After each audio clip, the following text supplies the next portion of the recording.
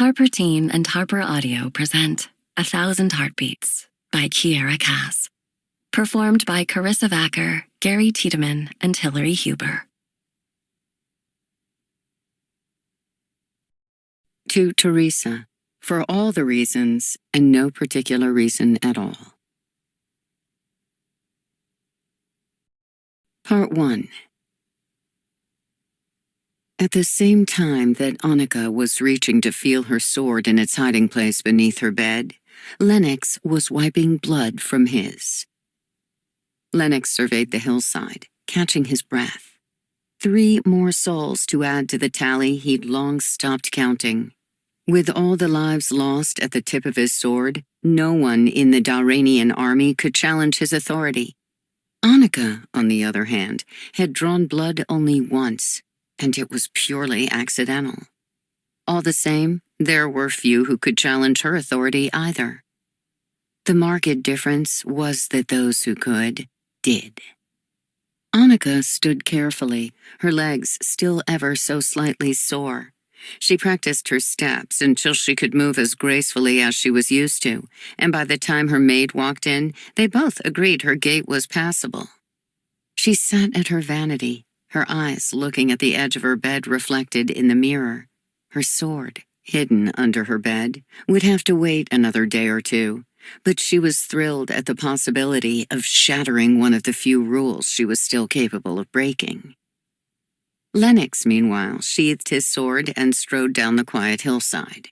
Kawan would be pleased with his update. Wanting to keep his situation as secure as he could, he made sure to never give him reason to be displeased. When this war was over, if it ever even started, an entire kingdom would be forced into submission, and Lennox would have his heel on the neck of it. Annika and Lennox both focused on their upcoming day, unaware that the other existed, and blind to how they'd change the trajectory of each other's lives. Or how they irrevocably already had. Lennox. I walked back to the castle, trying to decide where to stop first, my quarters or the mess hall. I looked down at my coat and boots, wiping at my cheek. The back of my hand came away with traces of dirt, sweat, and blood, and I could see spatters of all 3 across my shirt as well. I'd go by the mess hall then. Let everyone see. I headed toward the eastern side entrance, which was the least tended area of Vosseno Castle. To be fair, the rest of it wasn't much better. For lack of a better term, Vosseno was a hand-me-down, left deserted by some forgotten kingdom and claimed as our home. Minimal effort was given to its maintenance. After all, it was only meant to be temporary. As I walked in, I saw Kawan sitting at the head table. As usual, my mother was by his side. No one ever joined them. Even I'd never been presented with an invitation. The rest of the army sat as they pleased, mixing among unofficial ranks. I drew attention the moment I entered, strolling coolly up the center aisle, my wrist resting on the hilt of my sword. Conversations dropped to whispers as people craned their necks to get a better view. My mother noticed me first, her powder blue eyes looking me over in a scowl. When people joined our ranks, finery and gowns were abandoned for a uniform of sorts, and most people were left with very little in the way of personal items. Mother reaped the benefits of this. She came down to eat daily in dresses once worn by someone else in the castle. The only woman in Vosseno Castle afforded such a privilege. To her right, Kawan's face was covered by the goblet he was drinking from. He slammed it on the table, wiping his wiry beard with the back of his already dirty sleeve. With a heavy sigh, he settled his eyes on me. "What's this?" he asked, motioning to my blood-stained clothing. "We had 3 attempted deserters this morning," I informed him. "You might want to send carts for the bodies before the wolves start scavenging." "Is that all?" Kawan asked. "Is that all?" No, it wasn't all. It was the most recent act in a string of deeds done for the sake of our people, done in Kawan's name, done to prove myself. And here I was, standing silent and dressed in blood, waiting for him to finally acknowledge me. I stood my ground, demanding he take note. I think it fairly impressive to single-handedly subdue 3 young, well-trained recruits in the dark of night, to guard the secrecy of both our location and intentions, and come out on the other side without a scratch. But I could be wrong. "You often are," he grumbled. "Trista, tell your son to calm down." My eyes flickered to my mother, but she remained silent. I knew he was baiting me. It was one of his favorite pastimes, and still, I was very close to taking a bite. I was saved by a commotion in the hallway. "Make way! Make way!" a boy shouted, running into the room. A shout like that meant one thing. The most recent commission was over, and our troops had returned. I turned around and watched as Aldrich and his lackeys strolled into the mess hall, each of them pulling 2 cows behind them. Kawan let out a low chuckle, and I stepped to the side as my moment was eclipsed. Aldrich was everything Kawan was looking for. Broad shoulders and a bendable will. His messy brown hair flopped forward over his forehead as he knelt down in the same place I'd just been standing. Behind him were 2 other soldiers, ones he'd specifically chosen to go with him for his commission. They were covered in red mud, and one of them was shirtless. I crossed my arms, taking in the scene. 6 cows in the mess hall. He could have left them outside, but Aldrich clearly knew this was by far the biggest and best conquest one of these missions had produced. The worst?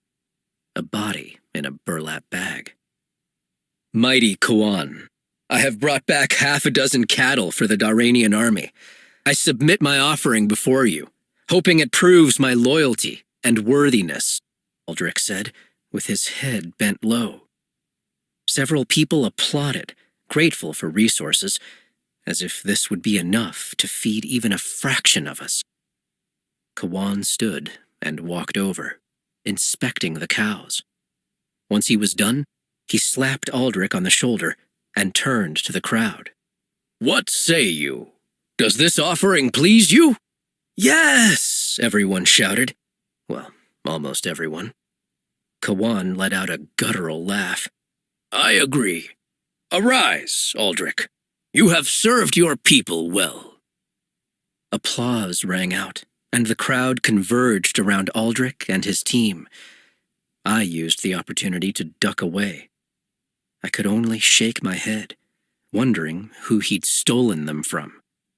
I was about to mentally chastise him for being so proud of himself, but then I looked at my shirt and reminded myself exactly who I was, and let it go.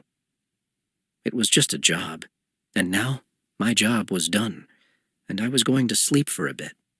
Well, if the only woman I cared for in this castle would allow that.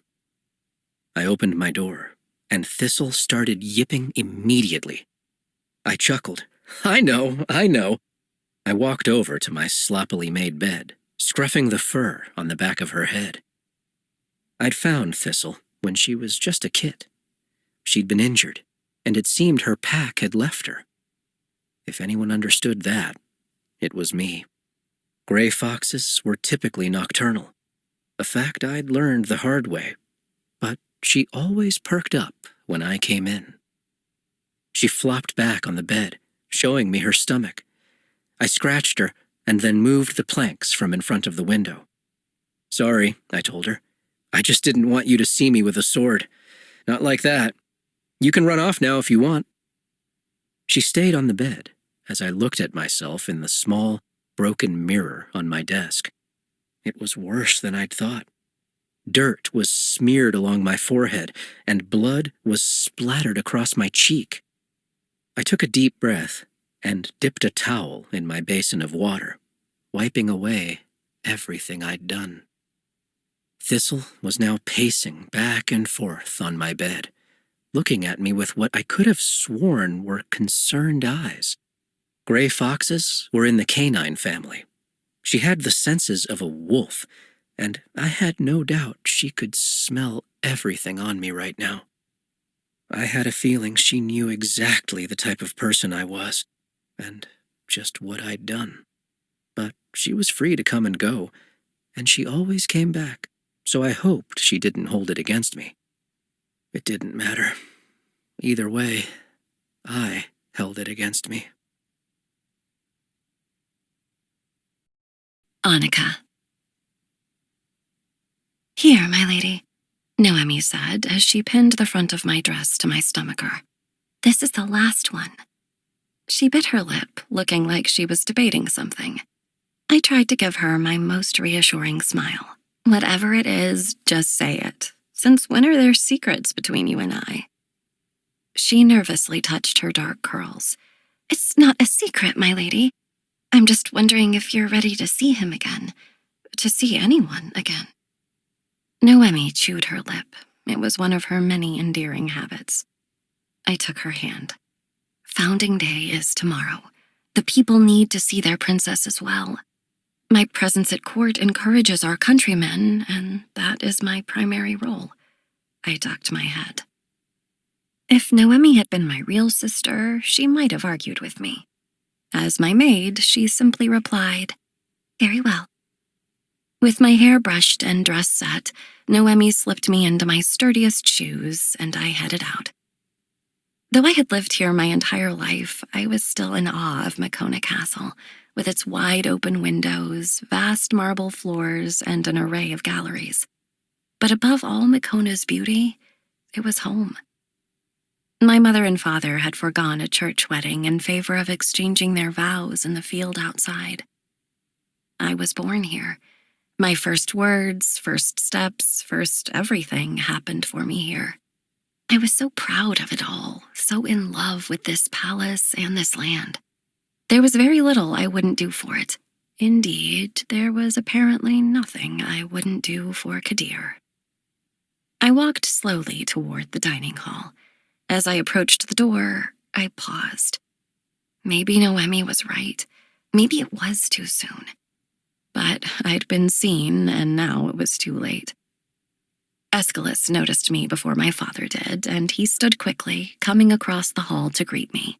The first real smile I'd had in weeks spread across my face as he embraced me. "I've been aching to see you, but Noemi said you weren't up for company," he said quietly.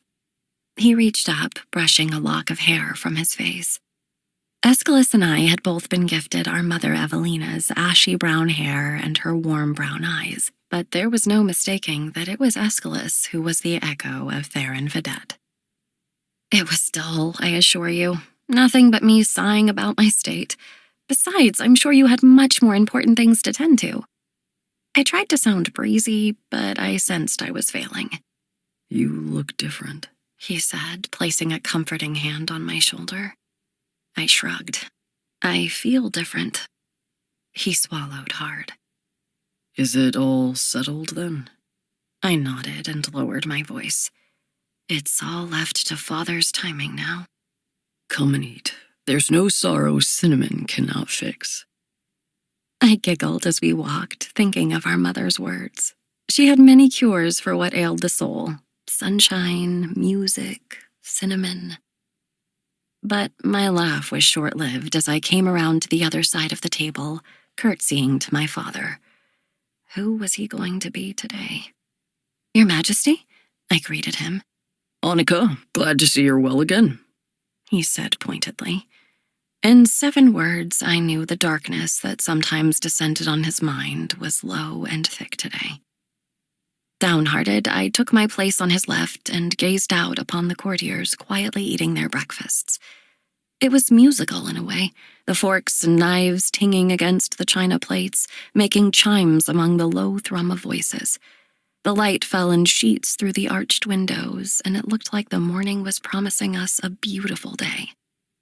Now that you're up and about, we need to discuss some business, my father began. Founding Day is tomorrow, so Nicholas will be arriving tonight. I thought it would give you an excellent opportunity to propose. Tonight? I'd made my peace with the decision as best I could, but I thought I'd have more time. How did you even know I'd return to the court today?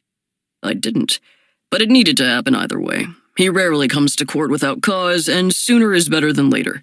You can ask him after dinner. Well, he'd tied all that up neatly. And I have to ask? Father shrugged. Protocol. You outrank him. His narrow eyes were on me. He was still angry at me for standing up to him. And you have a stouter disposition than we ever knew. So I don't see you fainting at the idea of taking the lead. I wanted to scream at him, to plead for my sweet father to come back to me. There was a man behind those eyes who understood me, who saw my mother in my face, and I missed him so much that I was doing everything I could to not despise this man. But I was still my mother's daughter. For her sake, I kept my smile on my face, determined to preserve what was left of our family. No, my lord, it won't be a problem. Good. He turned back to his meal. Aeschylus was true to his word. Cinnamon breads with icing were sitting right within arm's reach. As tempting as they were, I'd completely lost my appetite. Lennox. I woke several hours later with Thistle's muzzle on my leg. I looked down at her, wondering why she didn't run off to wherever it was she tended to hide most of the day. Maybe she just knew I needed her. The berries I'd picked this morning were still in my waist belt, and I left them in a little pile for her on the edge of the bed as I redressed myself for the rest of the day. Black pants tucked into black leather boots, white shirt under a black waistcoat. And though I had no intention of riding today, I put on my cape. I wandered from the depths of the castle out into hazy daylight, the winds off the ocean kicking my hair up as I walked toward the fields. I could see down the rocky path to the ocean, where people were fishing in tandem with wide nets, using the handful of tiny boats we had. Others were spread out in the fields, harvesting grains. Some fruits and nuts grew naturally in the surrounding forests and up on the mountain, and the land was farmable here if we put in the work. It was a shame that it was so much work. In the distance, I heard the clanging of swords, and I walked toward the arena, intending to offer a hand in training. Once I got there, though, I could see the group was already in Inigo's capable ones, meaning I was all but useless. Hitching a foot up on the lowest plank around the arena, I settled in to survey for talent. "That's the one," I heard someone whisper. "Killed 3 people this morning who tried to run. They say he's the eyes and ears of Kuan. If they capture someone important, he's the only one who can take care of them," another hushed voice replied. "Not even Kuan's guards are cold enough to kill them." "Kuan is strong, but he isn't heartless," a third chimed in. "Do you think he can hear us?" "If I'm the eyes and ears of Kuan, it's best to assume I can always hear," I said, without glancing their way. Then I made the mistake of looking around the arena. Every time I made eye contact with someone, they were quick to turn away. I knew what recognition felt like. I wondered idly what it would be like to actually be known. Then, a deeper ache came to the surface, and I wondered what it would be like to be forgiven. I kept my expression blank as I watched the fights, but my thoughts were swirling, tumbling over each other. "Anyone impressive?" I straightened as Kuan settled beside me. I risked looking over at him, hoping he didn't catch the disdain in my eyes. He didn't waste his energy on dressing to impress. He was clad in layers of old leather. His dark hair was tied back, but it was also unbrushed, and one long braid strayed over his right shoulder. It was my eyes that linked me to Mother, but the hair often tricked new recruits into thinking I was also his. Hard to say. He let out a grunt. We got 2 boys in this week from Cibrol. The word hung between us.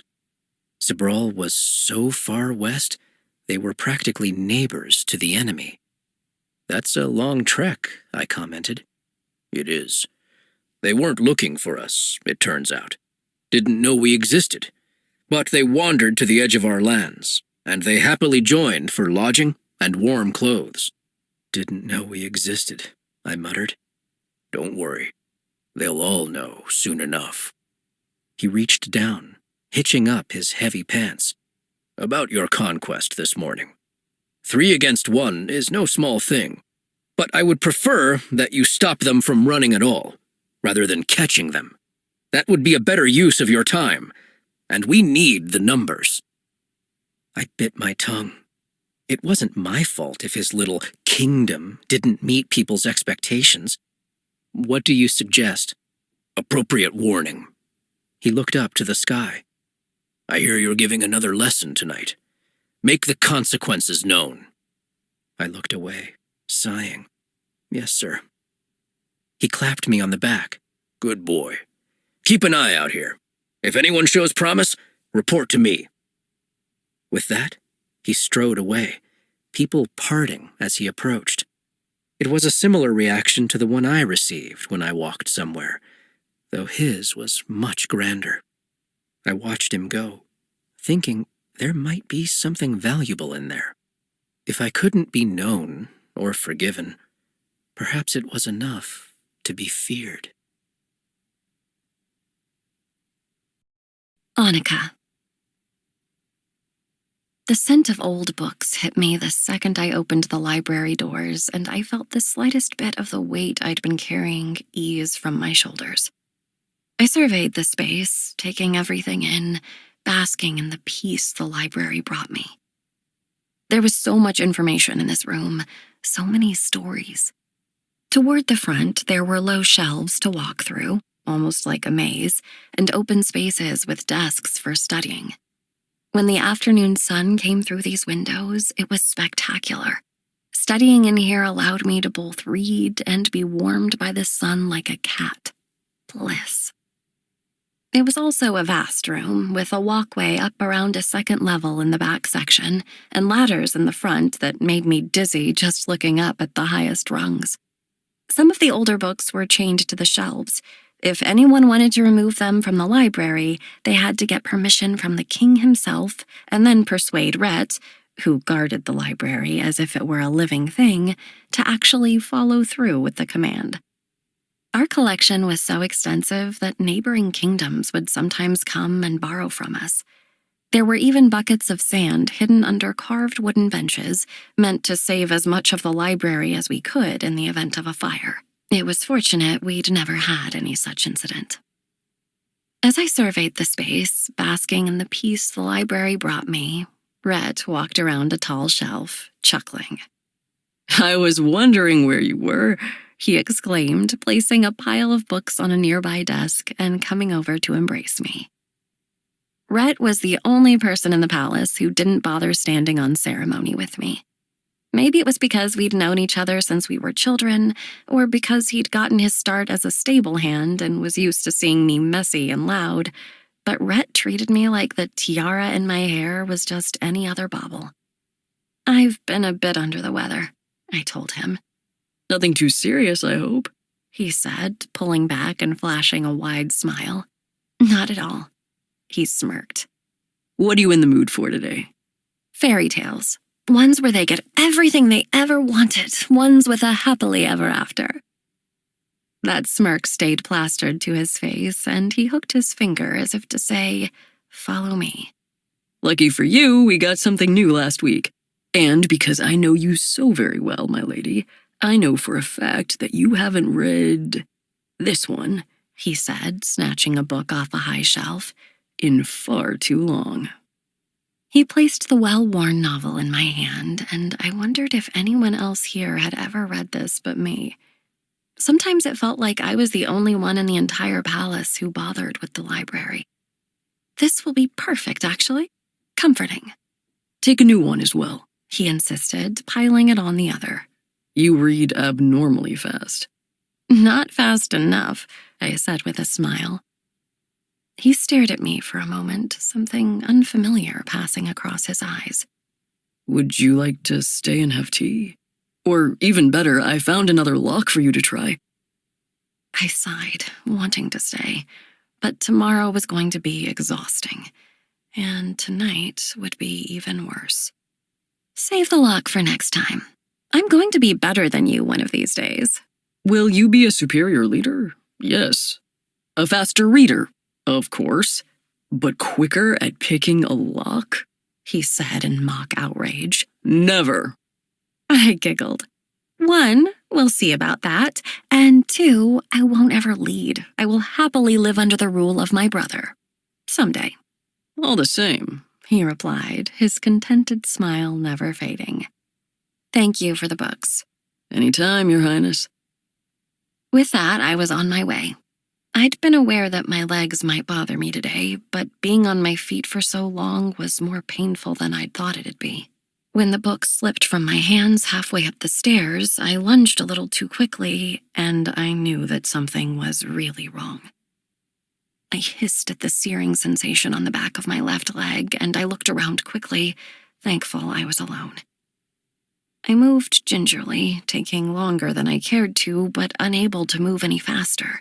Finally, I reached my room and pushed the door open. Your Highness! Noemi cried as she rushed over and closed the door behind me. I winced as I pulled up my skirts. How bad? It looks like a cut has opened up. The good news is it's just the one. Let's get you to the bed. She put her neck under my arm and I slowly pushed myself upright. What in the world did you do? Ate food, went to the library. You know how reckless I can be. Noemi chuckled as she laid me down on my stomach. It's nice to hear you make jokes again. I'd wondered about that, if laughter would ever come back. Would you bring the books, please, so I have something to do? She ran back and fetched the books, setting them on my bedside table. I stared at the tattered cover beside the pristine one, grateful that Rhett had insisted on both. I was going to be bedbound for the afternoon. His Majesty sent word that you had an important meeting tonight. He wanted me to prepare your best dress. I'd usually go with the silver, but seeing as this is opened, maybe something in a dark red would be safer? That's very smart, Noemi. Thank you. This will sting. I know. I tried not to make a sound as she did her work. The less she knew of my pain, the better. I lay there, trying to think of the words to propose to someone. Specifically, someone I had no interest in marrying. I sighed, trying to push my disgust away. Mother and father's marriage was arranged, and theirs was a love so grand that its end ruined my father from the inside out. When Mother went missing, he was inconsolable for months. So I knew firsthand that a marriage of convenience needn't be a terrible thing. Besides, the palace was so large that we could probably make it through the better part of the week only seeing each other at mealtimes. I would still have my room and my library and my brother and Noemi. I'd still have the stables and all the faces I'd come to love and trust. I'd just also have a husband. That's all. As Noemi finished her task, I picked up one of the books, getting lost in a world where the people had all their dreams come true. Lennox. Don't dawdle, I commanded, leading the group of young recruits up the shallow incline, intentionally avoiding the area where I'd taken down the deserters only this morning. The wind kicked up off the ocean, rustling the patches of grass and forcing me to yell in order to be heard. That was fine. People were used to me yelling. Gather here, I instructed to the dozen or so soldiers now crowding the top of the hill. Let's say you're out on a mission, and you get separated from the group. You get lost in that forest, or you misplace your compass. What do? I asked. I received a tense silence in return. No one? They just stood there, arms crossed over their chests, shivering. Very well. If you're traveling by day, it's easy enough. The sun travels from east to west. I looked on the ground, finding what I needed almost instantly. Take a stick, about 2 or 3 feet long, and post it upright into the ground. I shoved the stick in, making a short pole. When the sun rises, or as soon as you can take note, place a rock at the end of the stick's shadow. I put a rock down at an imaginary shadow. Then wait 15 minutes or so. The sun will have moved, and so will the stick's shadow.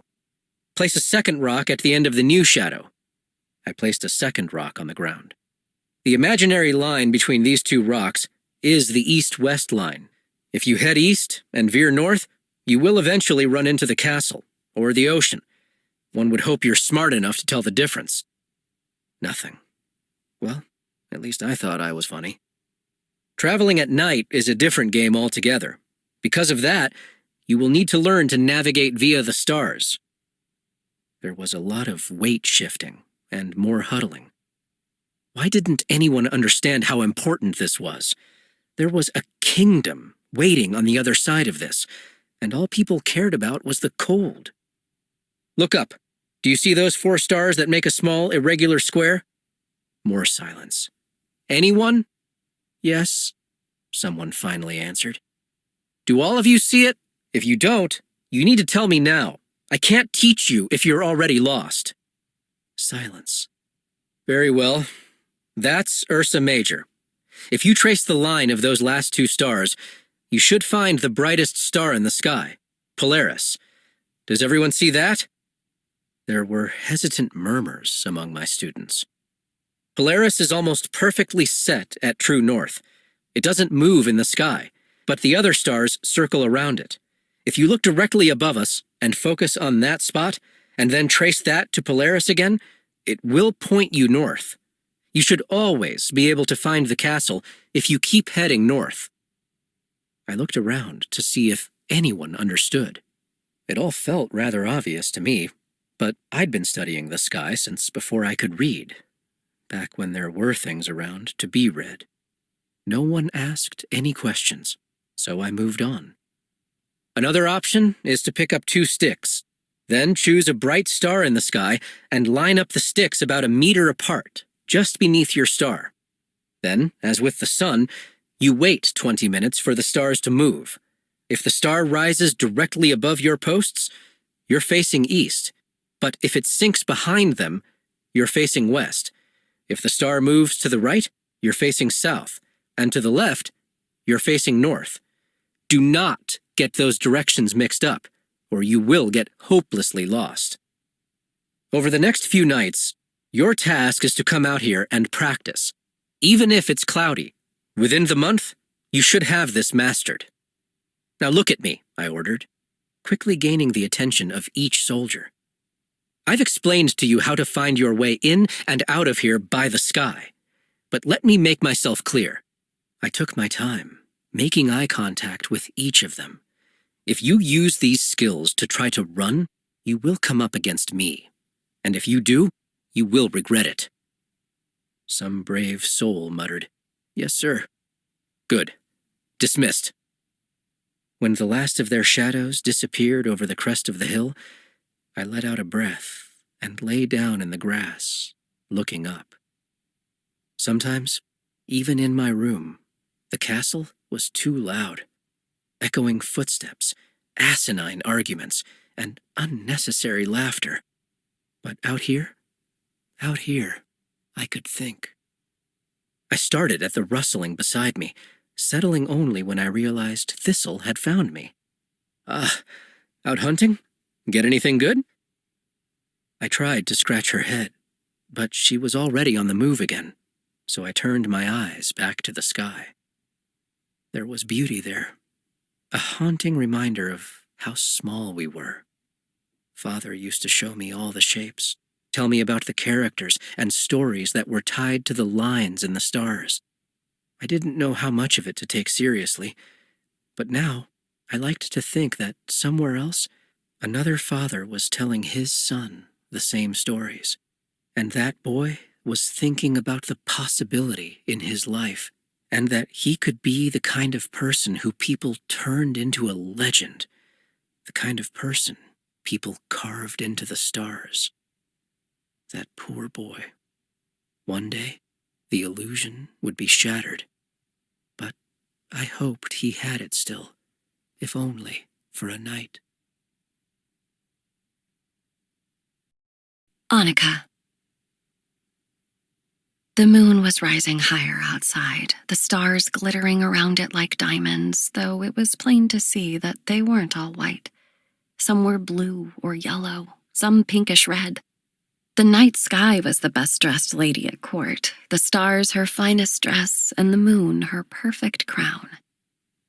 The room was full of music and happy people, and the dance floor was crammed with couples, old and young. And I was against a wall, looking out the window. Cousin Nicholas was here, as promised, standing straight as a pin and looking bored. Not that he ever looked any different. Nicholas, known as the Duke of Canice to the general public, was tall and slender, with chestnut brown hair and guarded eyes that spoke of thoughts kept to himself. As someone who spilled too many of my thoughts, it was a trait I had once admired. He was accomplished and proper, and a member of the only family that mattered, according to my father.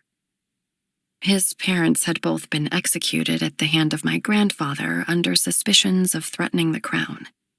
His mother, Lady Leone, had royal blood in her veins through some very distant relative, a branch so far away on the family tree it had all but withered off.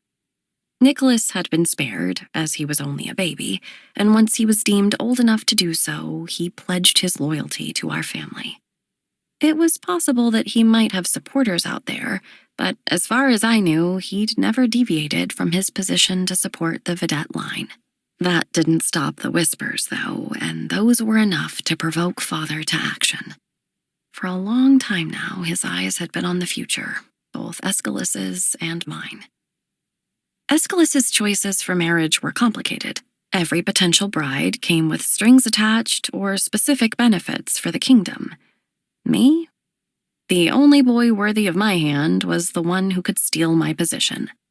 Joining our lines meant ending any possibility of a rival to Aeschylus. There was no tricky math, no elaborate words. It was simple. To everyone but me. I didn't have a better answer for my father than a straightforward no. But my no was very forcefully overruled. So I was stuck with Nicholas trailing me around the room, even when I stepped away, attempting to speak to guests. After a few minutes, he would find me and hover over my shoulder, a little too close. "You usually dance," he commented. "Yes, I've been unwell and am still recovering," I replied. He made some non-committal humming noise and stayed beside me, watching the crowd. "You like riding, right? You'll ride out with His Majesty, His Highness, and me tomorrow, won't you?"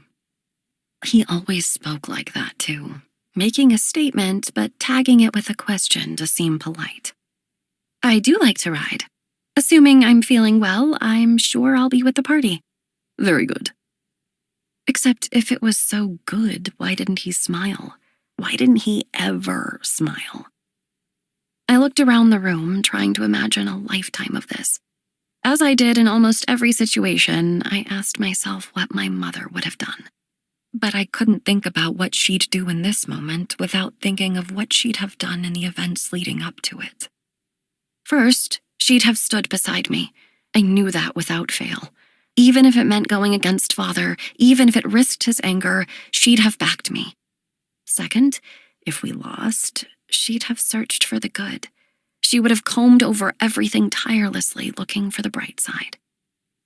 I studied Cousin Nicholas again. Yes, he was stern, cold. But maybe with that came a deep sense of responsibility. He would probably dedicate his life to upholding and preserving what was important. As his wife, I'd certainly fall under that category. And love? I didn't know how deeply he was capable of feeling that emotion. I myself only had a spark of it once as a child. I smiled, thinking of that ride with Mother and the house along the road. I missed venturing out in the world. I missed her guiding hand.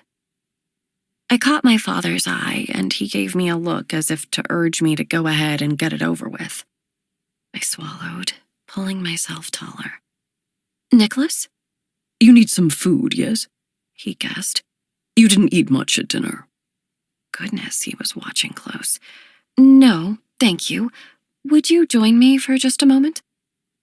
He wore his confusion in a scowl, but followed me all the same into a secluded hallway. How can I help you? He asked, his eyebrows crushed together as he looked at me. Vanish, I thought. I confess I hardly know how to begin this conversation, but I hope you will be kind enough to hear me. I hated the sound of my own voice. It was distant, flat. But Nicholas didn't seem to notice. He merely gave me a curt nod as if words would waste too much energy. I could feel the sweat prickling at my brow. How was I supposed to lie my way into a proposal? Forgive me, but rank dictates I be the one to ask the question. I cleared my throat, the words needing prompting to move. Nicholas, would you like to marry me? If not, I understand and will not be— Yes. Yes? Yes. One could only see how wise it would be. Wise. Yes, that was the first word that sprang to a lady's head when she considered matrimony. Not words from romantic books like wild abandon and fate. Very true, and I think it would bring our people much joy. Second only to Aeschylus settling down himself. He nodded. We shall set the example, then. And without any warning, he kissed me. I ought to have suspected that if his mouth had no idea how to curve itself into a smile, its ability to bend into a kiss would be awful. In one fell swoop, two of my biggest life experiences, my proposal and my first kiss, were taken care of, and both were acutely disappointing. Let's go back in, he said, offering me his hand. His Majesty will want to know. I sighed. Indeed he will. I placed my hand in his and marched back into the ballroom. Father was watching, and he asked the question with his eyes. I answered with mine. Could he see that my heart was caving in? Could he see what he'd wrought? I didn't know which was worse, the thought that he couldn't or the thought that he could and didn't care. No, I refused to believe that. He was still in there. I knew it. Aeschylus came over quickly and swooped in. Forgive me, Cousin Nick, but Nicholas, he corrected him. Never Nick. He made a face like a single syllable of a name was too far beneath him. Aeschylus covered his amused smile quickly. Of course, Nicholas, please allow me to cut in. It's been too long since I've danced with my sister. Nicholas frowned. We have news to— It can surely wait for one song. Come, Monica. Aeschylus pulled me away swiftly. Once we were out of earshot, he spoke quickly. You look like you're about to cry. Try to rein it in, if only for a few more minutes. I'll be fine, I said. Just distract me. We started swaying, and I thought I was smiling. I couldn't be sure anymore. I felt a strange emptiness, worse possibly even than losing Mother. Did I ever tell you about the time I tried to run away? Aeschylus asked. I scowled. That never happened. It did, he insisted. I was 10, and I'd just found out that one day I would be king. Isn't it funny? You'd have thought I'd figured it out long before then. Why didn't anyone else have people who told them how their days were planned? Why couldn't I befriend anyone I wanted to? Why were our parents already talking about my wedding? That is funny, I admitted. I feel like I knew you were going to be king before I could talk. Well, I've never claimed to be as smart as you.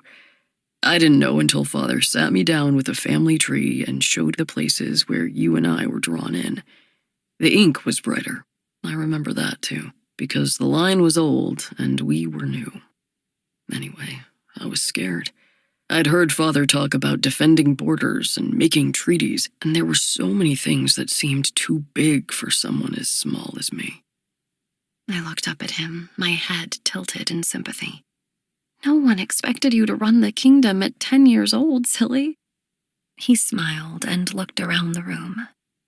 See, that was another thing I didn't quite understand. As soon as I knew the crown was to be mine, it felt immediate. It felt like I had to master everything. And I didn't want to do it, so I decided I was going to make a run for it. This must have been about 6 months after Rhett came, and he was still a child himself. But I trusted him so much, and he helped me put a bag together, and we planned which horse I was going to take. Wait, I said, shaking my head in confusion. Are you telling me that Rhett tried to help you run away when you were 10? Yes, no hesitation. I don't think he'd do anything of the sort now. I giggled. Much better head on his shoulders these days. Agreed. Anyway, he was helping me pack, and I was writing a letter to Mother and Father, apologizing for leaving, and as I was writing the letter, I put in there, "Make sure to give the crown to Annika. She can do it better than I can anyway." I looked away. You did not. I did. I thought that you, at 7 years old, mind you, could do more than I could at 10. I still think you could lead if you had to, Annika. I think people would follow you off a cliff if you commanded it. You're being ridiculous. He pulled me closer, trying to get me to listen. Annika, the reason I will be successful when I become king is because you will be here with me. I know that you will always tell me when I'm being foolish. If I've forgotten something, you will most certainly remember. And I know that tonight you feel like a part of you has died. I saw it when you came around the corner. I looked away. Nicholas was right. I was too easy to read. But you need to find that strength in you and to hold on to it. We still need you. I still need you. He moved me cautiously around the floor, and I reflected on his words. They made me want to cry for a whole other reason. Nicholas and the chains of obligation felt like the absence of hope. Aeschylus and his faith in me felt like its full resurgence. Wait, did you make it away from the palace at all? Did Father go after you? Aeschylus sighed. I made the mistake of telling the cook I needed some food since I was running away. She told Mother, who found me in the stables and talked me into staying. Of course she did. Of course she did. He echoed. So, whatever you're feeling, know I'm thankful for you, and that no matter what, I'm still here. I looked up at my absurd, brave, wonderful big brother. I'm here too. Lennox. The mess hall was the same as it ever was. Loud, disorganized, and darker than it ought to be when the sun was up. I walked in, going to set my wrist on the hilt of my sword before I remembered I hadn't strapped it on for breakfast. Looking around at the many faces seeming to corner me in this morning, that suddenly felt like a bad idea. When I could help it, I ate before or after the room was at its peak. If that didn't work, I tended to grab whatever I could eat with my hands and bolt. I stood on the edge of the space, resolving to take a piece of bread and go, even though I was much hungrier. In the end, it didn't matter. A small girl walked over to me, shaking where she stood, looking up at me with doe-like eyes. "What?" I demanded. She opened her mouth, but nothing came out. "Don't worry. I won't kill you for delivering a message." She didn't seem convinced, and it took her another few breaths to speak. "Kawan is asking for you," she said. "He is?" I asked, in disbelief. She nodded. Then, having completed her task, she left as quickly as she could without actually breaking into a run. Why in the world was he asking for me? Sighing, I abandoned breakfast and started toward his rooms, the ones I assumed belonged to the king when this castle had been erected. I reminded myself of 3 things. First, that he sent for me, that I wasn't crawling to him. Second, to shove my pride as low as it could go for the time being, and finally, to keep to the rules. Never run away, never look away, never explain away. This was how I survived. I knocked on the door, and he waited a few breaths before sending someone to let me in. It was Aldrich who greeted me, his expression smug. He pulled the door open wide, and I saw Kawan sitting at his desk. Behind him, his personal guards stood watch. Sloane, Ilio, Maston, and, walking over to join them, Aldrich. One would have expected a revered spot like that to go to me, right? I was the son of the woman draped across his arm. I was the one who did the majority of his dirty work. I was the one most of the people in this castle feared the most. But if I wanted anything out of Kawan's hands, I had to pull, and I refused to stoop so low. "You called, sir?" I asked, tagging the last word on in an effort to come across respectful. As the only descendant of the long-lost leader of our people, Kawan himself should be called king, though he claimed to be saving the title for when he actually held his kingdom. Any time I tried to imagine Kawan with a ring of gold on his tangled hair, I couldn't help but think a change of location wasn't going to make him any more regal. "I did." He looked up at me, and I had the distinct impression I was about to get punished. "The time has come for you to prove yourself. I'm sending you on a commission." I very nearly smiled. A commission. At last. The commissions were Kawan's way of testing people, of discovering how deep their loyalties went. Only those we were sure wouldn't run were even considered, and everyone who returned had an air of untouchability to them. I'd earned some of that at the end of my sword, but I wanted to have respect alongside the fear that people tended to attach to my name. Each person chose their team and came up with their own mission. The only requirement was that the outcome had to benefit the people. Sometimes they brought back more food, sometimes more livestock, sometimes even more soldiers. But, at least for me, there was a sense that with whatever was gained, nothing really changed. That would end with me. "I accept, sir. Gladly." "As you know, you may choose to do whatever you like. However," he said, deliberately pausing, that dreaded sense of being punished rose again in my gut. "I will be selecting the soldiers you take." "What?" A smile played on the edges of Kawan's lips. He was enjoying this. My eyes darted to my mother. Ever silent, she didn't even look at me. "You need to prove yourself, but you're too foolhardy. I'm sending you with a carefully chosen group. People who will check you if you get out of line," he said. People who will drag me down, I thought. "First, Andre." I squinted. The one who barely talks? "Griffin." I rolled my eyes. "He doesn't take anything seriously." "Sherwin." I don't have the slightest idea who that even is. "Blythe." "A girl?"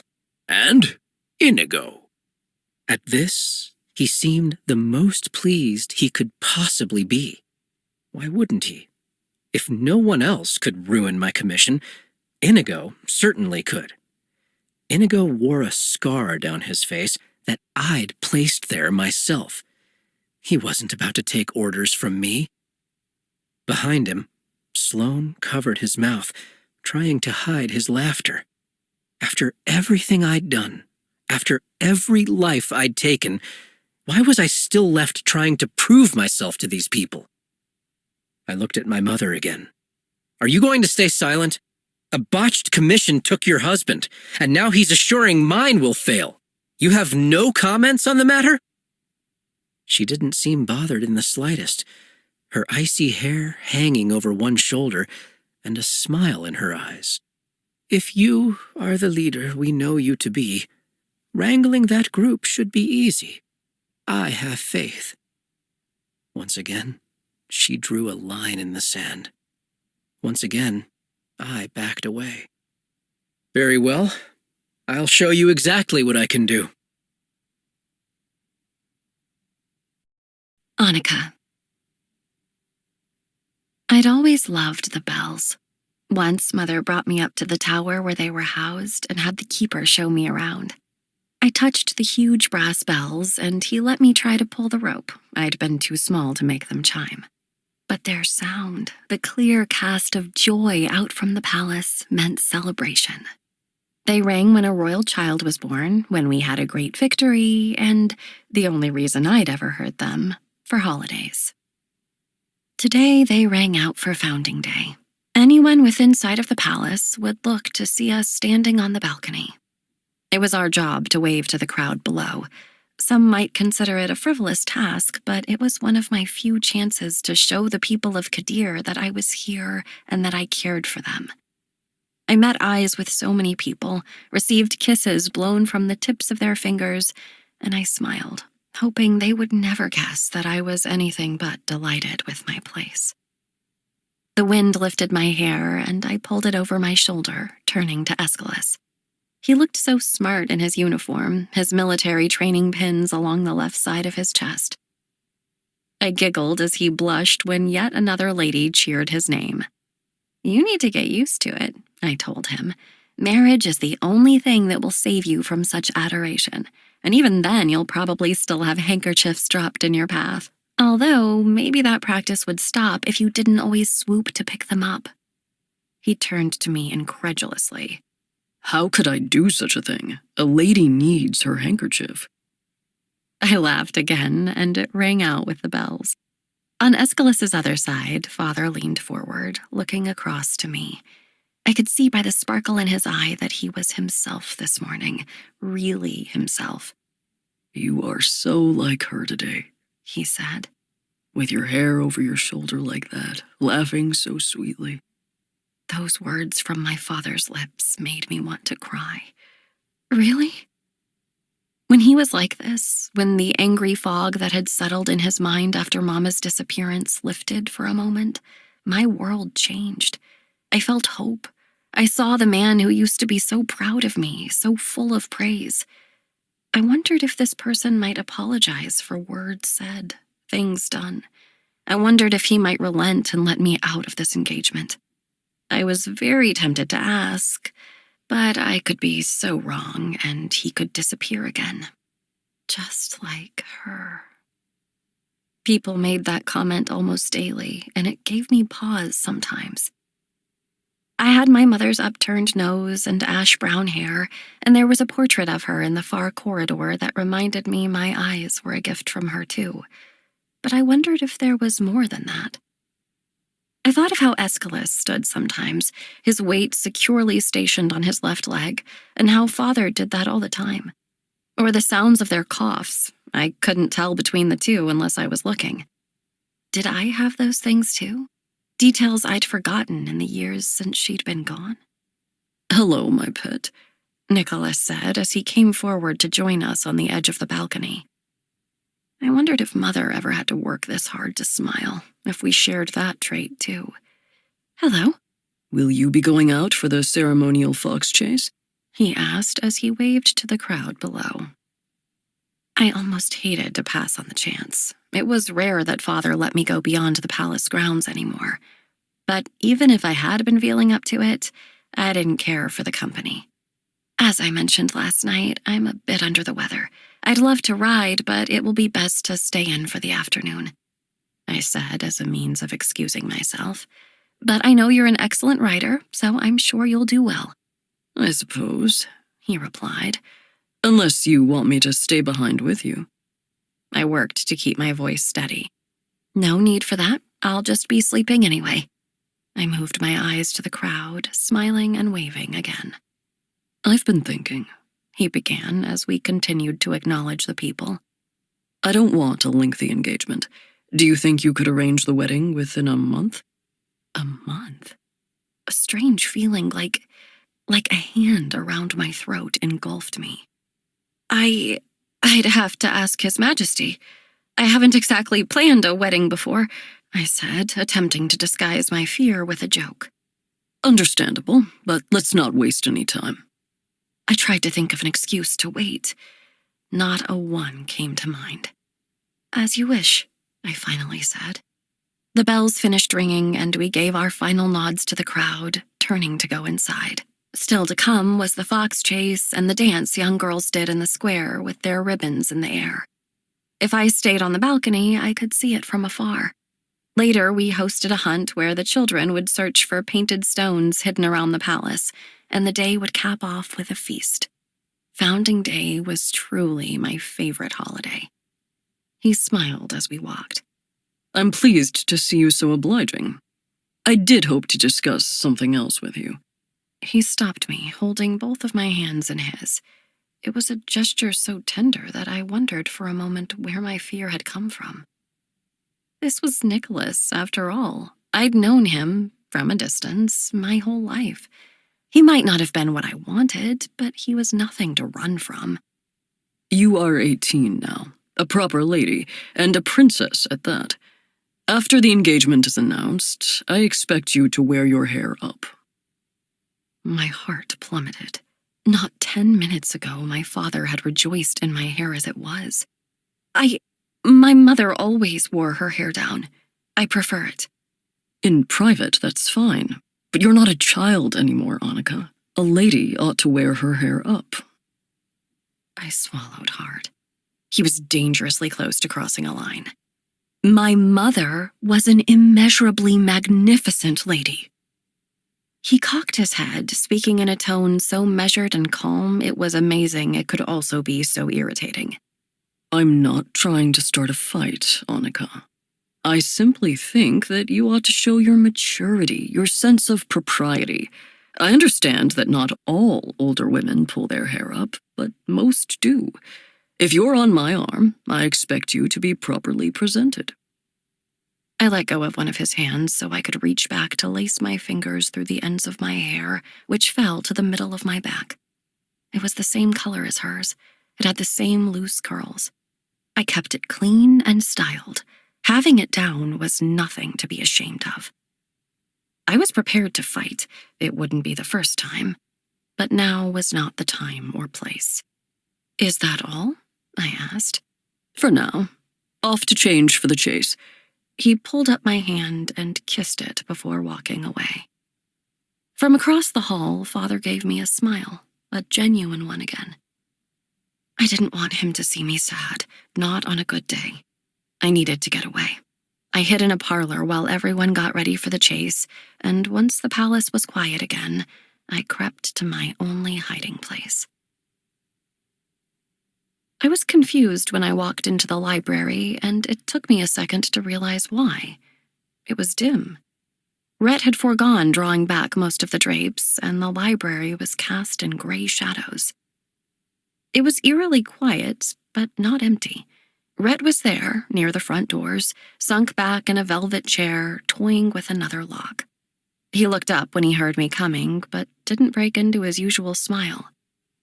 "Is this the new one?" I asked, carefully sitting across from him. He nodded and handed it over. It was heavier than it looked. I pulled a pin out of my apparently offensive hair and went to work. "Where did you find this? It looks so old," I commented, using the pin to investigate the inside of the keyhole. It was in a bucket in the kitchen. Someone must have found it sitting around, and no one knows where the key is anymore. He sounded unenthusiastic, which wasn't like him. Rhett had learned how to pick locks and pockets in the packed towns on the outskirts of the country before he came to the palace for honest work. My mother, as I said, was all about forgiveness. He worked hard in the stables, but showed a voracious hunger for learning. When the old mistress of the library passed, I suggested to my mother that a young man with Rhett's mind and determination would be the best candidate to entrust it to, and she happened to agree. He'd been a natural, not just with the library, but with everything he practiced. He helped me with my sword fighting, even though it wasn't entirely approved. And he still found time to teach me how to pick both locks and pockets. For all my talk, I knew I had nothing close to his deftness or skill, but I loved it all the same. Is something wrong? I asked offhandedly, my hairpin finally finding a point that might move. Heard a rumor. Rumors, I repeated. I can never decide if they're wicked or entertaining.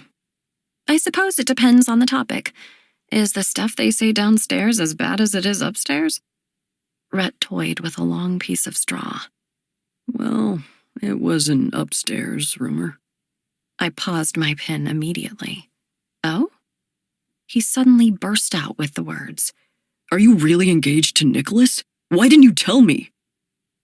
There was something about the inflection of his words, the way his eyes seemed to grow dark when he said them, that told me he was more than a little disappointed he'd found out from someone else. I didn't expect him to be so wounded over it. Yes, I am. It only happened last night. I wasn't trying to hide it from you. I don't particularly want to tell anyone yet. So it's true? You're actually marrying him? There was an edge to his voice, some deep emotion stirring. Yes. Why? I lifted up my arms in exasperation. Because I have to, obviously.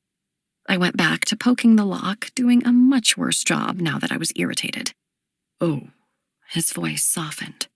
So you're not in love with him? I looked at him with hollow eyes. No, I don't love him. But because I love Kadir, I will marry Nicholas all the same. Even though it feels like someone's built a cage around my chest and my lungs can't fill the whole way. Maybe I've read too many books. I shrugged. But I'd hoped for passion, for a love that took reason by the shoulders and shoved it off a cliff. I'd hoped for a sense of freedom within the confines of my life. But that's not going to happen for me. Nicholas is not my soulmate, nor is he my beloved. He's my intended, and that is all. I'm simply trying to find a way to make the best of it. Do you even like him? I sighed. Rhett, even for us, I'm not sure these questions are entirely appropriate. He took my hand, wrapping his fingers around mine as they held on to the lock. I could feel every callus he'd earned in his youth, every healed cut. Isn't that the point? You could always talk to me, Annika. Honestly. I looked into his brown eyes, brimming with tenderness. There weren't many people I could tell the truth to anymore. Aeschylus knew more about me than anyone, and Noemi came in a close second. Mother wasn't here, and Father couldn't be trusted anymore, not with anything truly important. But Rhett? He was right. I'd always been candid with him. What am I supposed to say? I ventured. I've been born to a specific role in this world. It comes with responsibilities. I'm trying to accept it with a certain level of grace. Am I in love? No, but plenty of marriages are loveless. Right now, I'm just aiming for respect. Fine, then do you respect him? I swallowed. Well, he cut right to the heart of it, didn't he? Annika, you can't do this. I laughed, a tired, humorless sound. I assure you, every avenue has been explored. If a prince and a princess couldn't stop it, I don't expect a librarian to manage it. It was a low blow, one I'd never have made if I wasn't feeling so raw. I'm sorry, I said almost immediately. If you want to help, support me. Right now, I need every friend I can get. I need people who can remind me to look for the positive. He surveyed the ground for a minute. His posture is remarkable. If you ever need to measure something, he'd be an excellent stick. My laugh came out in a snort, which made Rhett laugh, which made me really laugh. See there? I said. It's already better than it was when I walked in. I'm always here for you, Annika. I looked into Rhett's eyes, those sincere brown eyes. At least I could always come to him. And then, with no warning, he took my face in his hands and smashed his lips into mine. I jumped up quickly, the lock falling from my lap to the carpet. What are you doing? You must know how I feel, Annika, and I know you feel the same. You know nothing, I said, wiping at my mouth in shock. If anyone had come in, do you know what they'd have done? And it would be 10 times worse for you than for me. He stood and grabbed at my hands again. Then don't give them the chance, Annika. What? Run away with me. My shoulders slumped, so tired. Rhett. You just said you wanted a love that dismissed reason. If my loving you doesn't do that, then I don't know what does. I shook my head, confused. Had I mistaken his affections all this time? I can't.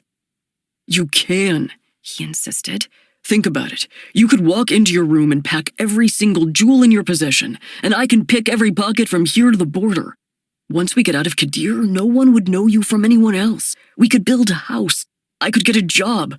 We can just be. Rhett, stop talking nonsense. It's not nonsense, he swore. Think about it. Annika, we could be free. I momentarily considered his proposal. We could take any of the horses we wanted, and with the celebration, if we left now, we wouldn't be found missing until morning. And he was right that no one would recognize me. I'd been kept in the capital for the last 3 years, barely even stepping off the palace grounds. If I wasn't riding under the flag, people wouldn't have the faintest clue that royal blood coursed through my veins. If I really wanted to, I could disappear. Red. You don't have to decide right now. Think about it. Say the word, Annika, and I will take you far away from here. I will love you for my whole life. Lennox. I'd spent the entire day fuming. After all this time, this was how my commission was going to go? And it wasn't as if I could refuse. Not backing down was my finest trait.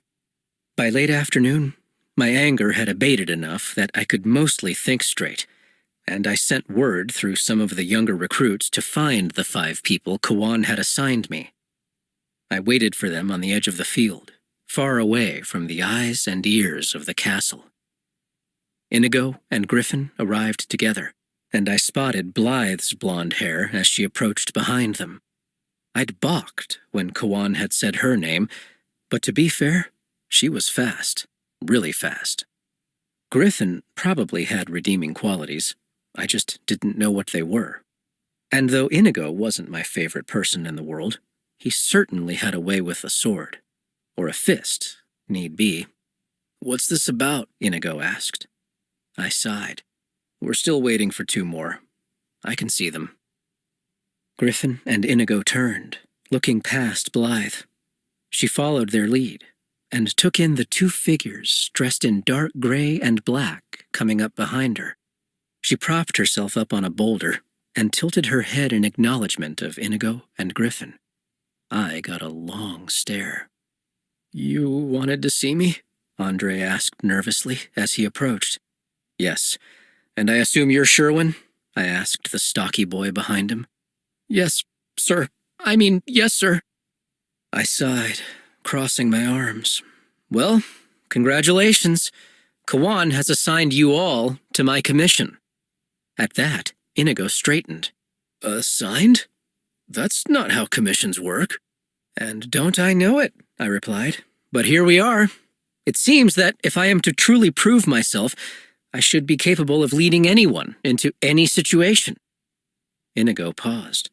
"Wait, you still need to prove yourself to him?" It was the first time he'd acknowledged the long list of my accomplishments. It might have been the first time anyone had. I held my arms out. "Apparently." Inigo stared at the ground, his mind moving quickly. His eyes came to mine, clearly landing on the conclusion I'd come to before leaving Kawan's room. "Yes," I said. "It's a setup."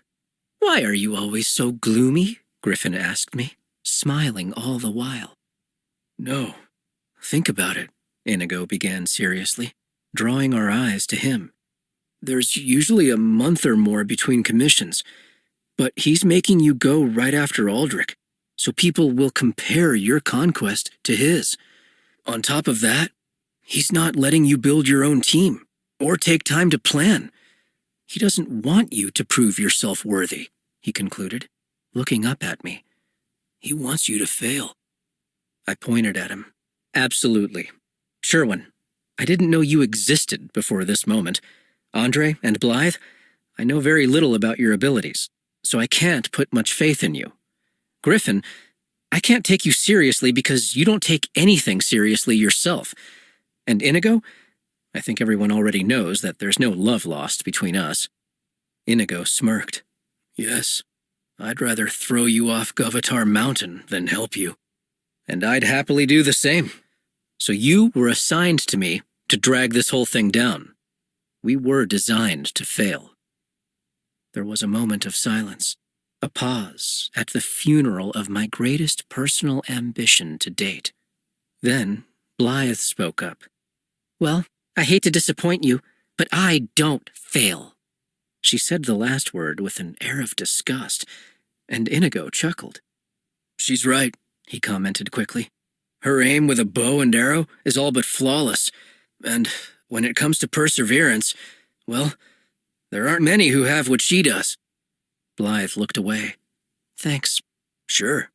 I can be serious, Griffin said in a whine, which made everyone laugh. Really? I can. All you do is joke, I said tiredly. You flirt. You play. He shrugged. Someone has to. Our lives are too dark as it is. Well, that was a fair point. Fine then. Blythe was good with a bow, and fast. Griffin, well, forgetting his relentless joking, he did a fairly good job in hand-to-hand fighting. And Inigo?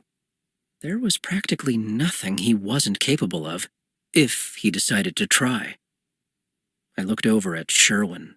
What about you? What can you do?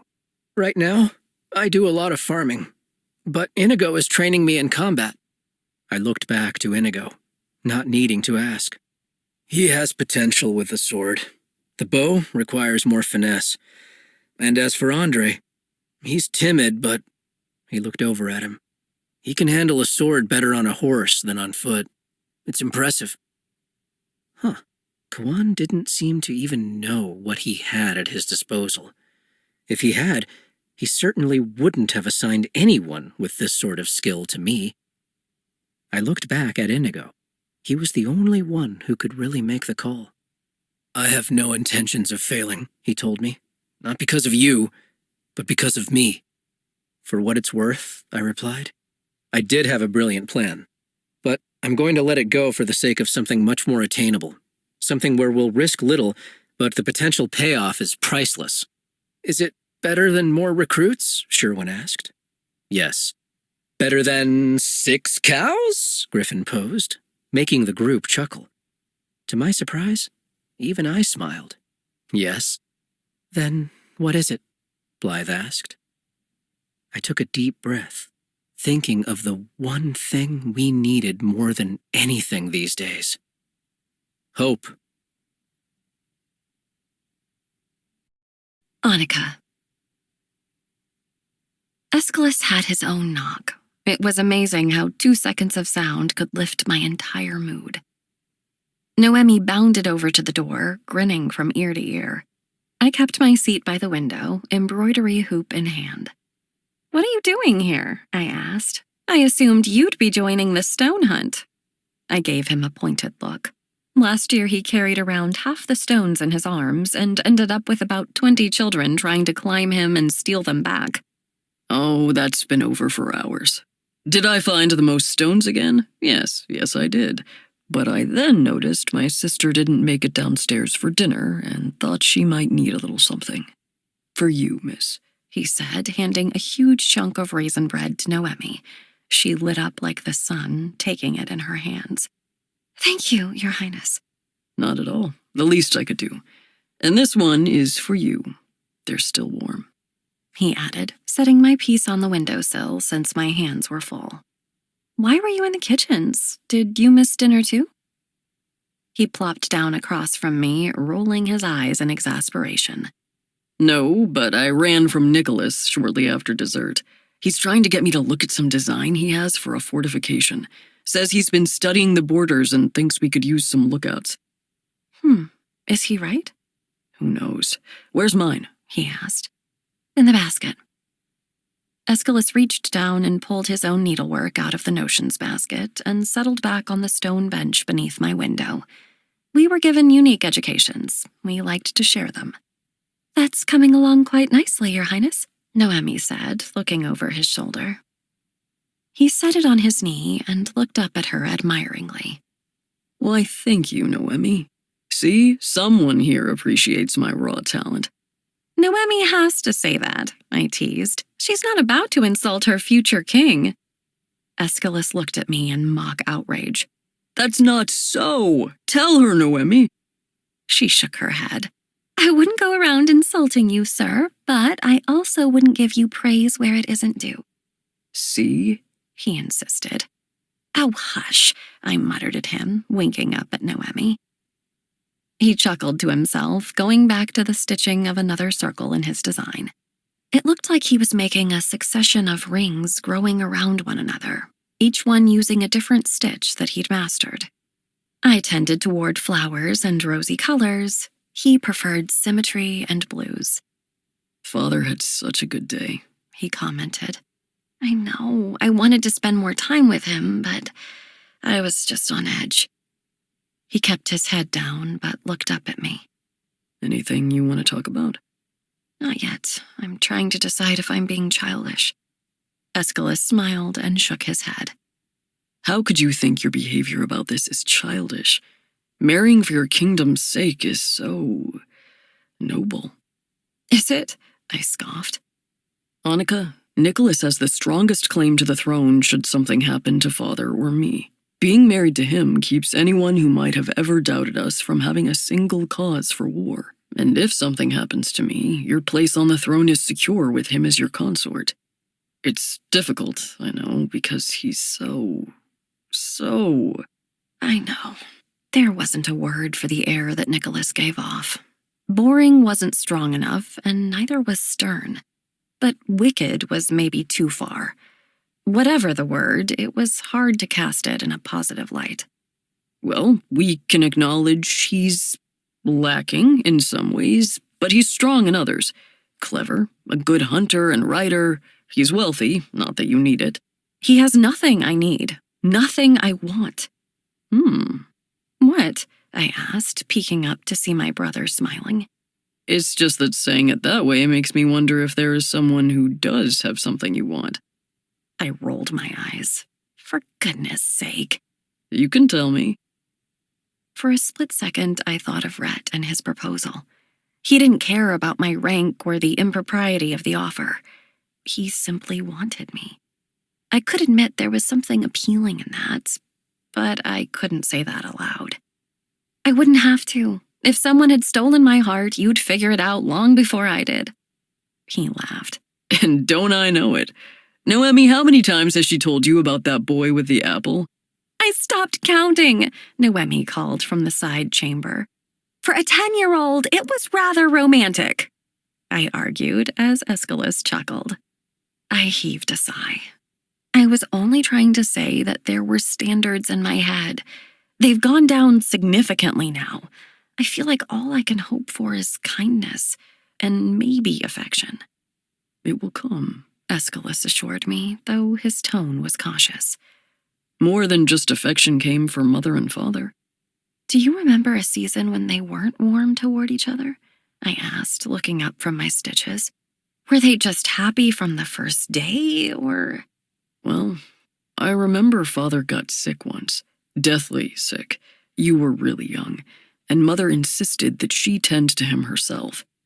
I don't know if it was love or duty that motivated her, but they came out on the other side of that with a different attitude toward one another. After that, he just worshipped her. I can't imagine a scenario in which Nicholas would worship me. I've got it, he said, putting the sewing aside. We need to poison him. Aeschylus! Behind me, I heard Noemi giggling. She walked over, stopping beside me, and I reached up, wrapping an arm around her waist. I do believe that's illegal, Highness, Noemi teased. Not a lot, just a little, he countered before turning back to me. He'll think he's sick and you can take care of him, and then you're all set. I shook my head. Terrible idea. Amazing idea. Come on, Noemi, what do you think? I think, she began with a sigh, that it's a pity your sister wasn't born first. I doubled over with laughter, and Aeschylus's whole face scrunched up, amused. Noemi ran her hand down my back a few times before carrying on with her tasks, and Aeschylus and I fell into a comfortable silence for the better part of an hour. It was a relief to me that he never needed me to fill a space with words. But he then reached his limit and rubbed at his eyes. That's all I can take. Where's your sword? Same place as always. He reached under my bed and pulled out the sword. Ever since I accidentally cut his arm, the rule, our rule anyway, was I practiced my sword work with cloth strapped around the blade. I never asked where my sword came from. I assumed it was either one he'd used when he was younger and handed down to me, or that he had it made especially for his little sister in secret. Either way, I loved it. He pulled it out and spun around, hitting the post of my bed. Hey! I didn't hurt it. Up now. Time for a lesson. I set my embroidery down and took a big bite of the bread he had bought me, walking over as I chewed. Show me your stance. I put my feet shoulder-width apart, digging the balls of my feet into the parquet floor. Good. Where do your hands go? I raised them to the right of my chin, acting as if I was holding the hilt of my sword. Shoulders down. Good. All right. He handed the sword off to me. Your turn. I took a long, slow breath and stepped, using the post of my bed as a target. Unlike Aeschylus, I didn't try to hit it. My goal was to come up on it with enough force that I could take a chunk out if I did, but with enough control that I could stop before it could happen. Aeschylus watched patiently, correcting my form and offering encouragement. We only went a few minutes before I pushed too hard. My sword clattered to the floor as I winced in pain, grabbing my thigh. Annika! My lady! Noemi came running, but she was too late. Aeschylus had swept me up, setting me gingerly on the bed. I'm fine, I just have one wound that's not healing well. Aeschylus's clear, trusting eyes looked deep into mine. I never imagined it could get that bad between you two. Even at his worst, I could tell I was bleeding, and I tried in vain to keep the blood from spreading on my shift. I know, but I can either spend my lifetime hating him for it or come to peace. Forgive. I sighed. You should go. I'm in capable hands. Aeschylus looked up at Noemi, who nodded, saying wordlessly that she would protect me. Goodness knows what would happen if anyone figured out a way to bribe Noemi. She knew every last secret. I'll see you in the morning, he said sympathetically. Hopefully with a smile. Of course, I shall bring my smile. Good, because I miss seeing you be you. I looked up at him, trying to seem hopeful and thinking of our words to one another the night before. I'm still here. Always. Lennox. I woke to the sound of Thistle coming in to sleep. She chirped, nuzzling her nose just by my ear. That is not helpful, I informed her. I actually have work to do today. I need to be rested. She let out a long sigh. Very well. I reached out, my hair falling across my eyes as I scratched her chin. I may as well get up anyway. I might actually be able to make a difference soon. We might finally leave. I whispered a thought I'd barely allowed myself to consider. I might be known for something else in a few days. But not if I don't prepare. I shoved myself up, running my fingers across my face, taking in my quarters.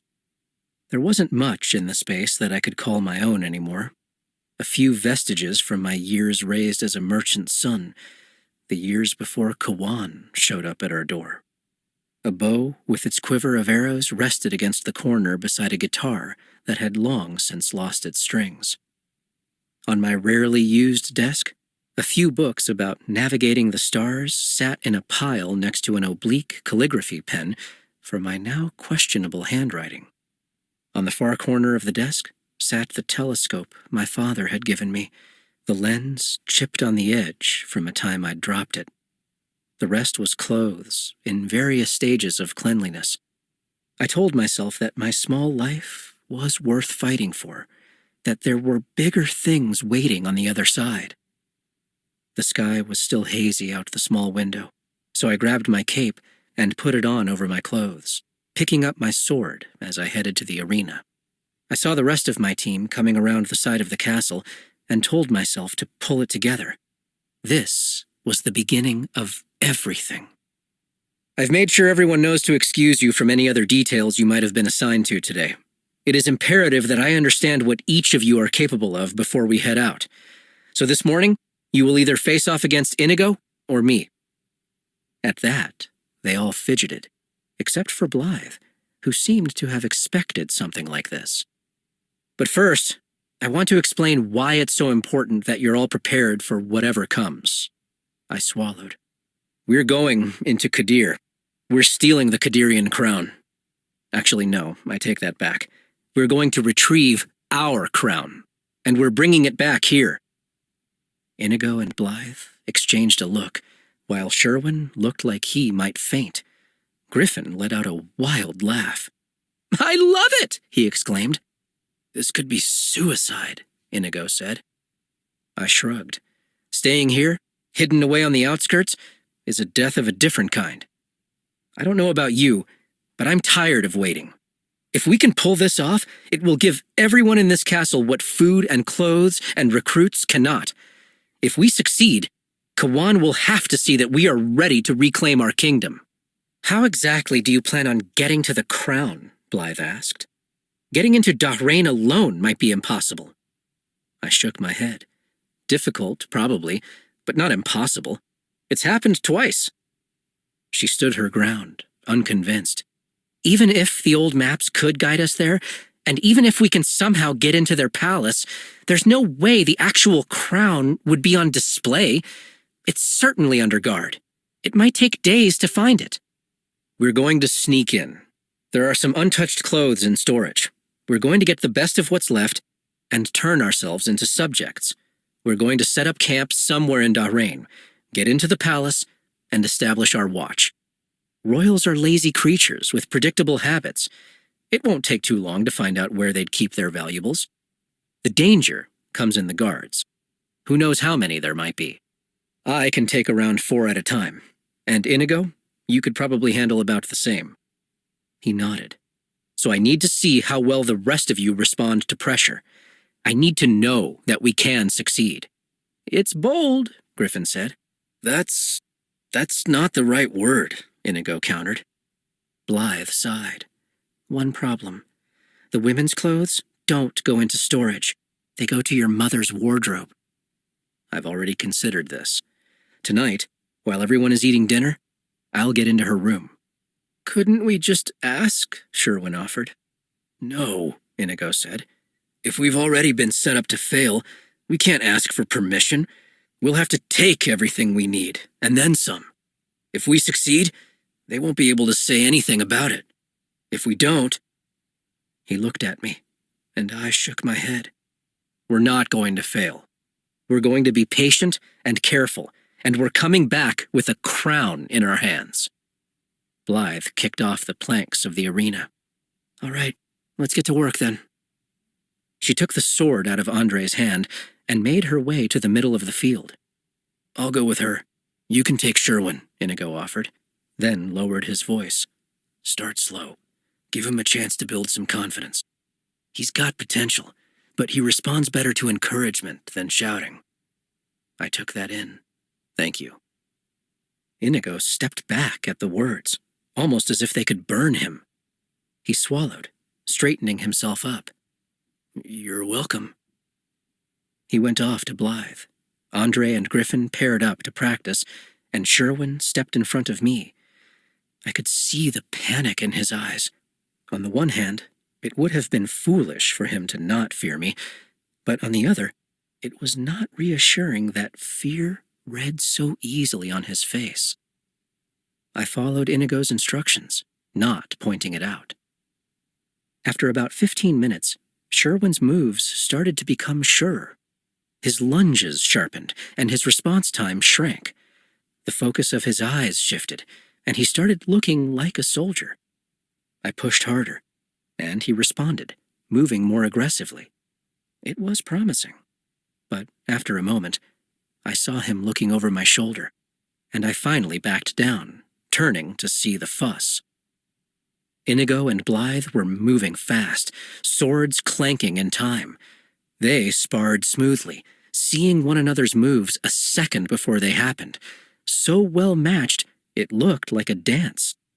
I was entranced, so much so that I didn't dare blink for fear of missing something.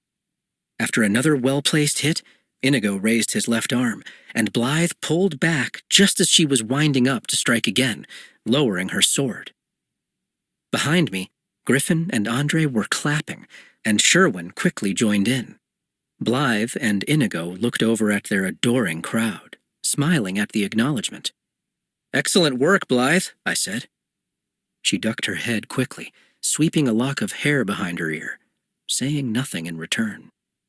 "That goes for you too, Sherwin." I turned to him. "You just need to be as confident at the start as you are 15 minutes in.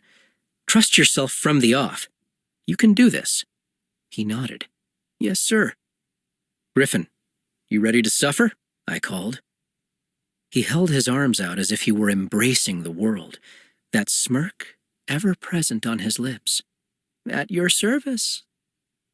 And the morning went on like that, trading sparring partners, offering insight.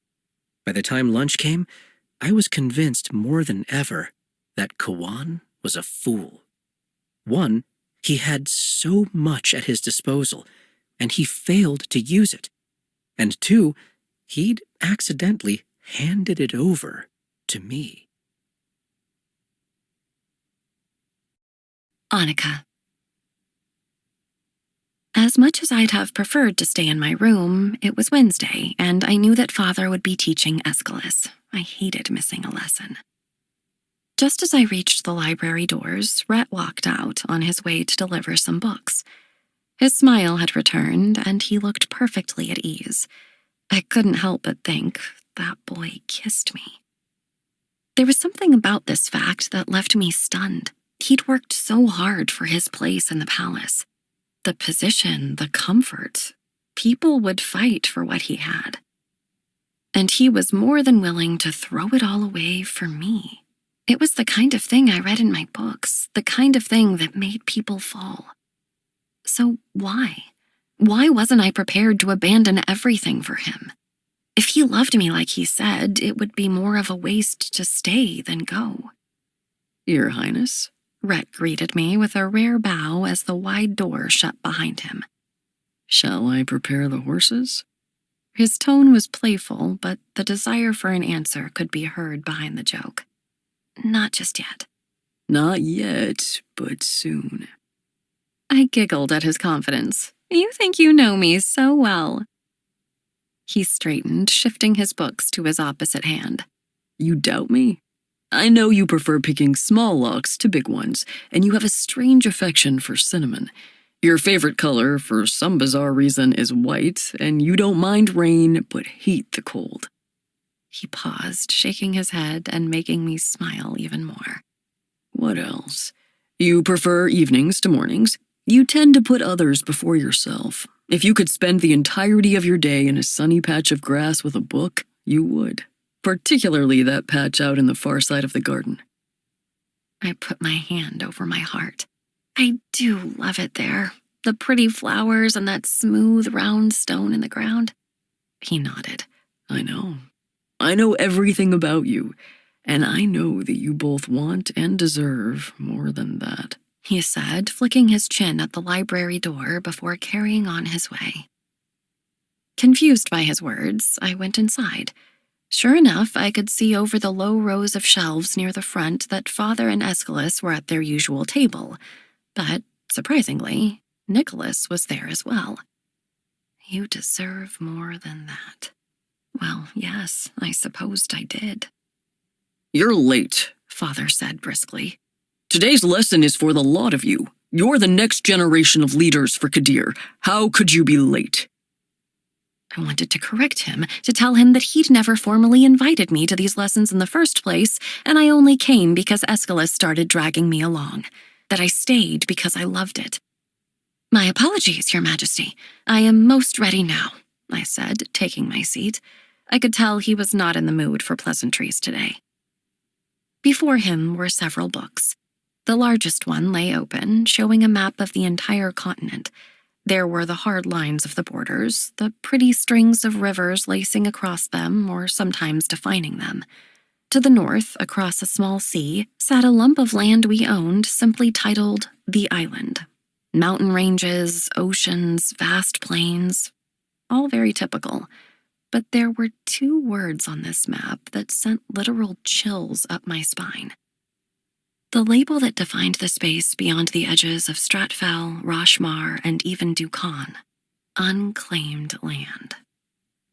A few years ago, a strange man had attempted to kill my father. I had long believed that man was from those lands.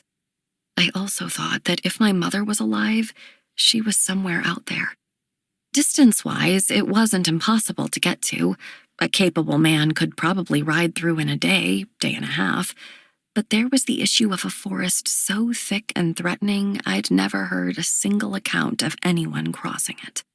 Someone could go up by sea, but around the southeastern coast, the rocks were so jagged that when we tried sending a ship that way looking for Mama, we ended up with a single survivor returning on foot. Father cleared his throat, and my eyes went to his. He looked at us, his face stern. You 3 are the future of our kingdom, and I wanted to give you a moment to think about where we've come from and where you could take us. He reached over and opened a book to a page he'd marked with a long ribbon, placing it over the open one that I'd been staring at before. In front of us lay the outline of Kadir, except it wasn't Kadir. 150 years ago, Kadir was nameless. The land we kept had held 6 large clans: Janil, Cyrus, Krausia, Atesh, Obrontine, and Straystan, united by language, divided by greed. This land was so good, so easy to work, that each clan scraped and fought for more, taking what they could. But the division turned out to be a bigger problem than we knew. With our backs to the ocean and our faces to Kylan and Manraya, who both desperately tried to push us out to sea, we were all in a dangerous position. After decades of battles, losing land, losing lives, the 6 clans met and agreed to unify under the leadership of one. My 4 times great-grandfather was voted to lead the masses. Back then, our clan had gone by Janil, changing it to Kadir in honor of a brave woman who'd fought valiantly, according to legend. I couldn't find her story in our history books, so I didn't know who she was. But the name served to unite all 6 clans, forsaking our old names and clinging to the new. After evaluating skills, dividing men, harvesting resources, and much planning, the newly unified Kadir mounted an attack on Kylan, not only pushing them back, but claiming some of their land as our own. When Manraya heard what we were finally capable of, they came offering gifts of peace. The crown I wore had Manrayan gold in it, passed down through all those years. Early on, there were attempts from other clan leaders to take the throne, claims that their bloodline was longer, that they were blessed in ways we weren't. But we knew how to fight, and those who wouldn't kneel were buried. Through the years, the leaders of those clans tapered off, the relatives of some marrying into the royal line. It was all now down to Aeschylus and me on one side and Nicholas on the other. With us united, there were no claims left. We would lead Kadir into unparalleled peace. We stared at the faded lines, the pen strokes that had wedged us into enemies at one time. My father had a gift for making his point. Founding Day was yesterday. We announce Annika and Nicholas's engagement tomorrow. After 7 generations, with your marriage, we'll have taken Kadir from 6 feuding clans to one fully unified kingdom. Our ancestors could only dream of such a thing," he said. He swallowed, meeting each of our gazes before shifting the old map of Kadir back to the one of the entire continent. "And that is why you must work together. You will be an example for the rest of the country, an example of peace and unity. You will face obstacles, without a doubt, and there will be those trying to win your favor for their own gain. When your mother went missing," he said, pausing for a moment after uttering the words, "we thought it must have been done by a neighboring country, someone trying to break the peace we worked for. In fact, I was sure your people had been behind it, Nicholas." Father nodded to himself, voicing his theories, some I'd never heard. I didn't know if any of this was based on fact or if he spent his nights dreaming up answers. "When Jago had come for me a few months earlier, I knew he must have been working for someone. Another king out there wants me dead. They all want Kadir. They always have." His eyes were wide, staring at nothing. "Jago, he wasn't working alone. He tried to kill me for someone's gain. I feel it in my bones. And when he failed, they took your mother to break me." I didn't want to admit that he was scaring me, talking like that. I remembered when the assassin came for my father, sneaking in at night and getting into his rooms. It was my mother's scream that woke my father and alerted the guards. Another few seconds, and they both might have been lost. Because Mama went missing shortly after, he assumed the 2 incidents were linked. If they were, we had no way of knowing. There was no ransom asked, no note left behind. There was no sign of struggle at all. Except for the fact that I knew my mother would never, ever leave my side, I'd almost think she just stepped out of the palace one night and never came back. "But no one will break us," he went on. "We will be poised and prepared. One day, when we find a lead, we will do what we must to execute justice. Until then, we will be the finest examples of a royal family anyone has ever seen. Aeschylus, we must take care choosing your bride. Every princess will come with strings attached, but a smart alliance will give us further stability. And Annika, you and Nicholas will go on a royal tour soon after your wedding, introducing yourself as a couple to the surrounding monarchs. As such, I expect you to do research on etiquette for Kapoor, Sabral, Manraya, Halsgar, and Kyland. Those 5 will be the bare minimum." I nodded, knowing Rhett would point me in the right direction. "We should invite them here, yes?" Nicholas suggested, sounding offended. "Surely they should be the ones to make the trek once we are married." I exchanged a look with Aeschylus before replying on my father's behalf. As the youngest newly established royal couple, it's proper that we make the event easier for our elders. "If you insist," Nicholas said, sounding unsatisfied. "Is that all?" I looked to Aeschylus again. What an impertinent question. Father nodded. "For today." Nicholas turned as if he was about to address me, but Aeschylus beat him to it. "I hope this isn't rude, but if you 2 don't mind, I wondered if I might borrow my sister. We have some personal matters to discuss." Without waiting for a response, I took Aeschylus's arm and let him escort me out through the doors and off to another part of the castle. Anywhere, really. "Are you all right?" he asked. I nodded, though the gesture was hollow. I just wish doing the right thing didn't feel so wrong. We walked in silence for a moment before I remembered why we were here in the first place. Oh, silly me. What did you want to tell me? "Something incredibly important. My favorite color is blue." I rolled my eyes. Was that all? "I just wanted to see how your leg is. You scared me yesterday." I'm fine, I told him. It hurts, but I didn't open a wound. I'm doing better than I thought. "Oh, really? So when do you want to have another lesson?" Tonight, I exclaimed. But it needs to be in the stables this time and not my room. I can't move in there. "But I like practicing in your room." I need to be able to make noise, to hit things. He huffed. Please. I tugged on his sleeve over and over like a child. Ugh, and you think Nicholas is the worst? Fine, the stables it is. I knew you loved me. He kissed my forehead. Who doesn't? Lennox. At the head table, my mother sat beside Kawan, leaning into him, her fingers coiled around the collar of his shirt. He was smiling, his face a little too close to hers, and speaking in a low tone. My stomach felt like it was falling down a hill, head over feet, again and again. I stood by the door, making eye contact with my team in turn. Inigo and Griffin were at the same table, but sitting at opposite ends.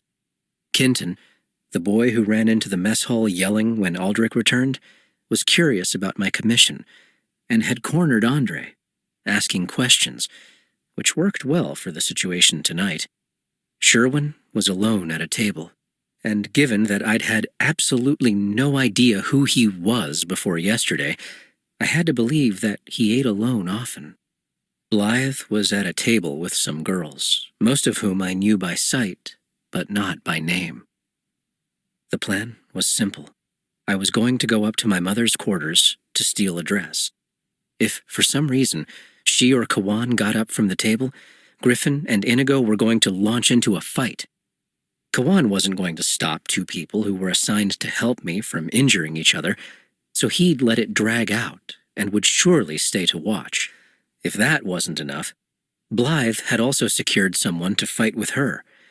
I didn't know who had willingly agreed to let that girl attack them, but I was impressed by whoever it was.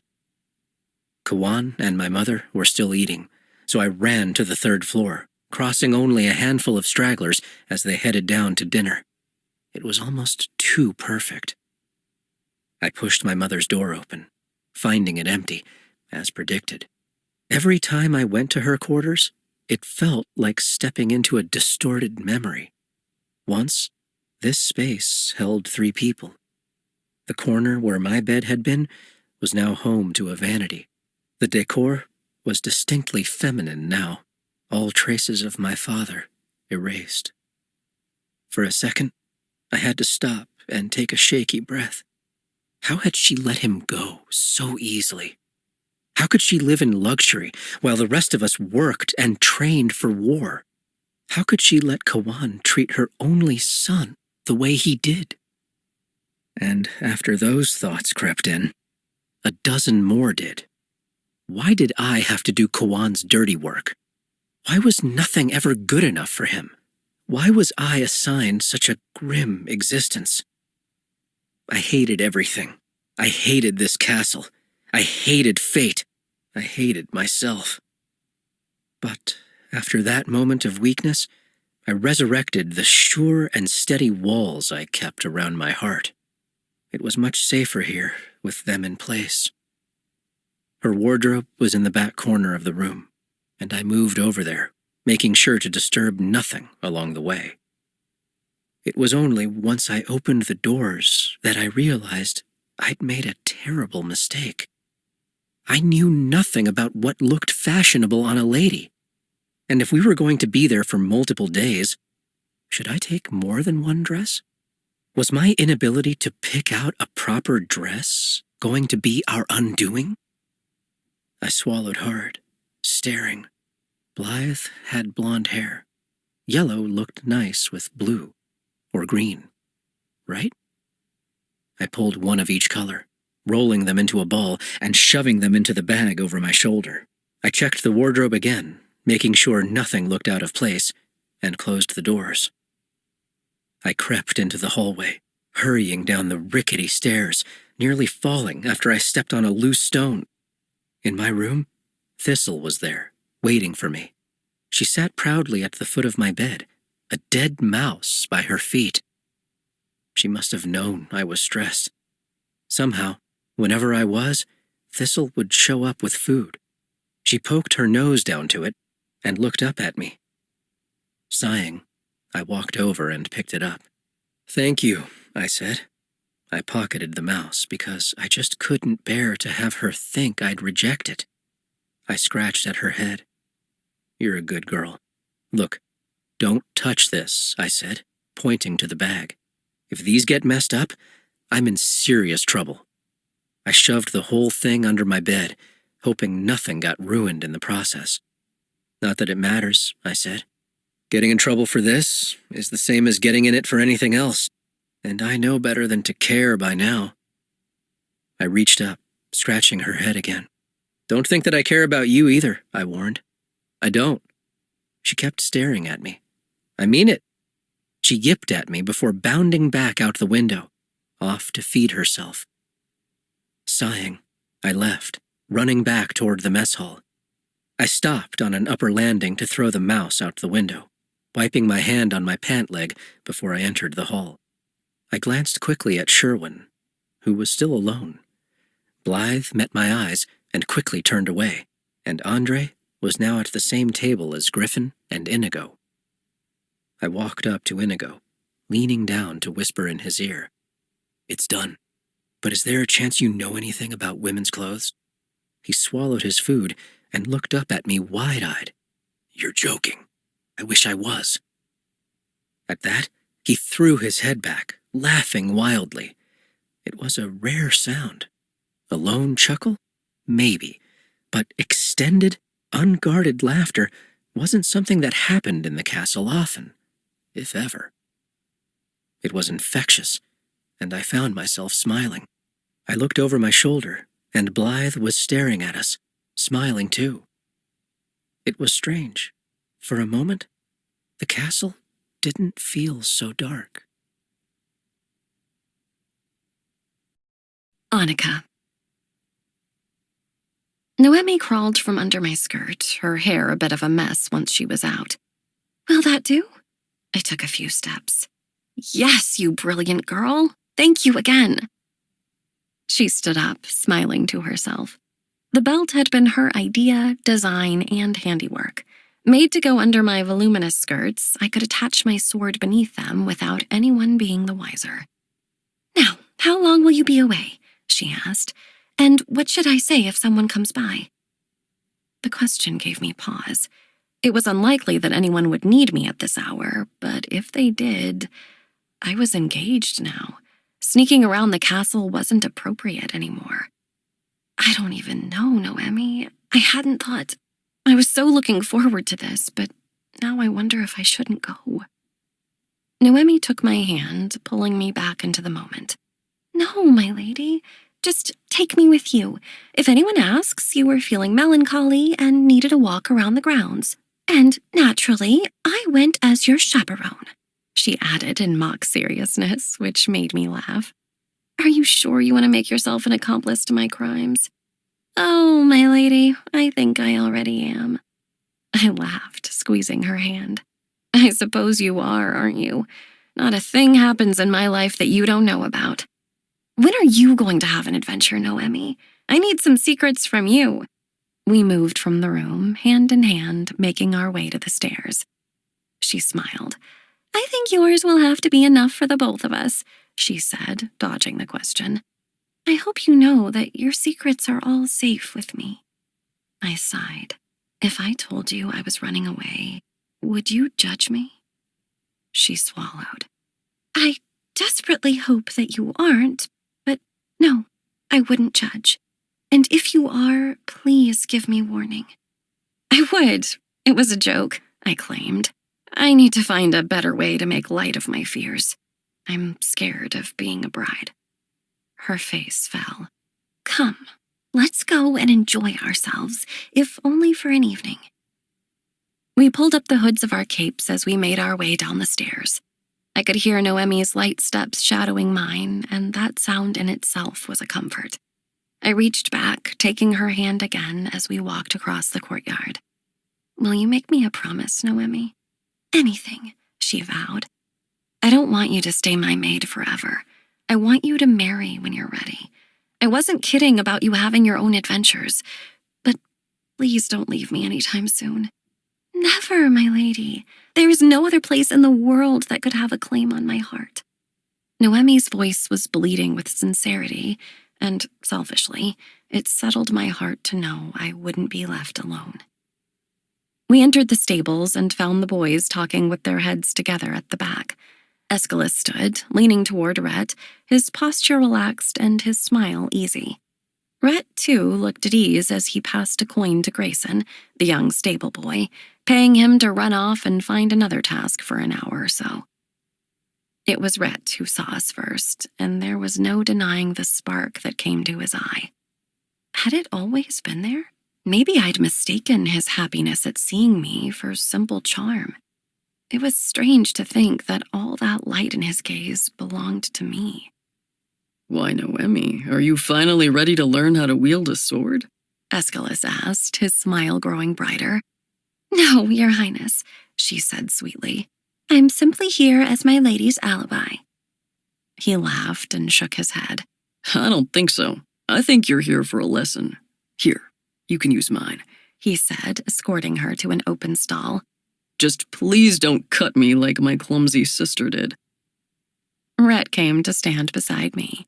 I could feel him looking at me, maybe a little too closely. I took a deep breath and met his gaze. Marry me, he whispered, eyes pleading. I adore you, Annika. I'd spend my life trying to make you happy. Then, as if thinking of an additional point for his argument, he said, Aeschylus would support it. He hates Nicholas. I tilted my head. Hating Nicholas does not equate to supporting this. Hating Nicholas is far too easy to do at any rate. Rhett chuckled. That's fair. I hate him myself. His smile was so easy. When do you have to announce your engagement? Tomorrow, I'm afraid. I don't have the privilege of making most of my choices. He nodded. Well, if you decide you want to make a big one, I'll be waiting. I'd give you anything you asked. I stood up taller. Then can I ask you to help me take a break from all the thinking I've been forced to do lately? I am at your service. Red had a mischievous look in his eye, but I knew I was safe. He wouldn't simply let me win. He never did. But he and Aeschylus shared one trait. They'd be broken if they did anything to hurt me. I pulled my sword into a long stance, keeping Red at bay. He struck my blade, and I moved to parry, stepping to the side as I did so. He gave an approving nod as he walked in time, lining up across from me. Go easy on him, Annika, Aeschylus called from the far end of the stables. Noemi laughed shortly after in response. Not a chance, I called back. I felt myself falling into the dance of the fight, the beauty of it. I was familiar with Rhett's form and style, so I took a guess. A risk. When he lunged forward, I used his weight against him. I rammed down, pushing the corner of my crossguard into Rhett's, shoving down so the sword whipped in a circle and pulled squarely out of his hands. I watched as it flew, landing in a pile of hay and lying there useless. In the moments of silence that followed, I felt the excitement around me bubble up until Aeschylus finally shouted, Annika, you took his sword! I dropped mine, covering my mouth in shock. I'd never managed to disarm anyone. Well done, Annika, Red exclaimed. Instantly, Aeschylus was there, lifting me up in his arms and spinning me around. So it's official. When I am king, you will be the head of my guard. I can't believe I did that, I gushed. The rush of accomplishment was so wildly vivid. It gave me a sense of possibility. If I could do something I was clearly not designed to do, maybe there were other things, bigger things, I could master as well. Lennox. I installed the lock on my door myself. It was a spike between two iron rings that kept it from opening, even if someone lifted the latch. It wasn't sophisticated, and it wasn't pretty, but it was a step up from what everyone else had.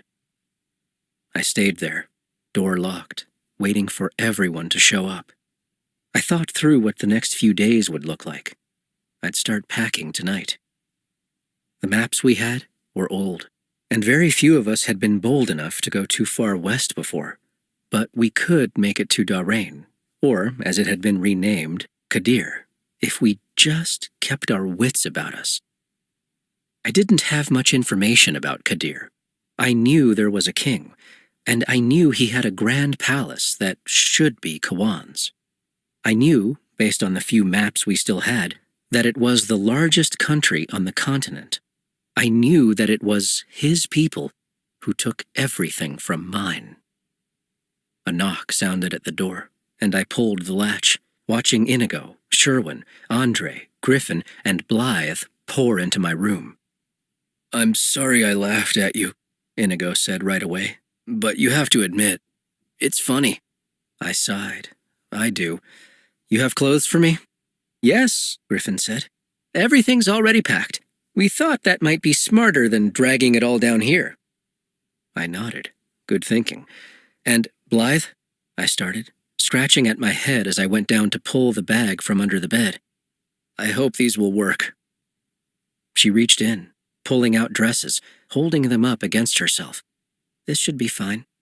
"You look so worried," she commented, seeming amused. I cleared my throat, standing up and tugging at my waistcoat. "I can't be expected to know about dresses." She looked down at the material, a hand smoothing over the folds at the waist. "Don't worry, I still remember how to look like a lady." There was a hint of longing in her voice, but I ignored it, moving back to the matter at hand. "All of you need to be ready to go in the morning. Grab the tents, obviously, and take a sword from the stockpile. Getting through that forest is a haul, so make sure you have extra food. I don't know how long this might take."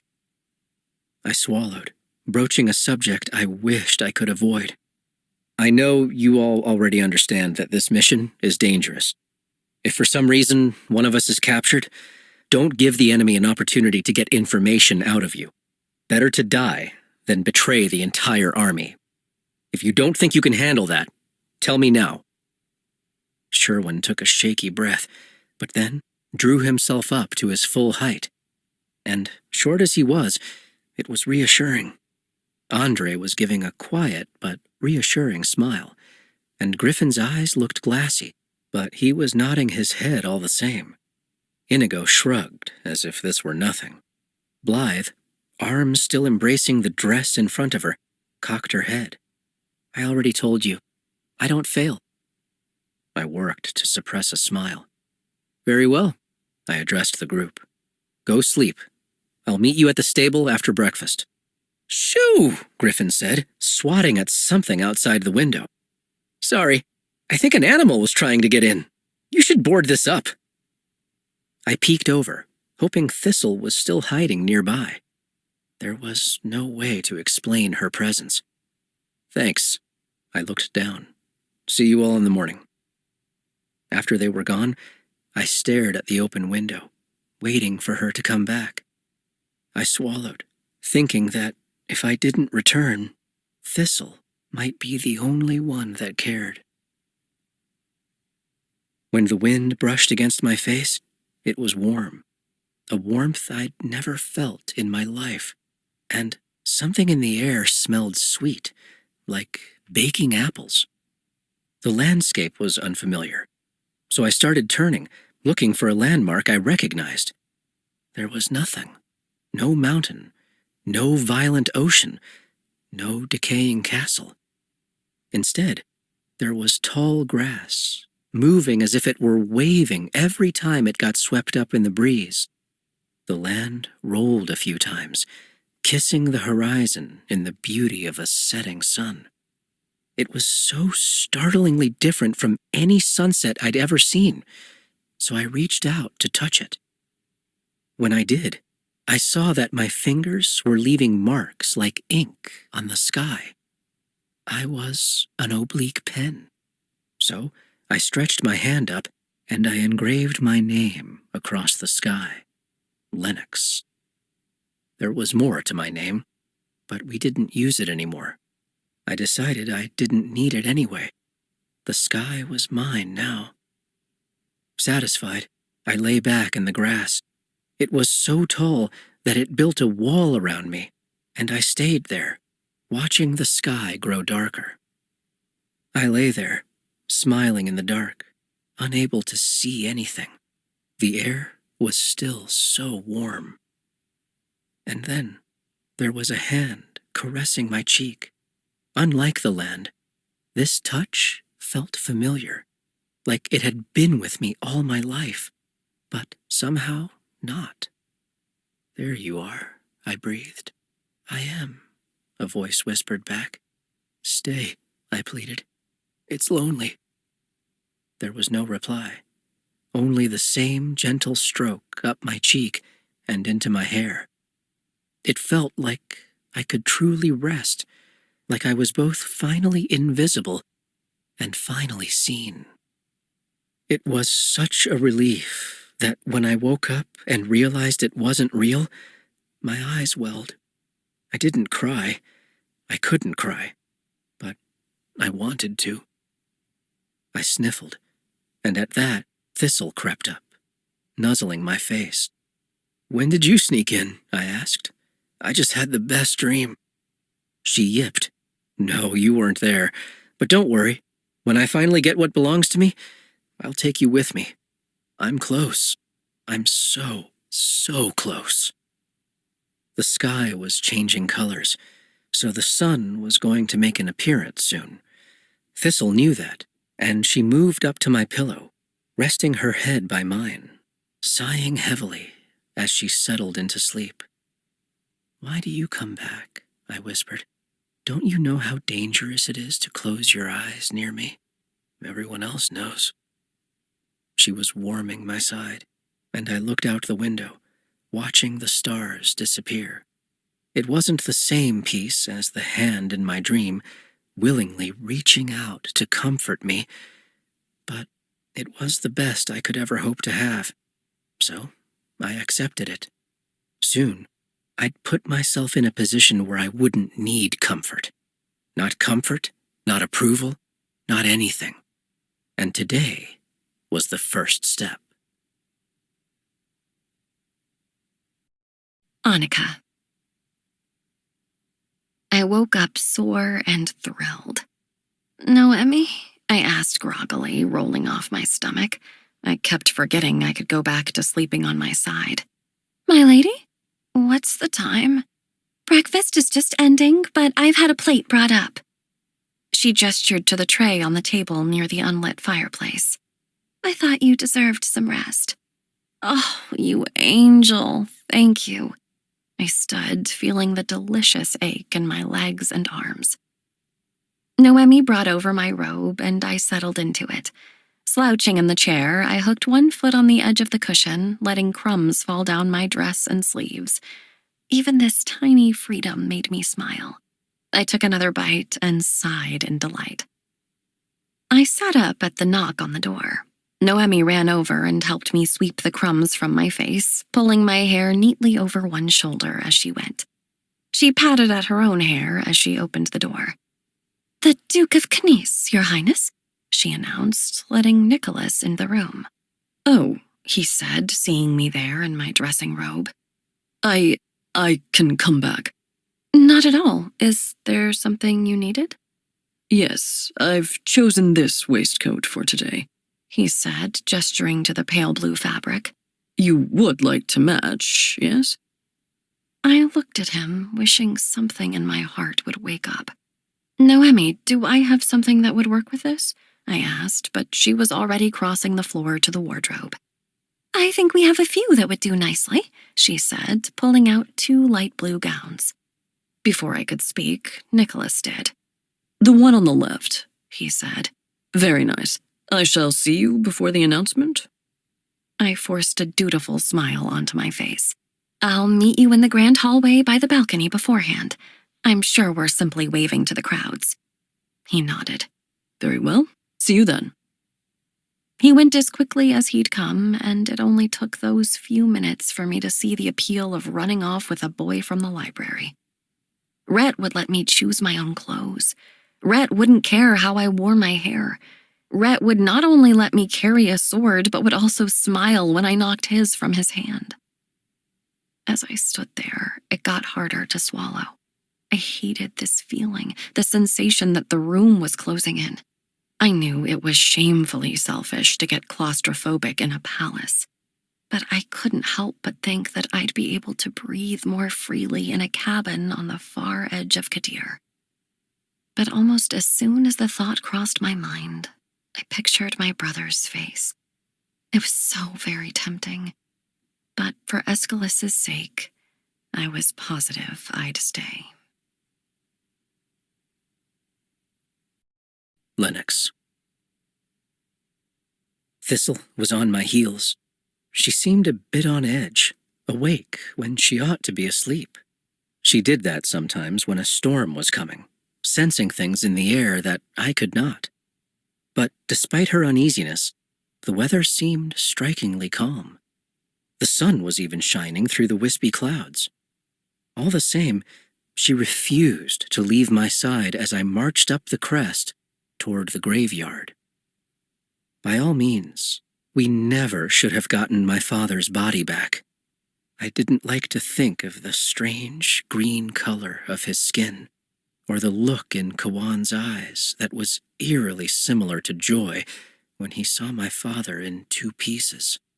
But as hard as it was, at least we had something to bury, an opportunity to have closure.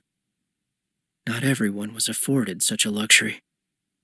After my father's body was identified, it was brought here, honored as the first death of the war to reclaim our kingdom, a war that had yet to begin. Conveniently for me, he was buried beside another notable person in our history, someone who was important enough to be granted a proper burial site. When others saw me out here, they assumed I came to speak to my father. Assumptions are mistakes.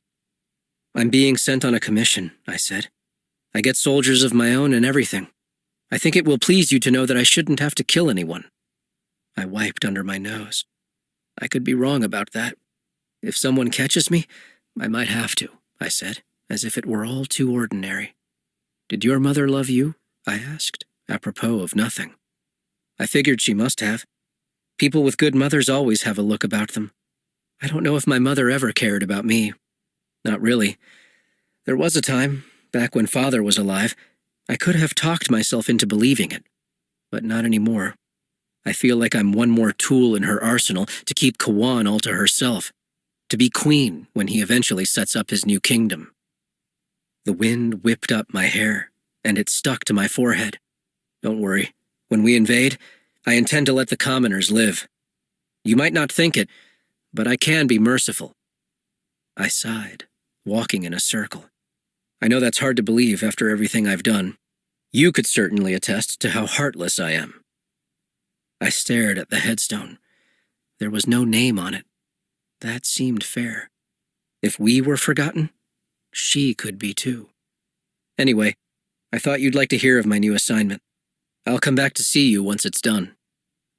The wind off the coast danced around us, and I stayed there for a long time, holding close to the first soul I ever took.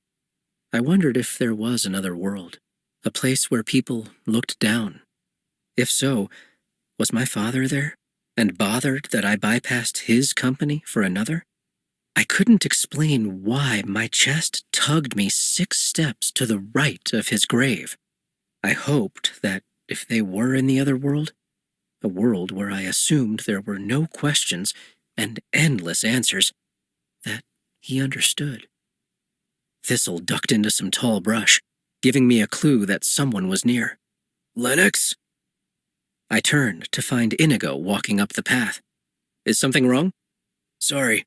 There were some issues getting access to enough food. I'm heading to the kitchens next, so I'll sort it out." I paused. "Inigo, do you remember anything about my father?"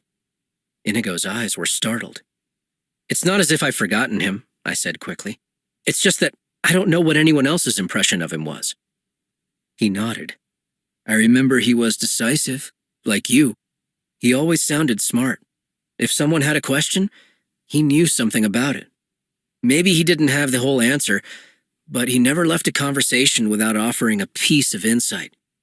And I remember once, old Theo fell into a horse trough, and your father laughed so hard, he cried. I've never heard anyone laugh like him. It was booming." I smiled. He did laugh like that, didn't he? Like thunder, deep and consuming. Thank you, I whispered. We should head back. Absolutely, sir. Inigo shoved me with his elbow, and for the first time in a long time, I felt a sense of ease. Annika. I paced back and forth in the wide room behind the grand balcony. The bells had been ringing for 10 minutes, and the news of my engagement was official. I could see a crowd gathering below the window, and I could hear cheers and applause from beyond the palace walls. The people were waiting for us. Everything will be fine, Aeschylus assured me, though I could see that he was hiding his own restlessness. It won't. Not for me. I couldn't get out more than 3 words at a time. There simply wasn't enough breath for it. Annika, you look pale. I feel... I bent in half, one hand on the wall. I needed more air. Annika? Father was hurrying up the hallway. What's wrong? I went to my knees and rolled over onto my back. The cool marble floor felt good against the few inches of skin it touched. Down here, my lungs could open a little more. I just had to keep focusing on making them work. What do you think is wrong? Aeschylus spat. You did this to her. There had to be another way. This is the rest of her life you're talking about here. We've been over this. You are meant to marry internationally, and Annika is meant to consolidate the lines. This ensures peace, he said forcefully, oscillating between the 2 versions of himself that I was subject to now. There has to be an avenue we haven't explored, Aeschylus pleaded. It's already been announced. They're gathering outside. That was his only answer.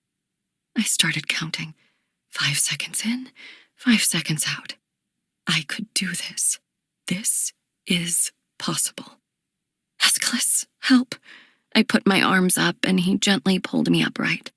Once I was on my feet, he tugged at my dress, putting the folds in the right places. I combed through my curls with my fingers, draping them over one shoulder. I peeked up to Aeschylus, and he nodded, telling me I looked acceptable. What's this all about? Nicholas asked, suddenly appearing. I took a tumble, I lied. You? But you're always so light on your feet. He strode up to me and held out a small box. Maybe this will ease the pain of your fall. In the books, the men always knelt in this moment. They took their lady's hand as if clinging to it for life. I was getting a box shoved into my hands. I opened it. Inside, nested between 2 blue velvet cushions, was a ring. The greenish stone was an oval shape, surrounded by tiny diamonds. It was pretty enough, if not my taste. How lovely, Father commented, reminding me of what my lines were meant to be in this moment. Yes, thank you. I slid the ring onto my left hand. It was slightly too big, but it would stay put. The stone, I'm sure you know, is native to... His words trailed off as he properly took me in. Annika, we went over this. I stared at him, still too lightheaded to guess at what he was talking about. Your hair, he said, his tone growing more frustrated. I tried to make myself look a bit more dignified. You specifically said after our engagement was announced. This is how our mother wore her hair, Aeschylus said, echoing my own words from founding day. Yes, and I understand the attachment, but I think Annika ought to pin it, Nicholas insisted. Call her maid. Get her here immediately.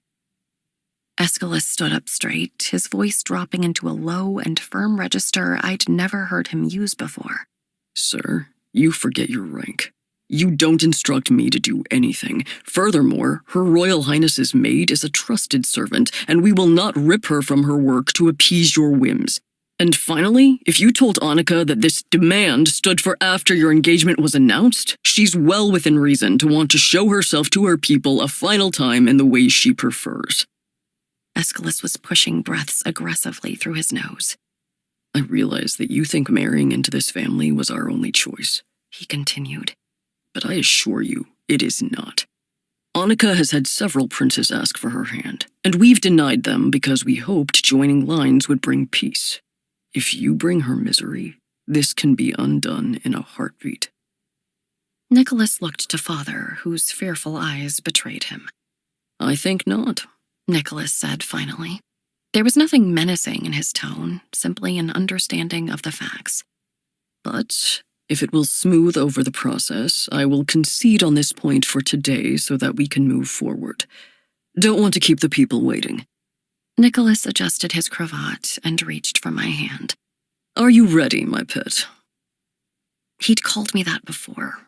I hoped he wasn't forming a new habit. I glanced at Aeschylus, who still looked as though he was prepared to set the palace on fire if it meant ridding himself of Nicholas, and placed my hand on my fiancé's. Of course. Father said nothing. A flash of a moment as a little girl came to the forefront of my mind. I'd said I didn't want to go on a walk because Aeschylus had told me stories about witches and dragons, and I didn't want them to get me. Mother was holding my hand, and for maybe the only time in my life, it wasn't enough. But my father took my parasol and held it like a sword. He vowed he'd use it like a wand against any witch and that he'd slay any dragon. It all sounded so believable then. I hated that he was beside me daily, but still so far away. I could see that he was torn, a pang of regret visible in his eyes. As he crossed to me, he whispered quietly, "I'm sorry, Evelina." He shook his head. "I mean, Annika." And I wondered for a moment if he really did wish he could apologize to her. "I'm fine," I lied, keeping my voice low. "Really." Father straightened his coat, rank dictating that he and Aeschylus walk out first. Nicholas and I paused, giving proper space between their entrance and ours. "The king seems off," Nicholas commented, watching my father's fake smile. "He's fine. I just don't think he cared for that scene." Nicholas stood even taller, surprising me that he could grow any straighter than before. "I didn't cause a scene." After a few waves to the adoring crowd below, Father and Aeschylus parted like a door, and Nicholas and I merged, filling the center of the balcony. I held my hand in such a way that the sun would reflect off my new ring, telling everyone below the happy news was true. And I smiled. For their sake, I pretended this cost me nothing. Through his grimace of a smile, Aeschylus whispered to me, "I'll kill him." I shook my head slightly. If he died, it could invite a civil war. Don't risk everything over my hair. I'll survive. And there was my new goal. Not flourish, not enjoy, survive. Lennox. I carried 4 things in my waist belt at all times. A small length of rope, a bar of oats and seeds pressed in honey, a folding blade for tasks my sword was too big for, and a button from my father's coat. As I prepared for my commission, I packed a larger bag with more food, a skin of water, bandages, a single change of clothes, and my tent.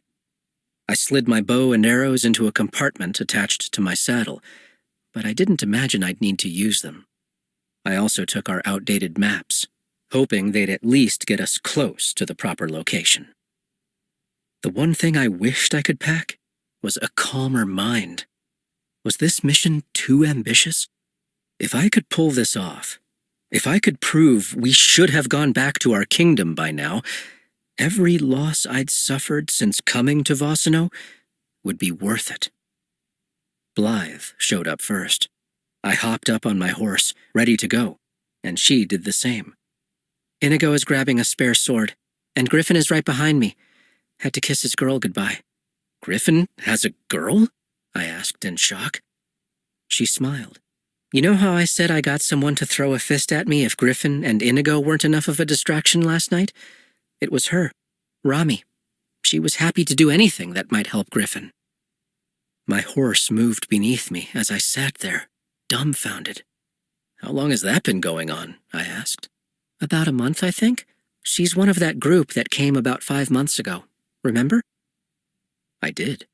We were all impressed with the scrappy group of 20 that ended up here, half of them crawling in after being lost in the forest for 4 days. After getting rest and food, they swore allegiance to Kawan so fast it made me dizzy. I nodded. Griffin told her what you said about not giving the enemy the chance to take anything from us, so she was in tears all night. He never said a word about her. Blythe shrugged. Not a lot of secrets around here. Guess he just wanted one. I sighed. This was why relationships were nothing but trouble. Inigo appeared, not a moment later, 2 swords in hand and a bag slung over his back. Hey, I whispered, did you know Griffin had a girl? He sighed. Rami, she's... He just shook his head. Did everyone know about this but me? Sherwin came out shortly after, guiding his horse. His face was serious, and I could see he was concentrating, thinking about the task at hand. I appreciated that. He packed light and moved assuredly, and I found I was satisfied with him as a soldier. Andre appeared next, looking eager and determined. Finally, Griffin showed up. His eyes shot with red. He kept ducking behind the mane of his horse to hide it. He was all jokes and teasing and exaggeration. It wasn't until I saw him changed that I realized how badly a place like this needed someone like him. Someone like my father. Someone to take the edge off. I glanced at Inigo, who seemed to read my mind. We could probably manage without him, he whispered. I nodded. Kawan would make sure every single one of us saw the face of the war before it was all said and done. But he could have today. Griffin. Yes, sir? He kept his head hidden. You're staying. Kawan overestimated my numbers. He shook his head, swallowing hard. I can go. Lennox, I'm ready. I can see that you are, but I'm commanding you to stay. I don't need you. I stared at him, willing him to relent. I knew he didn't want to be seen as a coward. I wouldn't, but this had nothing to do with that. Finally, he let out a long breath. Thanks, Lennox. Nothing to thank, I claimed. In our absence, make sure this place doesn't fall apart, will you? He smirked. Yes, sir. Move out, I ordered.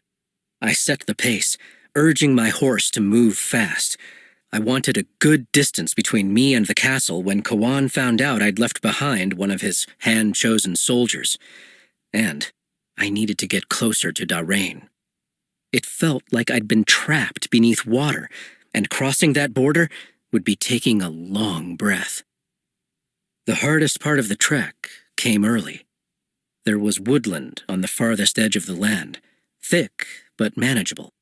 Beyond that were rolling plains full of tall grass and wildflowers, and I had to admit that galloping across those sometimes felt like skipping through a painting. It was a shame no one really knew about it. Blocking it from the other side was the forest, a collection of wiry trees so dense it was almost impossible to pass. The upper canopy was too full for sunlight to get through, leaving the forest floor bare. The shorter trees didn't bother with leaves, but shot out wide, spindly branches that clung onto everything and sliced clothes and arms, and it was all so tightly woven together that even finding an entry point was tricky.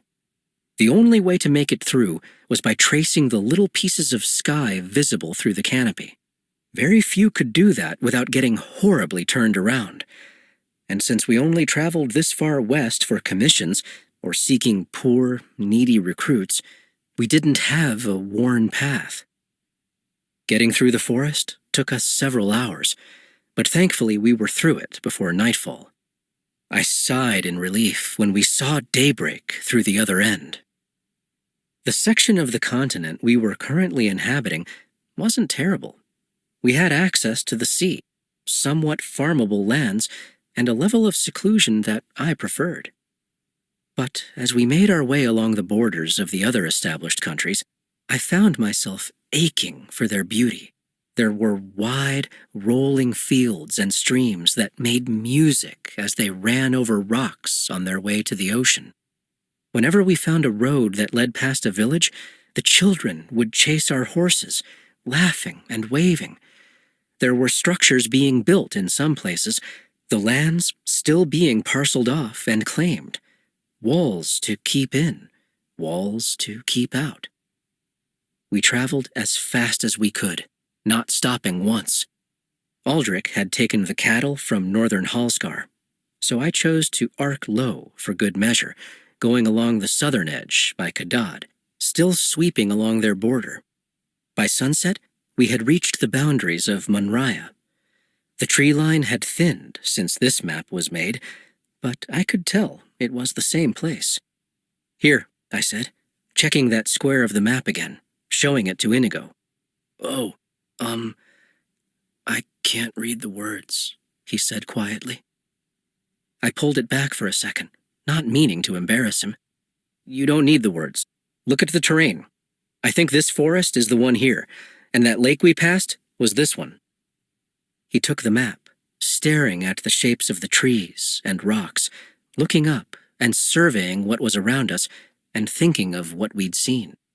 I saw as the understanding washed over his face. "I think you're right." "Good." I turned to the others. "We'll camp beneath those trees and leave at first light." I trotted over to the closest tree to dismount and tie up my horse. Inigo started pulling out his tent. "For the record, I'm glad we're doing this.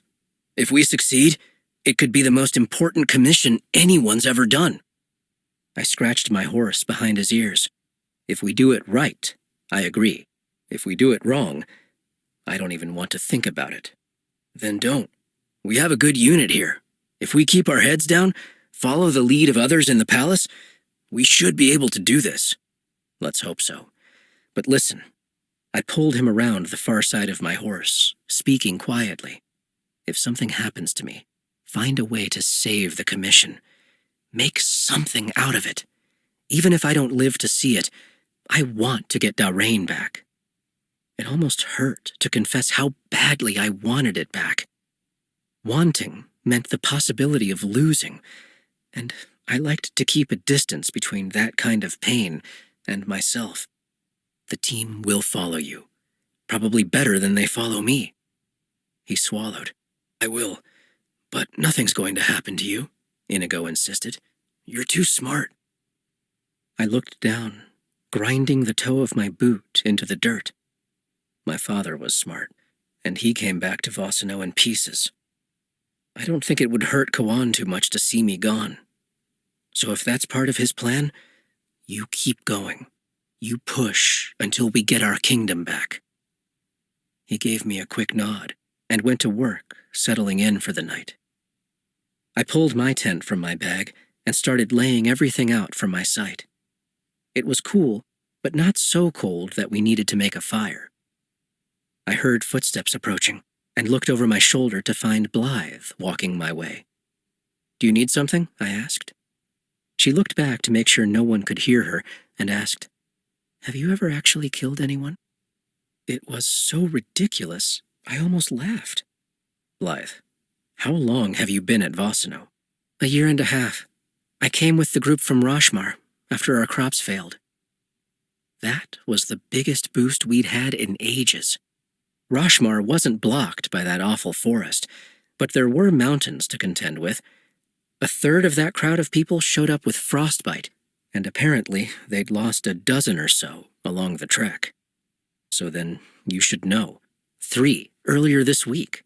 Another handful of attempted deserters a few months ago. Remember the pirates who managed to circumvent the rocks and tried to invade from the sea? I thought my sword would be permanently stained red after that. I shrugged. There are plenty more, but I'm afraid I've stopped keeping track. I have the bloodiest hands in the army. She stared at me again for a moment. Then, why did you let Griffin stay behind? If you care so little about who lives and dies, why spare him? I straightened up, facing her fully. That wasn't mercy. I didn't need him.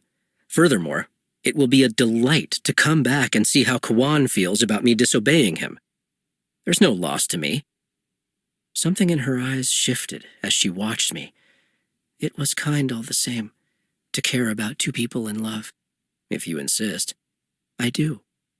She stayed there a moment. You know, even in places that are dark, even in the midst of war, sometimes people find light in each other. And suddenly, I could see it there, in her eyes. She was asking questions I didn't want to answer.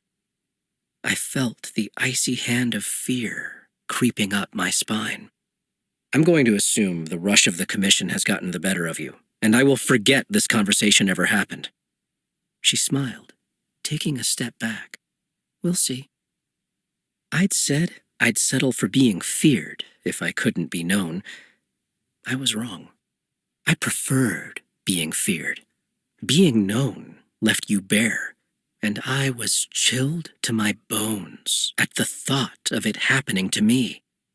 Blythe, I said, finding my voice. That's not... It won't happen. She shook her head, already backing away, all ease and confidence. I already told you, I don't fail. Annika. The palace was like a different world when everyone went to sleep. Scattered candles lit in the main hallways, but past midnight the only light came from the moon. I looked out the wide window, seeing parts of constellations hidden by trees, thinking they were all just too far away. I crept down to the hall at the farthest end of the palace, to the space where my father had moved one of the grandest portraits I'd ever seen. I looked both ways to check that the space was truly empty, and settled on the floor in front of the larger-than-life painting of my mother. Her face was so beautiful, so peaceful. Even in stillness, she embodied kindness. The tilt of her head said you were pardoned for any offenses. Her quiet smile invited you to be near her. People said I was like her. I wanted to be. I wanted to be serene and happy and good. Such simple words, maybe, but they could embody so much. I'm sorry I've been away, I whispered. I'd tell you why, but I think it'd break your heart. I swallowed, knowing that was true. If she had been present for the last month of our lives, she'd have been crushed. I kept thinking my tears were dry, but as I spoke, new pains found me, and I felt the tears come. She was out there, right? Somewhere she was alive. Maybe she was being held captive, or it was possible she had amnesia. That happened in the books. So it wasn't unimaginable that even after 3 years, she could walk back into the palace one day and hug me as she did when I was small. I had to believe that. But sometimes believing hurt. I'm engaged to Nicholas. I held up the ring, looking at her peaceful eyes and wishing that there would be some sort of reaction, something to gauge if I was crazy for refusing in the first place, or if I should have held out. Aeschylus keeps telling me I'm so noble, and if there is one gift I could give him, it would be an easy reign. But the way Nicholas speaks to me, I don't know. It feels like there's something mean just lurking under his surface. I shook my head. But I should tell you, I have a way out. I looked up at her, wishing for a reaction. Rhett loves me, I confessed.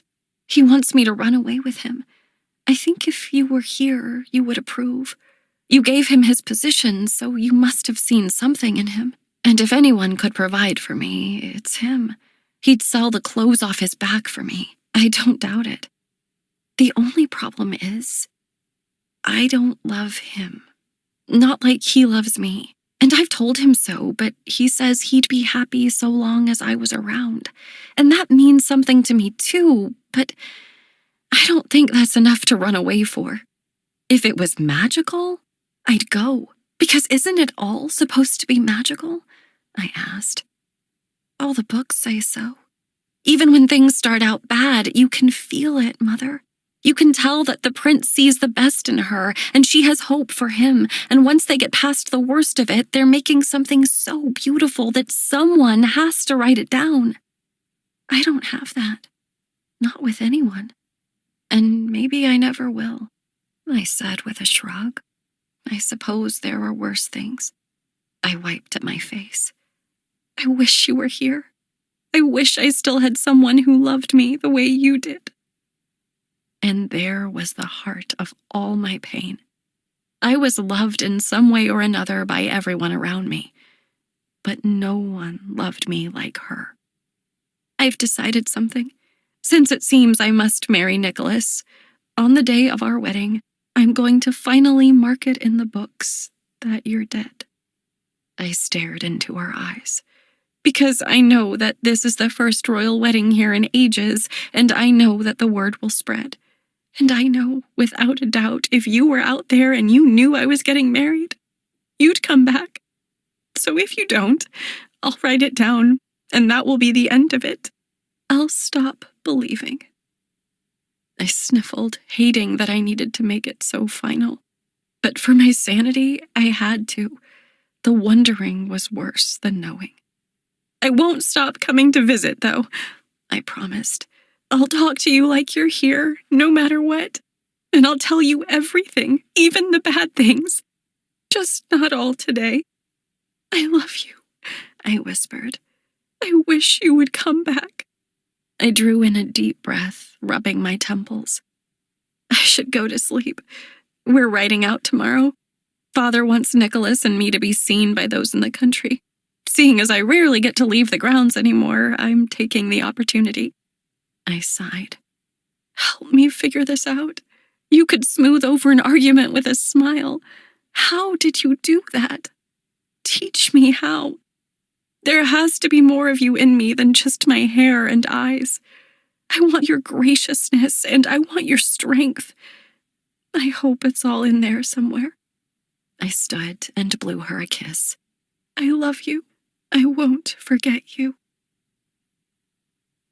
I was standing on the bank of a beach with black sand. I looked down at it, curious, thinking there was no such thing as black sand. But still, here it was, caught between the toes of my bare feet. There was wind, so much wind, and it tugged at my gown, pulling it up and back, threatening to lift the hem above my head.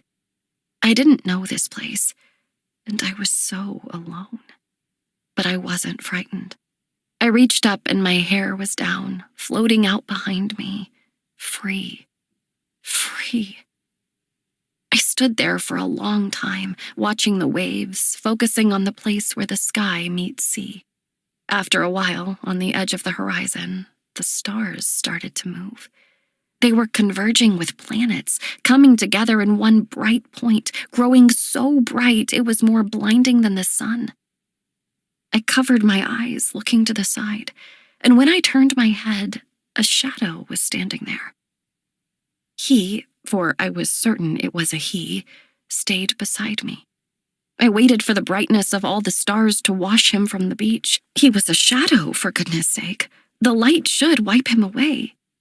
But he stayed, like even the thing that ought to make him run had no power, like even the thing that could destroy him wouldn't force him from me.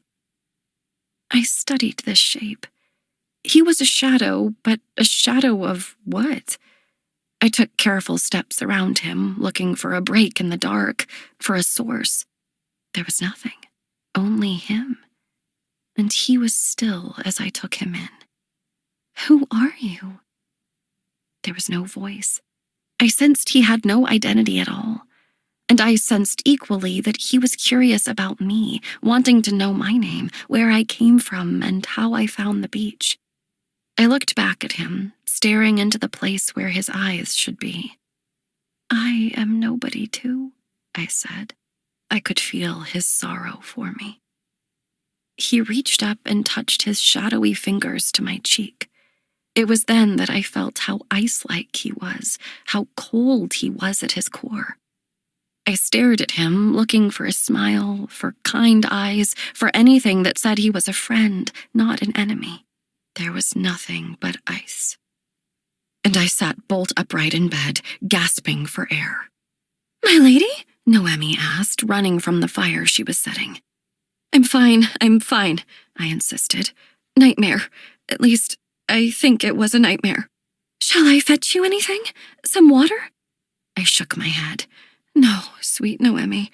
Truly, it was just a dream. I turned my gaze to the window. The night was fading fast, daylight breaking through the trees. I lay back down, wiping the sweat from my forehead. I could still see the shadow. The memory sent a chill through me, which was unfortunate. There was no way I could get any more sleep now. A day alone with Nicholas approached. It seemed far less appealing in the daylight. Lennox. I awoke to birds chirping. It was the strangest thing. There weren't songbirds up by the coast, so I usually woke to thistle parading across my chest. I stayed there in my tent for a while, just listening. I wondered if there were birds like these in Bahrain, if this was a sound I would grow accustomed to. I tried to remember what I could from being a boy, from my life before the castle. I remembered a modest home, and I remembered my mother's stomach swelling with a younger sibling I never met. I remembered tracing shapes in mud, and I remembered bread that tasted sweeter than anything we had now. I remembered working up the nerve to tell a girl she was beautiful. I remembered the delicate lilt of her voice as she took in the praise. I remembered joking around with my father, placing rocks in his shoes, and watching until he unsuccessfully tried to shove his feet in them. I remembered feeling content with what I had, and sleeping well at the end of the day. I remembered a sense of peace and balance. I didn't remember the birds. Other sounds soon joined them. Inigo speaking to Blythe, and Sherwin breaking down his tent. It was reassuring, knowing they were all on task. After listening to the song in the air for one more peaceful moment, I got dressed and moved to dismantle my tent. I kept my head down, trying to focus, so it took me a while to realize that Blythe was already in her dress. I had been right. The green did look nice with her hair, which she'd taken out from its usual braid and allowed to tumble down her back and over her shoulders. She peeked over at me through her tresses, and I cleared my throat and looked away. I didn't know how I felt being under such close observation. Sherwin walked over, a bundle in his hands. "These are for you," he said, and I took in the parcel of clothes. I'd slept and woken in my black pants and white shirt. My black waistcoat was on, but unbuttoned, and I had my riding cape waiting for me. As I looked down at the colorful cloth before me, I realized I'd gotten far too used to black and white. The crispness, the color of it all, left me feeling exposed, and I couldn't bring myself to put it on. "Pack it back up," I said. "I can change into it later if necessary." Sherwin squinted and looked over to Inigo, who nodded. "Yes, sir." There was too much coming that I wouldn't be able to control. I needed to hold tight to the things I could, if only for my own sanity. Andre was already atop his horse when I was checking the last of my things, and Blythe was right behind him. I hopped up myself, pulling out the map again as Inigo rode up next to me. "Can I see that when you're done?" he asked. "Take it. I don't know if there's anything worth noting. If we head northwest, we should be able to get through Munraya and into Kyland within a few hours. But it doesn't look like there are any significant landmarks between here and there, or at least where we think there is." Inigo studied the map for a long time, taking a while to analyze the terrain. "No, there's not much to help us this far out, is there?" "Very well. Any changes in the plan?" "No. Head in, stay back. We might need to split into groups if we need to look less conspicuous. I'm not sure how difficult it will be to get onto the palace grounds. Today might be more of a scouting expedition. It just depends on what we find when we get there." Inigo nodded, almost smiling. "If this feeling in my gut at the thought of seeing Darrain today is what you were intending to bring back to everyone else, I don't see how anyone could top this one. If it goes well. No reason for it not to. We'll lie low." I nodded, looking around me. Everyone was up and mounted, and no trace of our camp was left. "Let's head out," I called, and the 3 others fell in behind Inigo and me. For a while, we went on in silence, moving quickly, but not at a full gallop. "Hey, listen," Inigo eventually said, looking back to make sure there was some distance between us and the others. "I owe you an apology. So, I'm sorry." I glanced over at him, then looked away. This was a long overdue conversation, and now that it was here, I didn't know if I could go through with it. "I'm the one who almost took your eye. I've been trying to find a way to apologize to you for ages now, but without actually apologizing because, as I'm sure you know, that's not my strong suit." He smirked. "Well, you'd never have gone so hard on me if I hadn't gone so hard on you." He shook his head. "I've thought it over a lot, and I don't remember how it got in my head that I needed to keep you down. Lots of us felt that way, Lennox, and I still don't understand it. But it was as if I had to be cold to you so the others wouldn't be like that to me." He stared off in thought.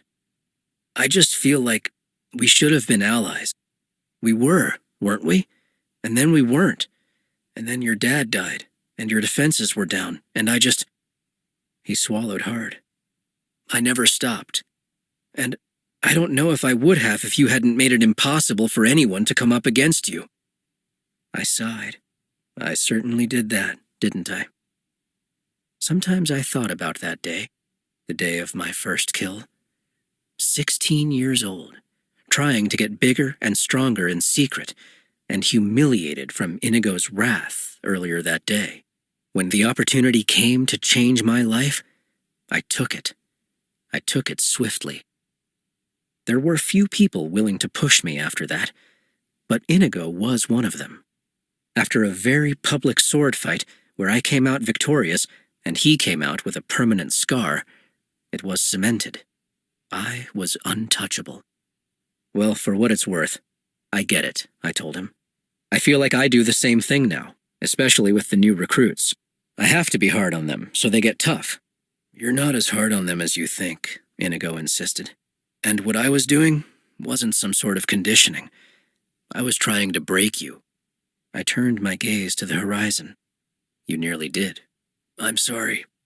"I am too. I didn't mean to almost kill you." He put a hand up. "That's giving yourself a little too much credit. Horridly disfigured? Sure. But nearly dead? No. Never happened. I'm tougher than that." Something close to a laugh came out of my mouth. "You're not horridly disfigured," I said. "If anything, that scar somehow makes you look distinguished. I hated that I made you look better." He smiled. "It's because I'm so charming. Nothing can stop it." In the distance, I heard Blythe chuckle. I peeked over at her, but she was looking away. "So it's done then? We're good?" I asked. "If you can let us be, then yes," he assured me. "Good." Inigo looked to the west, focusing on what lay ahead. As the sun was rising behind our backs, I had hope again that maybe we'd get what we needed today. "I meant what I said last night," I began. "If something happens to me, take over. The mission, at the castle, wherever. You're a good leader." He sucked his teeth. "Of course I'm a good leader, but you're too stubborn to die, so no one will ever know." Annika. I stifled a yawn as Aeschylus trotted over.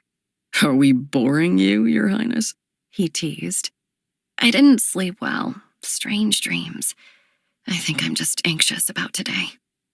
He sighed heavily. "Can't say I blame you. We can stay together, the four of us, if you prefer.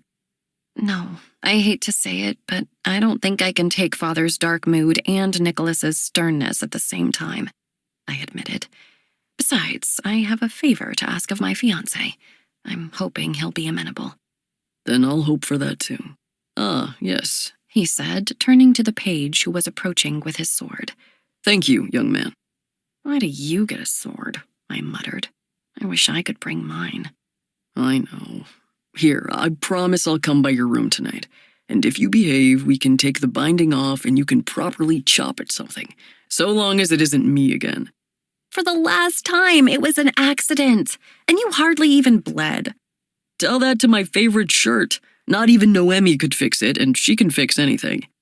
I am profoundly sorry to your shirt, I replied sarcastically, which he took as the joke it was. I loved how he took so many things in stride. He turned his horse so he was right beside me and bent over, kissing my forehead.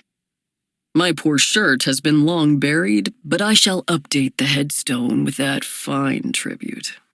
I giggled. Nicholas was finally affixed atop his horse and heading my way. Good luck, Aeschylus said as he went off to join Father. That stable boy is a disaster, Nicholas claimed.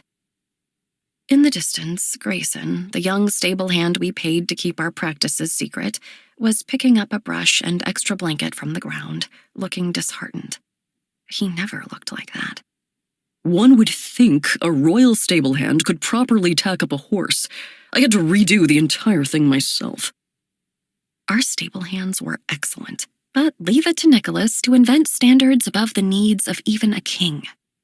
I'll make sure the head keeper speaks to him, I lied. Excellent idea, my pet. I cringed at the name, but he didn't seem to notice. And your hair is much better today, he said, pointing to where I had it pinned up. I reached back to touch it. I was so used to it down, even when I rode. I liked the feel of the wind in it. I was looking forward to rejoicing with Noemi this evening when we took every last pin out.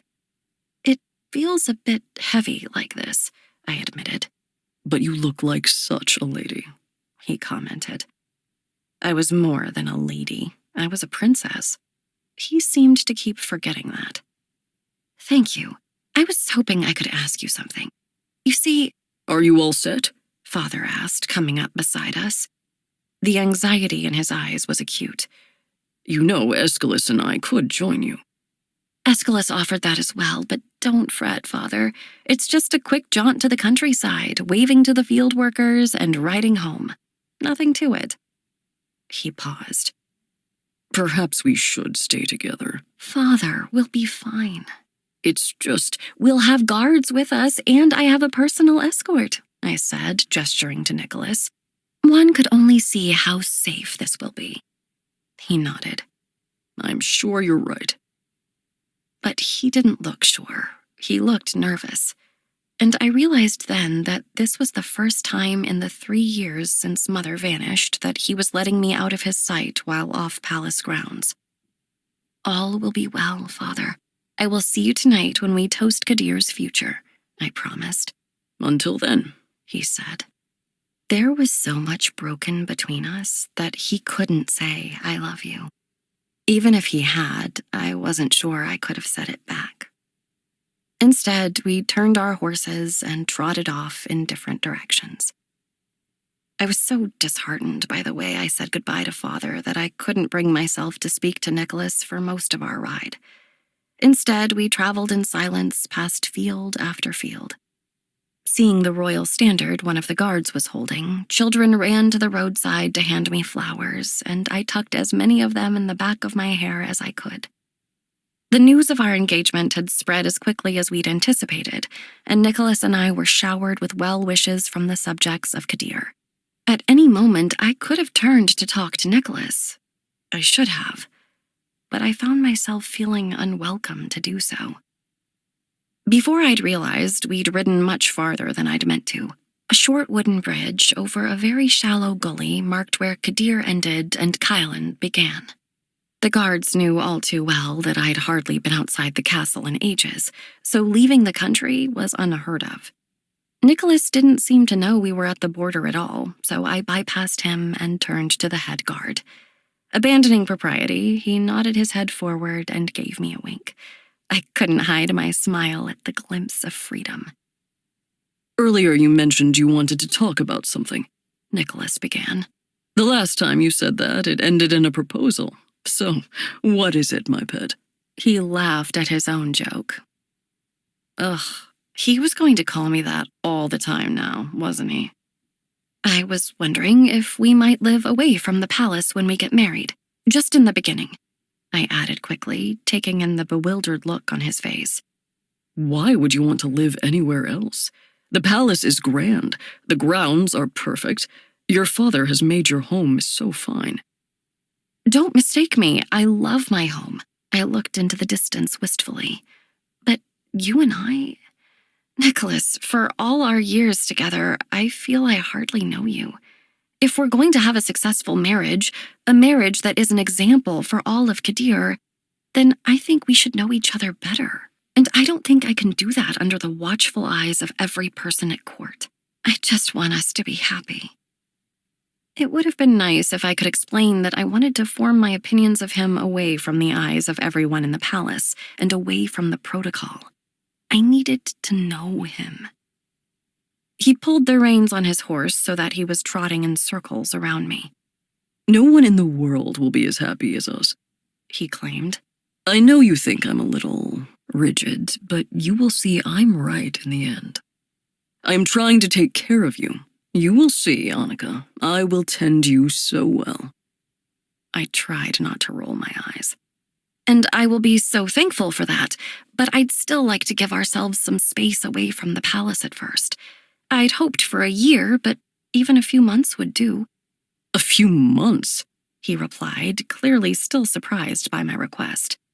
Annika, I can't imagine what would be gained.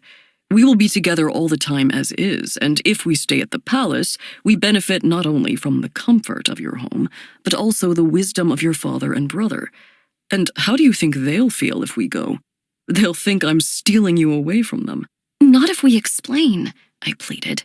Annika, I have to say, He broke off, and I turned to see what caught his eye. To his left and ahead of me, just at the breaking tree line, 5 figures on horses were emerging. They were average enough, if a bit of a surprise with how quietly they came upon us. There was one girl in a faded dress accompanied by a quartet of gentlemen, and they looked windswept and a little unsure. But that wasn't the thing that held my gaze. The young man at the center lead of the pack was staring dead into my eyes.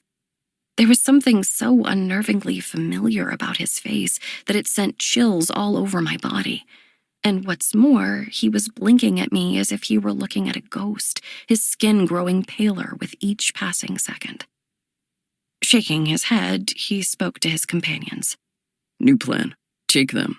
The girl is mine. In an instant, Nicholas was off, bolting in the other direction. I turned my horse as quickly as I could, following suit. The guards drew their swords and galloped alongside, keeping me protected. Nicholas was within my sights, but he was moving swiftly and with an air of determination. I wished with all my heart I'd not cared what anyone might say and put my sword on the horse. I wished I had allowed my father to come with us. I wished I had anything to protect me now. I raced as quickly as I could through a dense patch of trees, trying to weave through them and shake off my attacker. I could hear his horse behind me, and I refused to look back and let him see just how terrified I was. Nicholas was ahead of me to my right, and I saw that one of the riders had caught up with him. He got close enough to reach out and hit Nicholas with the hilt of his sword, and Nicholas slumped down in his saddle, leaning forward heavily on the neck of his horse. "No!" I screamed, switching course immediately and heading in his direction. By the time I'd gotten to Nicholas, his assailant was on the run, being pursued by one of the guards. I jumped from my horse and ran to my fiancé, searching for a breath, a heartbeat. It was a foolish move, because as soon as I was on foot, my attacker was behind me. I turned, watching him dismount so he could take me. I was cornered, but I had to try. I reached up, unsheathing Nicholas's sword, and took my stance. Lennox. I was taken aback by the way she quickly drew herself into a wide-legged stance, the sword held upright, next to her chin. It was hard to imagine this poor girl could fight. Not with that hair swept up with wildflowers, those pristine clothes, and that soft look to her. A look I'd seen before. But at least she knew how to hold a sword properly. I stood there, a heartbeat away from laughing at her, but the cold stare of her eyes told me that might be a mistake. Instead, I unsheathed my own sword and planted my feet, nodding my head as an invitation. In a flash, she was charging, swinging both hands down hard, like she hoped to lop off my arm. I blocked her and spun, amused. She, however, was far from amused. She was enraged. She charged back at me, wielding her sword again with two hands. She swung with abandon, but not recklessly. She almost certainly had held a sword before. Staring me down, she pulled at her stays, trying to adjust her dress, and she seemed frustrated that her skirts were in her way. But even encumbered, she was light and fast, a decent opponent. I didn't bother attacking, instead letting her come for me. Eventually she would wear herself out, and I could grab her. Around us, I heard the sounds of swords clanging, catching sight of Inigo in my periphery as he dashed after one of the guards. Between the advantage of a surprise attack and our training, we had the upper hand. In the meantime, she pressed on, slashing down and across and any way she could manage. Whenever I expected her to drop her sword, tired of the apparent weight, she steeled herself and came back again. Time after time after time, hammering it down as if she were nothing but a cage of anger with the door finally let open. She just kept going. Eventually, she stopped swinging and started stabbing, hoping to get through my blocks. I had long expected her to tire, but instead she surged at me again. As if she was only just hitting her stride, she took the sword in one hand and whipped it around with a flourish. Adjusting her grip, she charged at me, and I had to hop back on both feet to avoid being run through. I looked down and saw that she'd torn a seam. That was close. Looking at her determined gaze, I realized I was going to have to do more than defend myself. I spun and slashed, catching her off guard. She blocked me well enough, but now that I was trying, she was on edge. I went for her sword, not her, hitting it over and over, hoping to loosen her grip, or at the very least, frighten her into submission. After a few minutes of the onslaught, the poor girl lost her footing, slanting down on one knee. When she slipped, she looked up at me with such disappointment, and that particular look in that particular set of eyes was so familiar, it stopped me in my tracks. I knew those eyes. They had haunted me for years. In my stupor, she jumped to her feet, raised her sword, and slashed down, clipping me and cutting across my upper chest. I growled in pain, and then, like a child retaliating after a slap, I swung, cutting her left arm. She cried out and dropped to her knees, grasping her bleeding wound. I took my opportunity. I lowered my sword so the tip was inches from her neck. "Drop your weapon." She stared up at me, like she was genuinely thinking about saying no. But then she looked around. Apparently, she didn't see much point in carrying on. She dropped her sword, and I pulled mine away. "Stand," I ordered, and she did, though the look in her eyes said she hated to do it. I was used to fear or trembling, though I'd expected quiet dignity from her. I wasn't prepared for thinly veiled rage.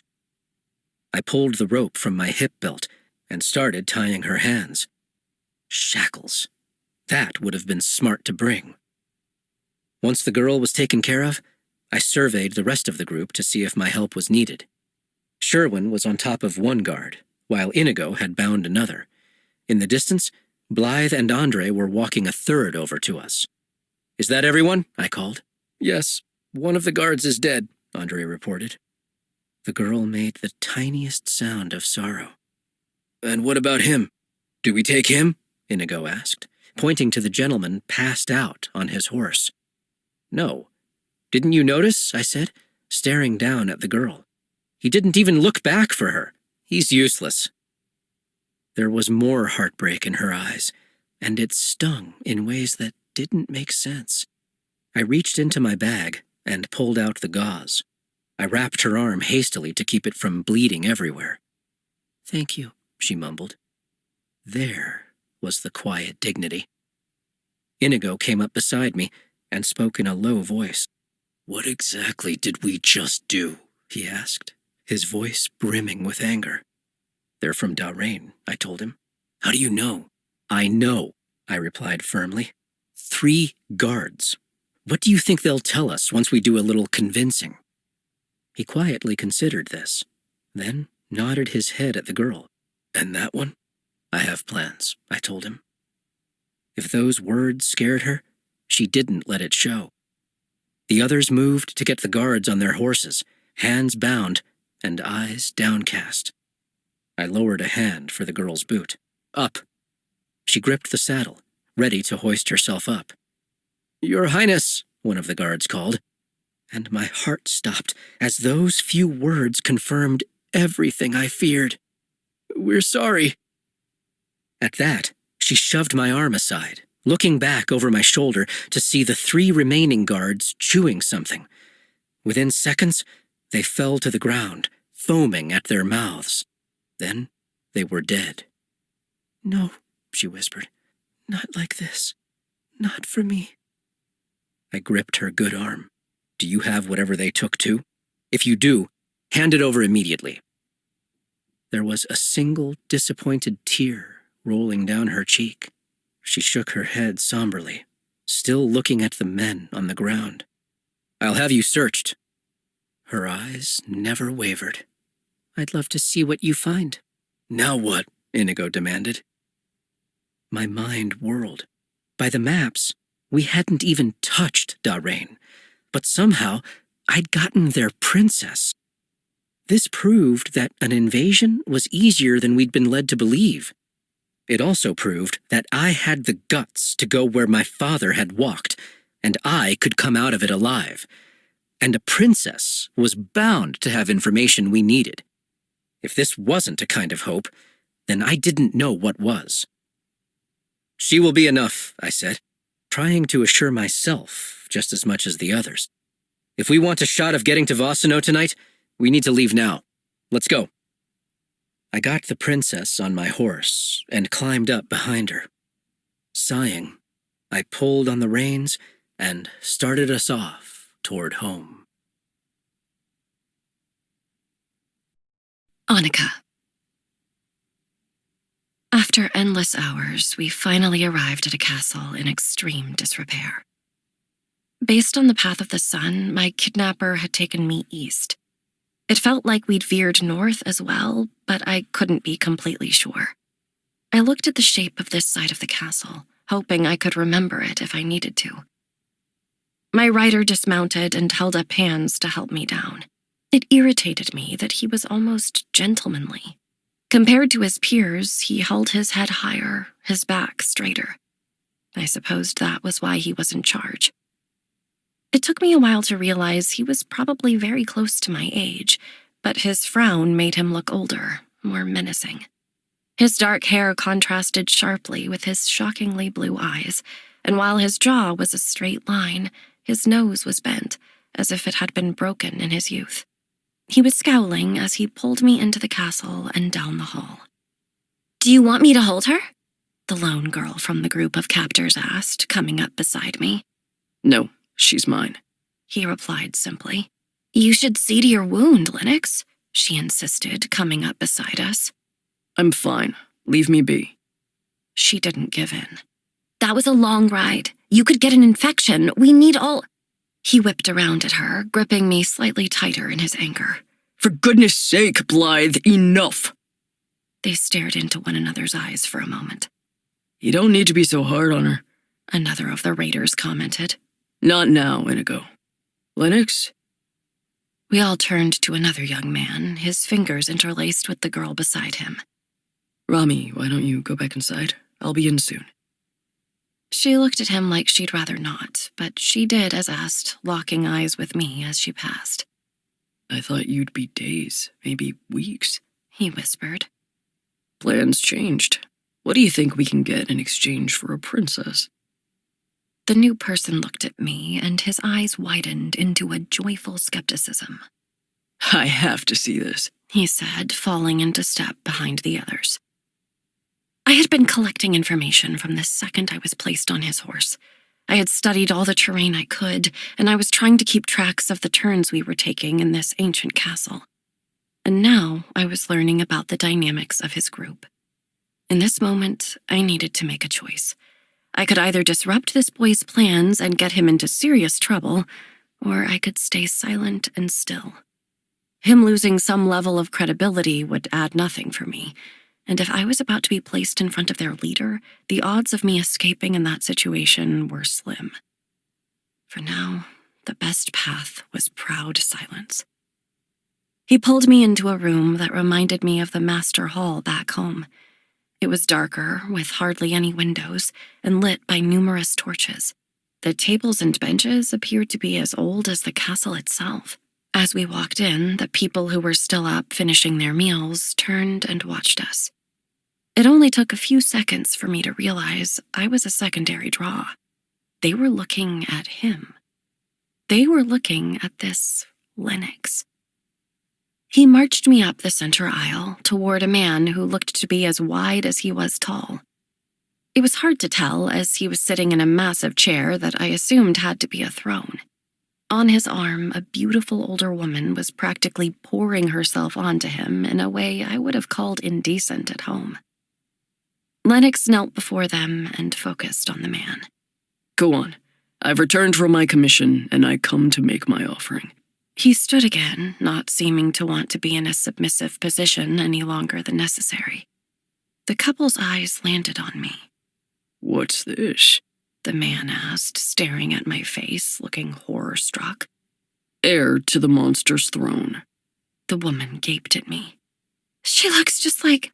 I know, Lennox replied. Seeing as you've been saying we're going to reclaim Dalrain for years, I thought this might be the key to the castle. Dalrain.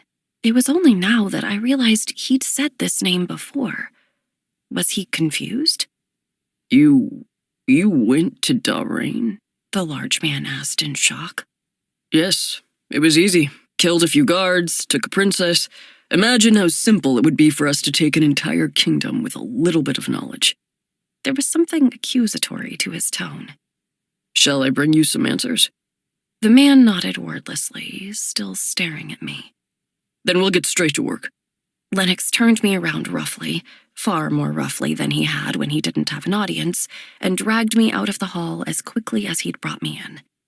Take her downstairs and put her in some proper shackles, Lennox said to the girl. Blythe? Wait with her until I get there. Yes, sir, she replied bitterly and pulled me away. Come on.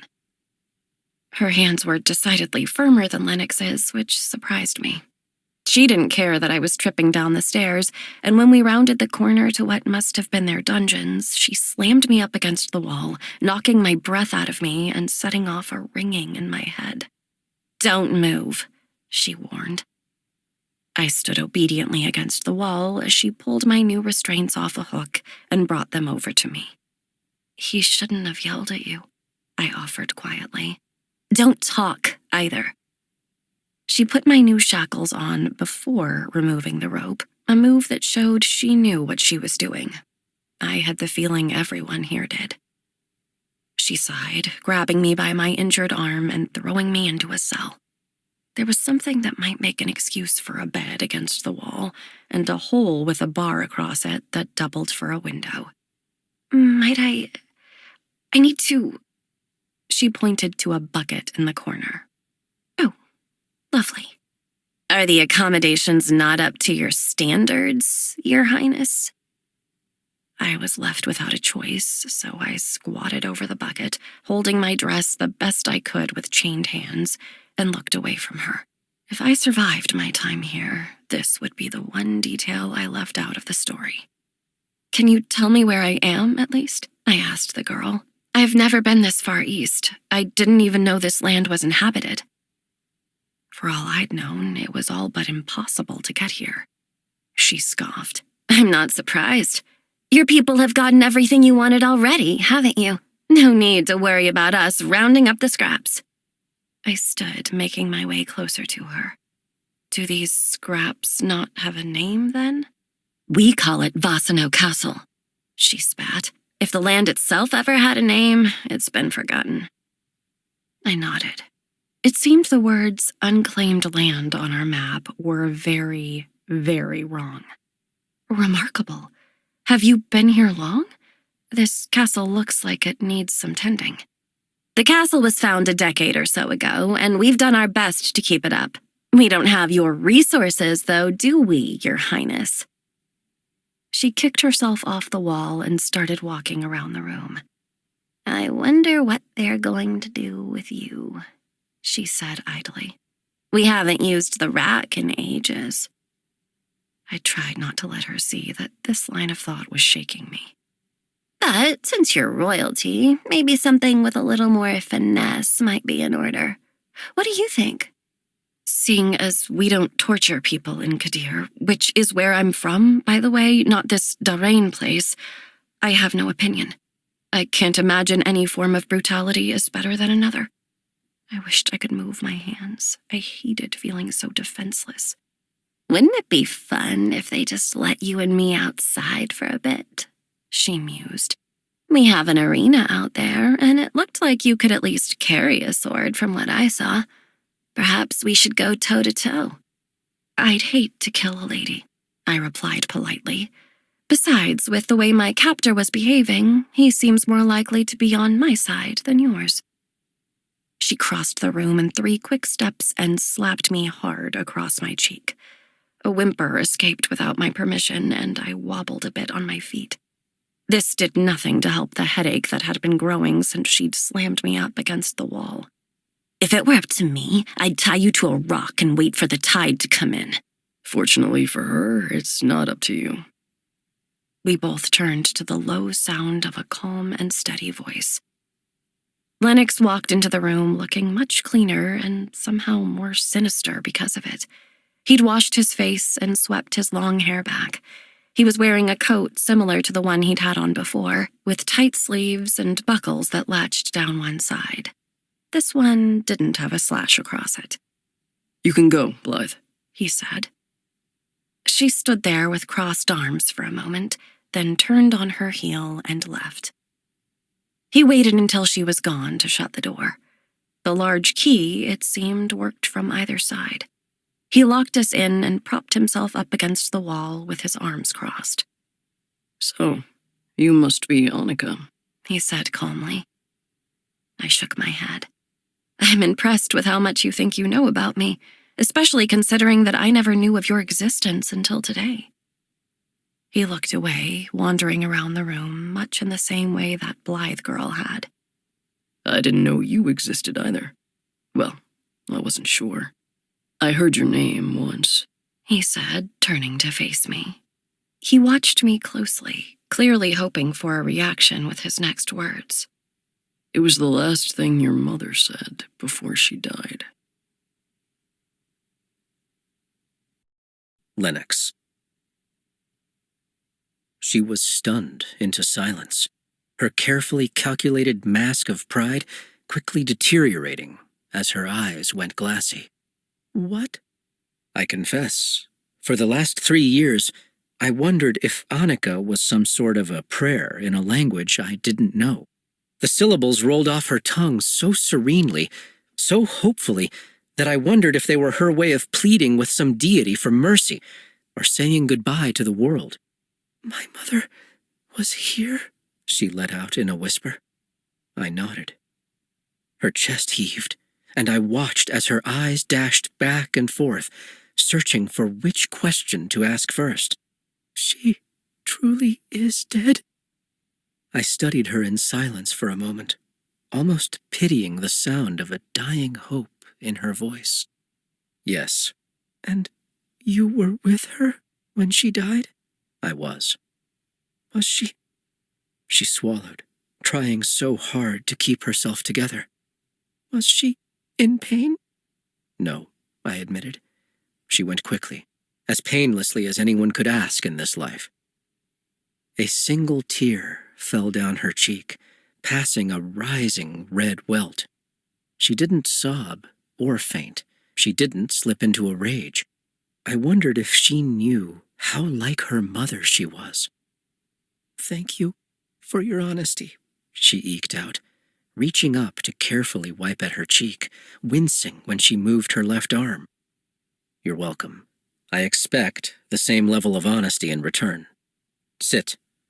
I motioned to the short stool near the side wall, and she obeyed, the bravado knocked out of her by the truth of her mother. She raised her eyebrows. What do you want to know? Numbers, Princess. I need to know exactly how many people inhabit the kingdom that you've stolen. How many ships are in your navy? How many— Wait, she said, holding up a hand. Stolen? We haven't stolen anything. Oh, but you have. I know your history better than you do, Princess. I bet you've been told your whole life that your ancestors were chosen to lead the clans to victory against invaders. Am I right? Yes, because they were, and we did. I shook my head. You might have held off those who tried to ruin the 7 clans, but you stole your crown from my people, the Daranian clan. Most of the people here are their descendants, and the only reason we aren't currently sitting on the throne you hold is because your great-grandparents slaughtered half our clan and ran the other half off, stealing the role we were specifically chosen to take. She had the audacity to smirk at me. You are painfully mistaken. The land where Kadir now sits was once made up of 6 clans, not 7, and my ancestors held the bulk of it. You'd have nothing to illegally invade were it not for us. I chuckled at her speech. You've been lied to. The land where your little castle sits, where your pretty little bed is made, belongs to my people, the Daranians. We've been living in exile for generations, and we want it back. And you will help us, I told her, or you will die. She stared at me, looking as if she were trying to decide if I was lying or not. It's all true, I insisted. She scoffed. Even if it is, I don't have what you're after. The soldiers you took probably didn't either. My father keeps the census guarded.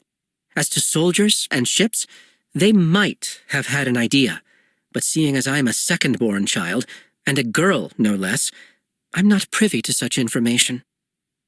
I stepped in front of her, lowering my gaze to hers, forcing her to look me in the eye. Goodness, that piercing stare was familiar.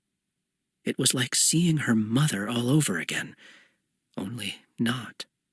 You know something, I said. More than you're willing to say, at least. I think a girl who rides a horse like she's stolen it and wields a sword like she's a knight might have more information than she wants anyone to know she has. She swallowed. There it was.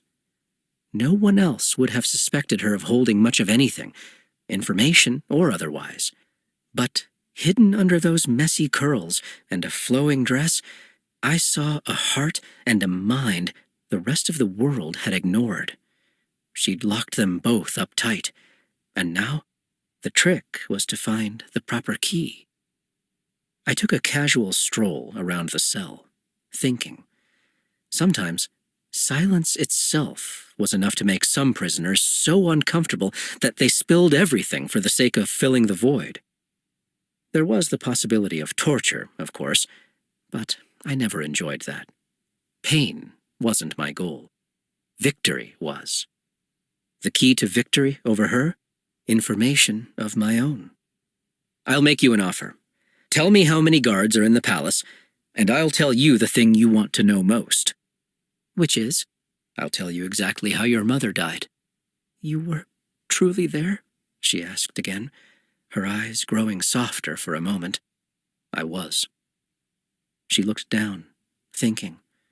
When her face came back up, She kept her eyes closed, wincing as she spoke. There are 68 soldiers assigned to the palace on any given day. If there's a holiday or celebration of some kind, the number goes up, but it rarely surpasses 100. I raised my eyebrows. She was so concise, so perfectly specific. If I could get her to keep talking, I'd have Darrain in the palm of my hand. Well done, Princess. I walked back over to her, standing in front of her stool again. Your mother was my charge. I was in the room with her for maybe 20 minutes, trying, as I am now, to get her to speak. She didn't share anything of consequence, not as far as our mission was concerned, so she was beheaded. I paused, and I did it. Her eyes darkened. You, she whispered. Yes. How could you do it? I tilted my head, stepping away. She had to die, and I think you already know why. Her eyes, they were as wild as the sea, raging underneath her regal upbringing.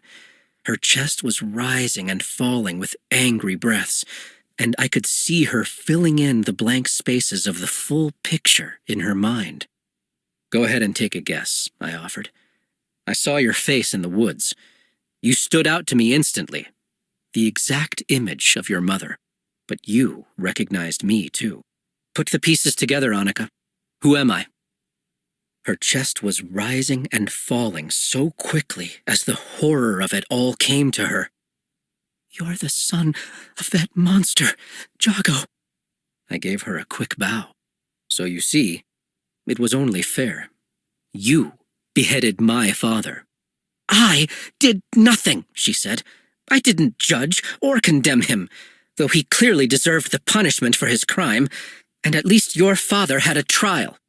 You put his corpse on the back of a cart and left it to wander in the woods. It was by sheer luck that we got his body back.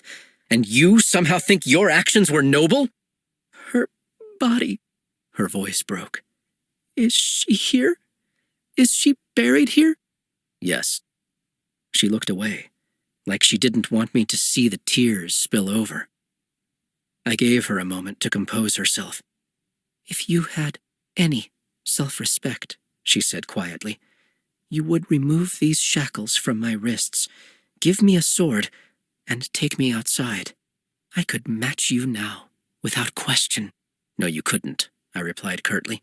You've got talent, I'll give you that, but I have far more experience. And I know that when you go to attack in blind anger, you make mistakes. I'd still win. She shook her head. I couldn't tell if it was because she was disagreeing with me, clearing her thoughts, or just frustrated that she was crying. Maybe it was all three. I have more questions. She laughed coldly. If you think there's any way I would give you anything else now, you are deluded beyond measure. I wouldn't be so sure, I said. I know more about your mother, and I'm willing to exchange what I know for what you do. She crossed her arms, a difficult task with the chains around her wrists. I will keep the memories I have, and you can explain to your leader how your own arrogance shut down your interrogation. The spite in her voice, the immediate understanding that I'd rather crawl through fire than admit defeat to Kawan, pushed me to the point of rage. It nearly boiled over, but I refused to let her see how deeply she'd stabbed me. I pulled my switchblade from my belt pouch. You have a very slender neck, Your Highness. I pulled out a lock of her hair, holding it in front of her face. It would be easier than this to remove your head. I cut the hair in a quick upward slice, so deftly she probably didn't even feel a tug on her scalp. I held it up, swinging the messy curl in front of her. If I were you, I'd start talking. No. Her voice was stone, immovable, and cold. I made sure your mother didn't suffer, but I don't owe that to you. I'm still willing to tell you about her final moments, but only if you talk.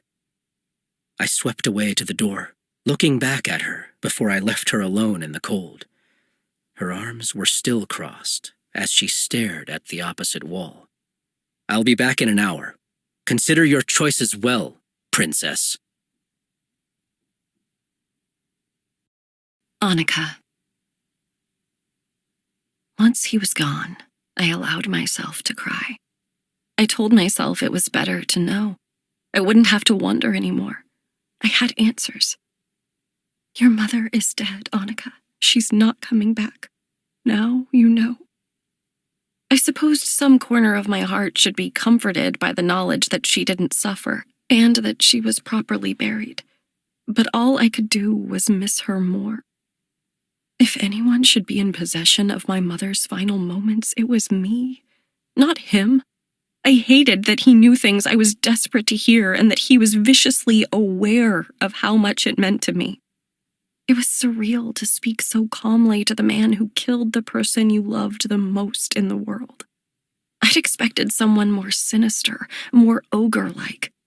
He was all but a child, like me. She was close. If I handed over numbers, even more false ones, maybe he would take me to her grave.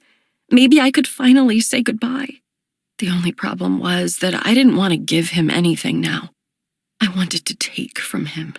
I wanted to find a way to make him suffer as no one could.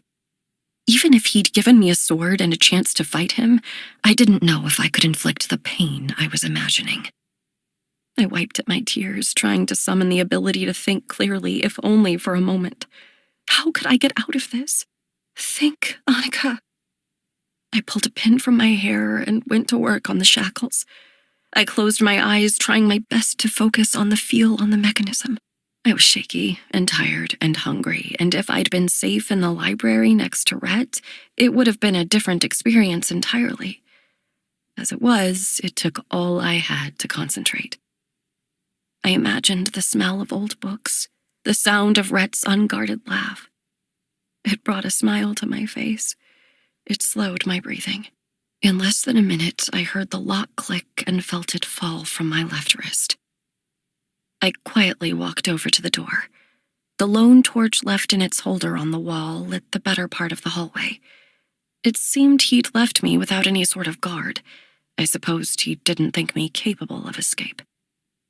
The lock on the door was another beast entirely, and I'd need something much stronger than a hairpin to get through that. I peeked into the hallway again to confirm I was alone. This castle looked so old that it seemed a well-timed sneeze could knock it down. I gripped the handle with both hands and placed a foot on the wall, putting all my weight into pulling it from its place. The door wobbled a little, but there was no way of getting it to come loose. Fine then. I'd try the window. This thing could hardly even count as a window. A round hole with one bar up the middle. No glass, no anything. If it rained, it would drain straight down onto this pitiful excuse for a bed. I could see the stains of where it had before. I took the bar and pulled on it with both hands, shaking it around. The bar certainly wasn't moving in or out, but it was moving from side to side. I crawled up, looking at the base closer. This space had been so poorly tended to. The rock was all but crumbling sand, and it looked like I could chip away part of it at least. There was no way a grown man could get out of a space that wide, but if I moved it even an inch, I stood a good chance. He said he'd give me an hour, but I couldn't count on him keeping his word. I used the opened cuff of my shackle and started chipping at the rock. By the time he came back, I could close the cuff, climb back down, and be lying on the bed with my restraints in place. He would be none the wiser.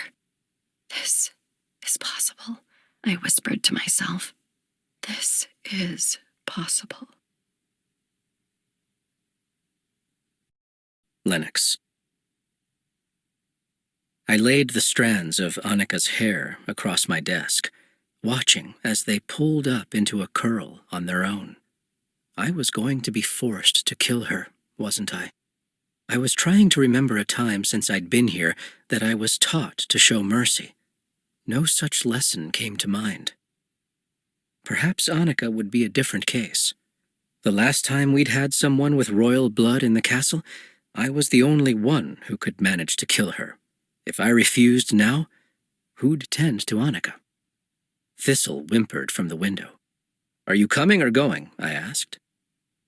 She moved down, landing on my bed, lying with her head on her paws. I wasn't sure if foxes could feel concern, but her eyes said she was worried about me. "Don't be," I assured her. I crossed the room, bending down to pet her head. As I did so, I looked at my hands. Was I really going to take the same hands that I used to care for Thistle, to show the maps in the stars, to build up an army, and put them to Annika's neck? I took up my branch, wincing from my cut as I bent to get it, and threw my cape over my shoulders as I made my way outside. The wind had picked up again, blowing my cape as I marched up to the cemetery. I took my small branch, still green and holding its leaves, and piled it on the others, covering her mother's grave. "Another tribute," I said, placing it down. "I met her. I met your last prayer," I told her. "She's angry. She doesn't look like she wants to be, but she is. I wonder where she gets that from. Not you." I looked back at the castle.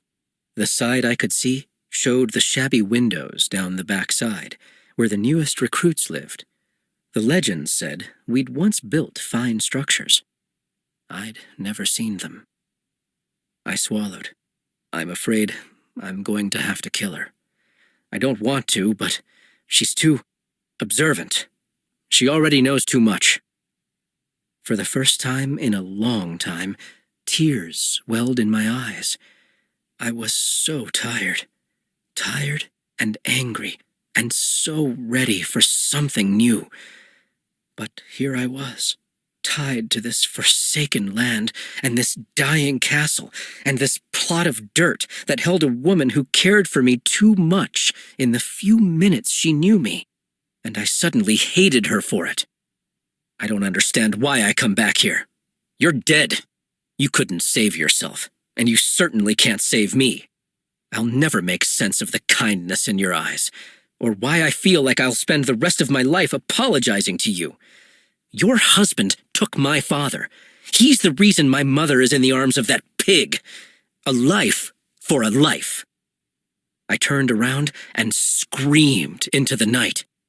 "Why did you have to be so gentle?" I shouted. "Why did you do that to me?" I stared at her headstone, knowing I would forever be haunted by her. When I thought across all the people I'd killed, she was the only one I remembered. She didn't beg for mercy. She didn't spit in my face. She accepted the end, accepted me, and walked toward death like she'd been waiting for years to meet her face to face. "Sometimes I feel that way too," I confessed. "Sometimes I think anything would be better than here. But I have a feeling, if the worlds are divided on the other side, that you and I won't be in the same place when it's my turn." A tear fell down my cheek, the last one I would allow, and I looked at the headstone. I could still see her, and the image was more vivid now that I'd met her daughter. I'd remember them both forever. Never run away. Never look away. Never explain it away. This was how I survived. So I would have to follow through now. I would have to get something out of Annika so I could present it to Kawan. I would have to be merciless. I refused to be seen as a failure. I'd backed myself into this corner, and now I was going to fight my way out. No one stopped me as I stormed into the castle, winding my way down to the dungeons. I pulled the key from the far wall and jammed it into the lock. I could see through the bars in the door that she was huddled up on her bed with her back against the wall and her knees tucked under her chin. She looked over when she saw me, and I tried to read her eyes. There was still sadness there, but also a composed defiance that made me uneasy. "Have you reconsidered?" I asked, shutting the door behind me. I'm in no mood to speak, especially not to you, murderer. The word hurt as much as the wound she'd made on my chest back in the woods. I prefer to think of myself as an enforcer. Besides, there hasn't been another infraction between our two peoples since that day. I'd call that progress. Says the man who kidnapped both me and my guards, she commented, rolling her eyes. I nearly laughed. She was so painfully right. Listen, Your Highness, Stop calling me that, she said, turning to face me. Not with that disdainful tone. My position is a product of my birth, and not one I could control, and I don't deserve your judgment for it. You're judging me for my birth, aren't you? My people are dregs to yours, so low we didn't deserve to keep what was ours, and now— She held up a delicate hand, unbothered by the cuffs still dangling from her wrists. Granted, my tour of your home was limited, but could you tell me, is there a library in this shack? I crossed my arms. No, I didn't think so. Now, how exactly are you so sure you have any claim on my kingdom? Our history is oral, passed down from generation to generation. Every last one of my people knows. She shook her head, sighing. I wasn't alive when Kadir was founded, and neither were you. You say its history is one thing, and I say it's another. I'd like to think, since I actually live there, that I know the truth. It's not disrespect, it's not judgment. Furthermore, I also know that you are the person who stole my mother from me, and I want nothing to do with you. Her words were smooth and sharp. Very well then, Annika. If you're so smart, then I'm sure that somewhere in that brain of yours, you're holding on to the information I need. And I am holding on to things I know you want. Things you probably want more than the chance to go home. If you cooperate, there's a chance I can give you both. She cocked her head to the side. You're not taking me home, so don't pretend that you are. Her tone was so calm, resigned to the possibility of death. But I told her the truth all the same. If I can, I will take you back to Darrain myself. Before or after you invade? I clenched my fists and inhaled deeply. It would be wise for you to, at the very least, stop being so difficult. It would be wise for you to stop murdering people. I stood up and kicked the stool. It rolled across the room and left a huge wake of silence. I'm sorry, she whispered. I looked back at her, surprised. I'm tired, she admitted, looking down at her hands and fidgeting with her fingers. In a day, I've been taken from my home and witnessed the death of 4 of our best guards. I have no idea what happened to my fiancé, and I've learned more about my mother from you in 5 minutes than I have from anyone else in the last 3 years. It's overwhelming, given my gender and upbringing. I need sleep. If you let me sleep, I'll talk. Fiancé? Huh. Maybe I should have grabbed him after all.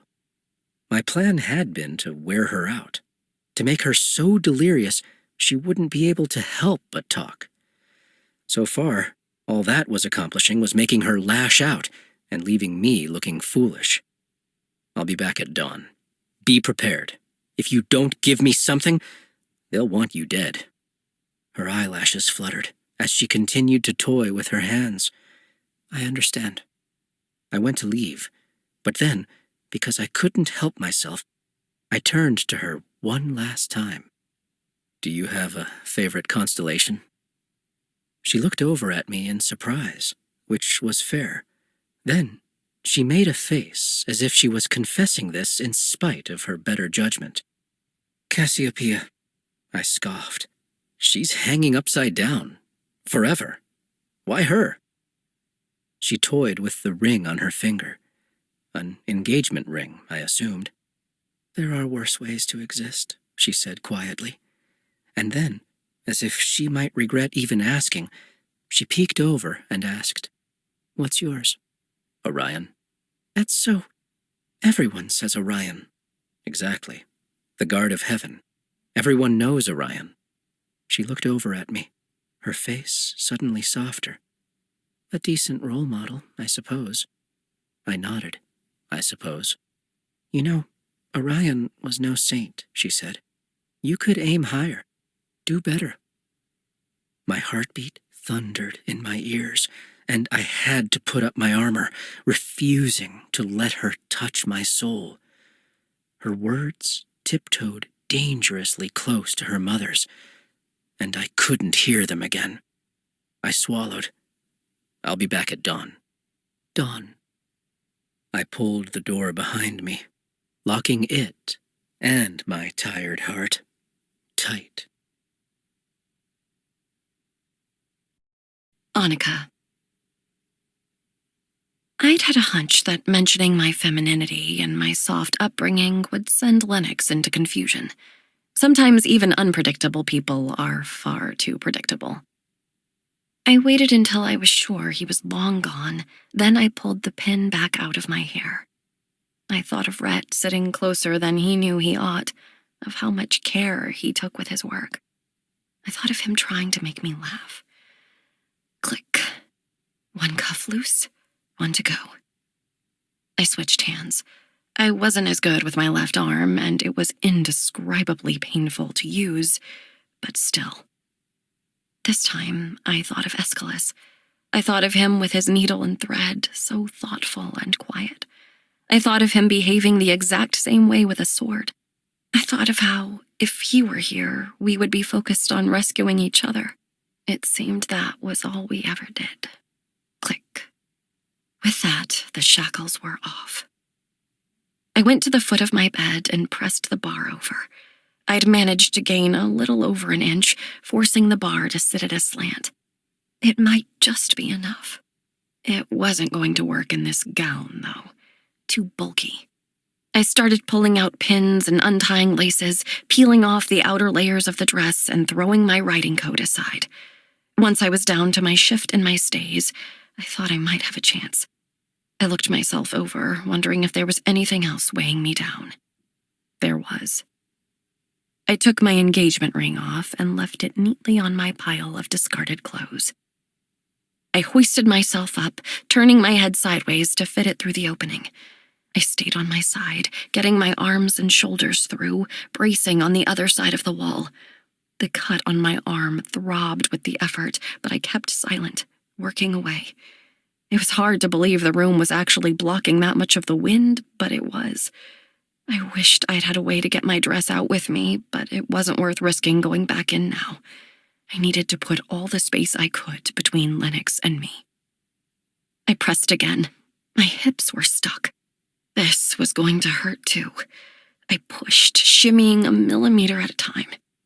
This is possible, I told myself again. It was painful work. I was sure my arm was spilling blood. My linen shift was getting torn by the rocks, and I could feel them digging into my hips. I felt my old wounds being pressed, and even if they didn't open, it was a searing sensation against my skin.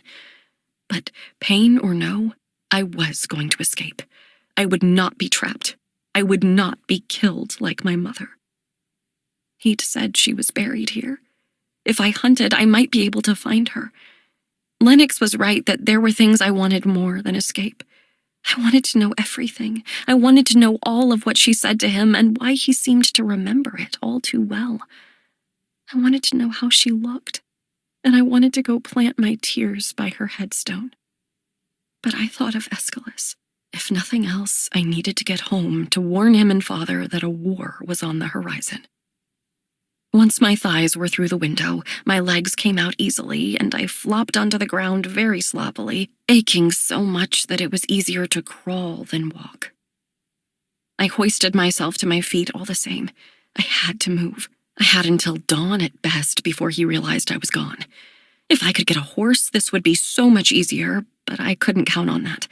I needed to lie low and just keep moving. My underdress was white. My stays were white. I might as well have been a torch in the night. I dug my hands into some freezing mud and raked it over my clothes and skin, trying to blend in with the shadows.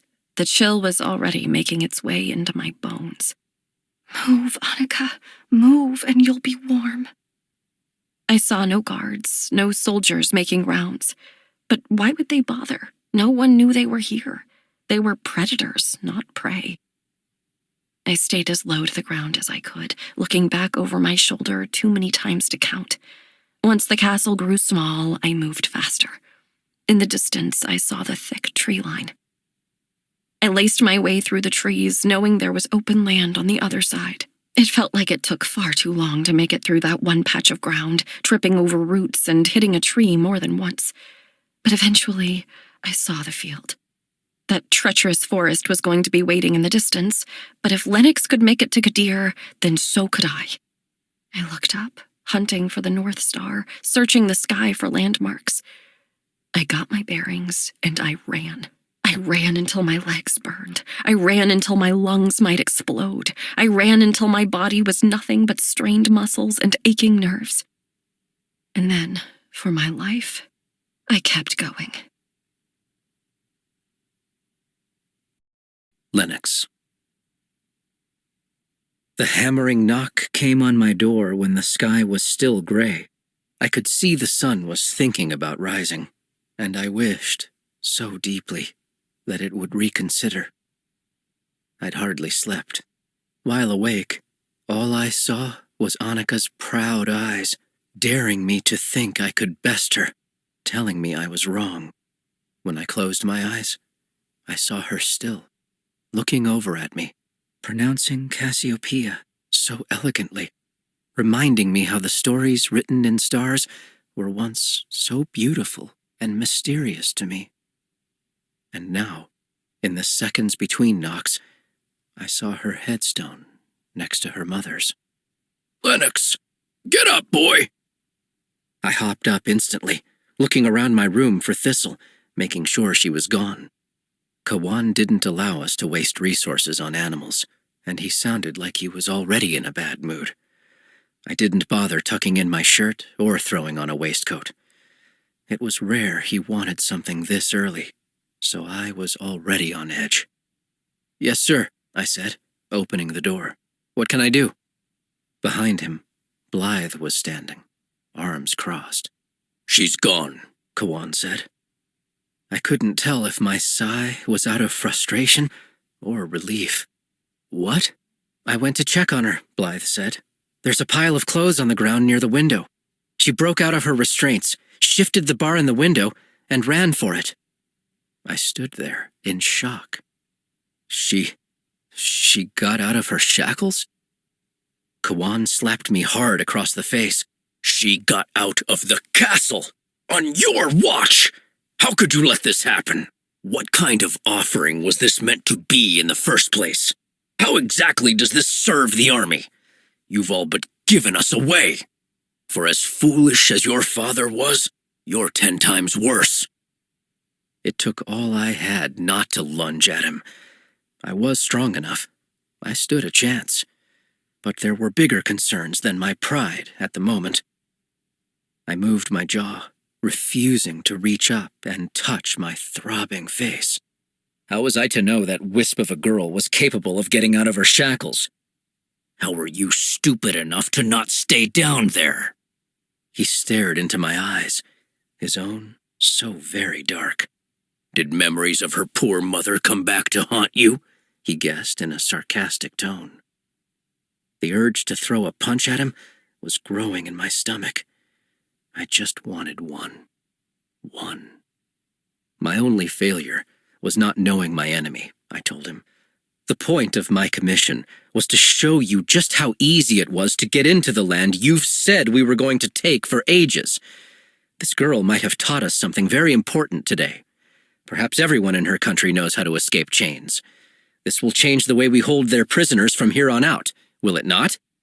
Kawan stood there, irritated that I'd found the bright side in all this, and I had to give myself some silent applause for pulling that idea out of the air. "Fix this," he commanded, pointing a cracked finger into my face. "Now!" He stormed down the hall, his footsteps thunderous. "Don't move," I told Blythe as I shut the door. I grabbed my waistcoat from the night before and flung it on, as well as my belt with its pouch. I shoved my feet into boots and grabbed my riding cape. I had a sense we would need to mobilize immediately. "When did you go down there?" I asked, as I opened the door and headed toward the mess hall. I wanted reinforcements. Blythe immediately followed. "It's been maybe 30 minutes. The shackles are in there?" I clarified. "Yes. One of the cuffs has grit on it. It looks like she used it to hammer at the stone by the base of the bar in the window." I shook my head. How clever. I wondered how many people here would have thought to do the same. She took off her outer layer of clothes to get through the window, and that's all in a messy pile down there as well. If she's in her underclothes, I don't know how she'd survive the cold, Blythe added. I nodded, thinking of the harsh winds that sometimes kicked off the sea, how she'd had no food or water since yesterday morning, and how she was blindly trying to find her way back home in the dark. Add the forest to the equation, and it seemed all but impossible for her to succeed. Good point. I supposed that solved a problem for me. It was likely she'd have to die. Now, if she died, it wouldn't be by my hand. After I inspected the cell, I went straight to tell Kawan. He wasn't pleased at being woken so early. Once I explained the situation, he went and got properly dressed, and we came to you. I thought the timeline over, trying to remember when I'd left the girl last night. At best, she'd had a 6-hour head start. Do we know if she got a horse? No. Wait, I said, stopping just before the mess hall. Why were you in the dungeons? A flicker of something passed across her eyes so quickly I could not name it. I was looking for you. I wanted to see how the interrogations were going. I sensed this was a lie, but I couldn't call her on it. There are animals out there, I thought aloud. The terrain is treacherous. She had no supplies, hardly any clothes, and no clue where she was. In all likelihood, she's dead. Probably. But we have to search for her, or Kawan will hold it over me. Absolutely. I huffed and went into the mess hall. Inigo! Griffin! I didn't wait to see if they followed. I knew they would. I marched out to the side of the castle with the overhang that we used for stables. From here on out, I would be keeping count of horses. I grabbed a water skin for myself and tossed one to Blythe. By the time I had, Griffin and Inigo were running up behind us, wordlessly going for horses. We mounted up, and I started heading west. If she had even the slightest bit of sense, she would have headed for the tree line. So I chased. Annika. The sun was up, and I was without cover. My riding boots were not made for running, and I could feel blisters opening on my feet. My fingers were still stinging from the cold of night, and it was almost impossible to close them into fists without the pain blinding me. I hadn't seen anything that looked like civilization since I'd left the broken-down castle, so I had no way of asking for help. Based on the sun, I was heading west, but that was all I had to go on. And as I came upon that awful forest, the sun was going to be of little help to me. It was getting harder to think clearly. I'd been riding on the rush of my escape for hours, but now all I could think of were the dead soldiers left to the elements, the fact that I hadn't come home like I'd promised. My father hadn't wanted to let me out of his sight, and even at his worst, he must be worried. And I'd been so close to my mother and had to leave her behind. These thoughts ran through my mind over and over, though they were eventually joined by the practical things: pain, hunger, exhaustion. As I entered the thick forest, I told myself it didn't matter. All I needed was to get as far away from Lennox as possible. It seemed I'd been brought there to die, and Lennox was the one charged with the task. Though he hadn't seemed to want the job. Not even when I made him angry. I shook my head. I would not sympathize with the man who took my mother from this earth. Moving my head like that made me dizzy, and I had to lean against a tree. A branch scratched my arm, and I gasped, surprised I could even feel it at this point. It was then that I heard the horses. I looked behind me and in the distance saw 4 riders. I could recognize Lennox instantly from his cape. I'd failed. I hadn't moved quickly enough. The tree I'd stopped against was hollowed on one side, and all I could do now was crawl into the open space and hide. It offered no cover if anyone came in front of me, but it was all I had. There were only 4 of them, and they didn't know where I was. I told myself there was a chance they'd go past me. I worked on slowing my breathing and pulled myself in tight, standing with my arms braced inside the hollowed-out trunk. Don't move, don't move, don't move. Spread out. I tensed up at the sound of his voice. He was startlingly close. The 3 of you, widen your search to the south. It's quite likely she's collapsed out here somewhere. Yes, sir, they replied, and I listened intently to the sound of 3 horses branching off. I waited to hear him moving too, but for a long time there was nothing. But then I heard the sound of a horse taking a step, and another, and I knew he was still nearby, sweeping the grounds. My heart was thundering in my ears. After a few tense minutes, I saw him. He was atop the same horse from yesterday, a dark, fearsome thing. His eyes were sunk into the familiar scowl, and I saw his cheek had a raised red mark on it, similar to the one I could still feel on mine. He sighed, raking his gloved hands through his black hair, and stopped. He seemed weary. Not weary with any kind of physical weakness, but as if he needed the kind of rest that sleep cannot give. He suddenly looked up like he heard something, even though I hadn't made a sound. With a hint of a question in his eyes, he tipped his head over his shoulder, and he saw me. So this was it. He slowly trotted over, his face empty of the victory I expected to see there. I didn't know what I thought might happen, but he simply stared at me for a moment. I was humiliated to realize I was in my shift and stays and little else, covered from head to toe in mud. This wasn't the dignified ending I'd hoped for. I waited for him to pounce, but he simply looked at me. Then he reached down to the pocket attached to his belt and threw something at me. Catch, he said quietly. I instinctively put out my hands just before it hit the ground. I inspected the little rectangle in my palm. It looked like seeds pressed in molasses and wrapped in paper. He pulled the skin of water off his saddle, took a massive swig, and dropped it on the ground. Oops. He then reached up and pulled the cord that held his cape in place. The weight of it made it drop to the forest floor. Do not move, he instructed. Once they finish their search, I will draw them back across the field behind you, keeping them south. When you can no longer hear the horses, and only then, go that way. He pointed in the direction I'd been heading originally. The cape is thick enough to keep the thorns at bay. Before you get home, dispose of both it and the water skin. The last time you saw me was when I left you in the dungeon. Is that clear?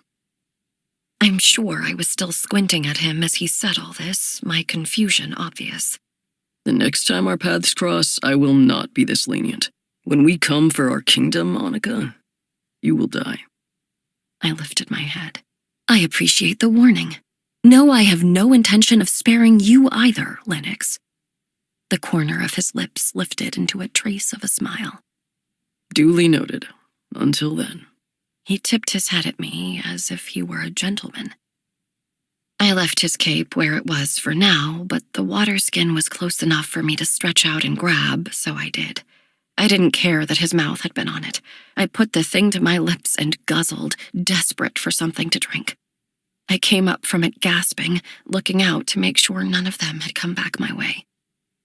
I looked down at the bar of food and decided to chance a bite, thrilled to find it was crunchy and sweet.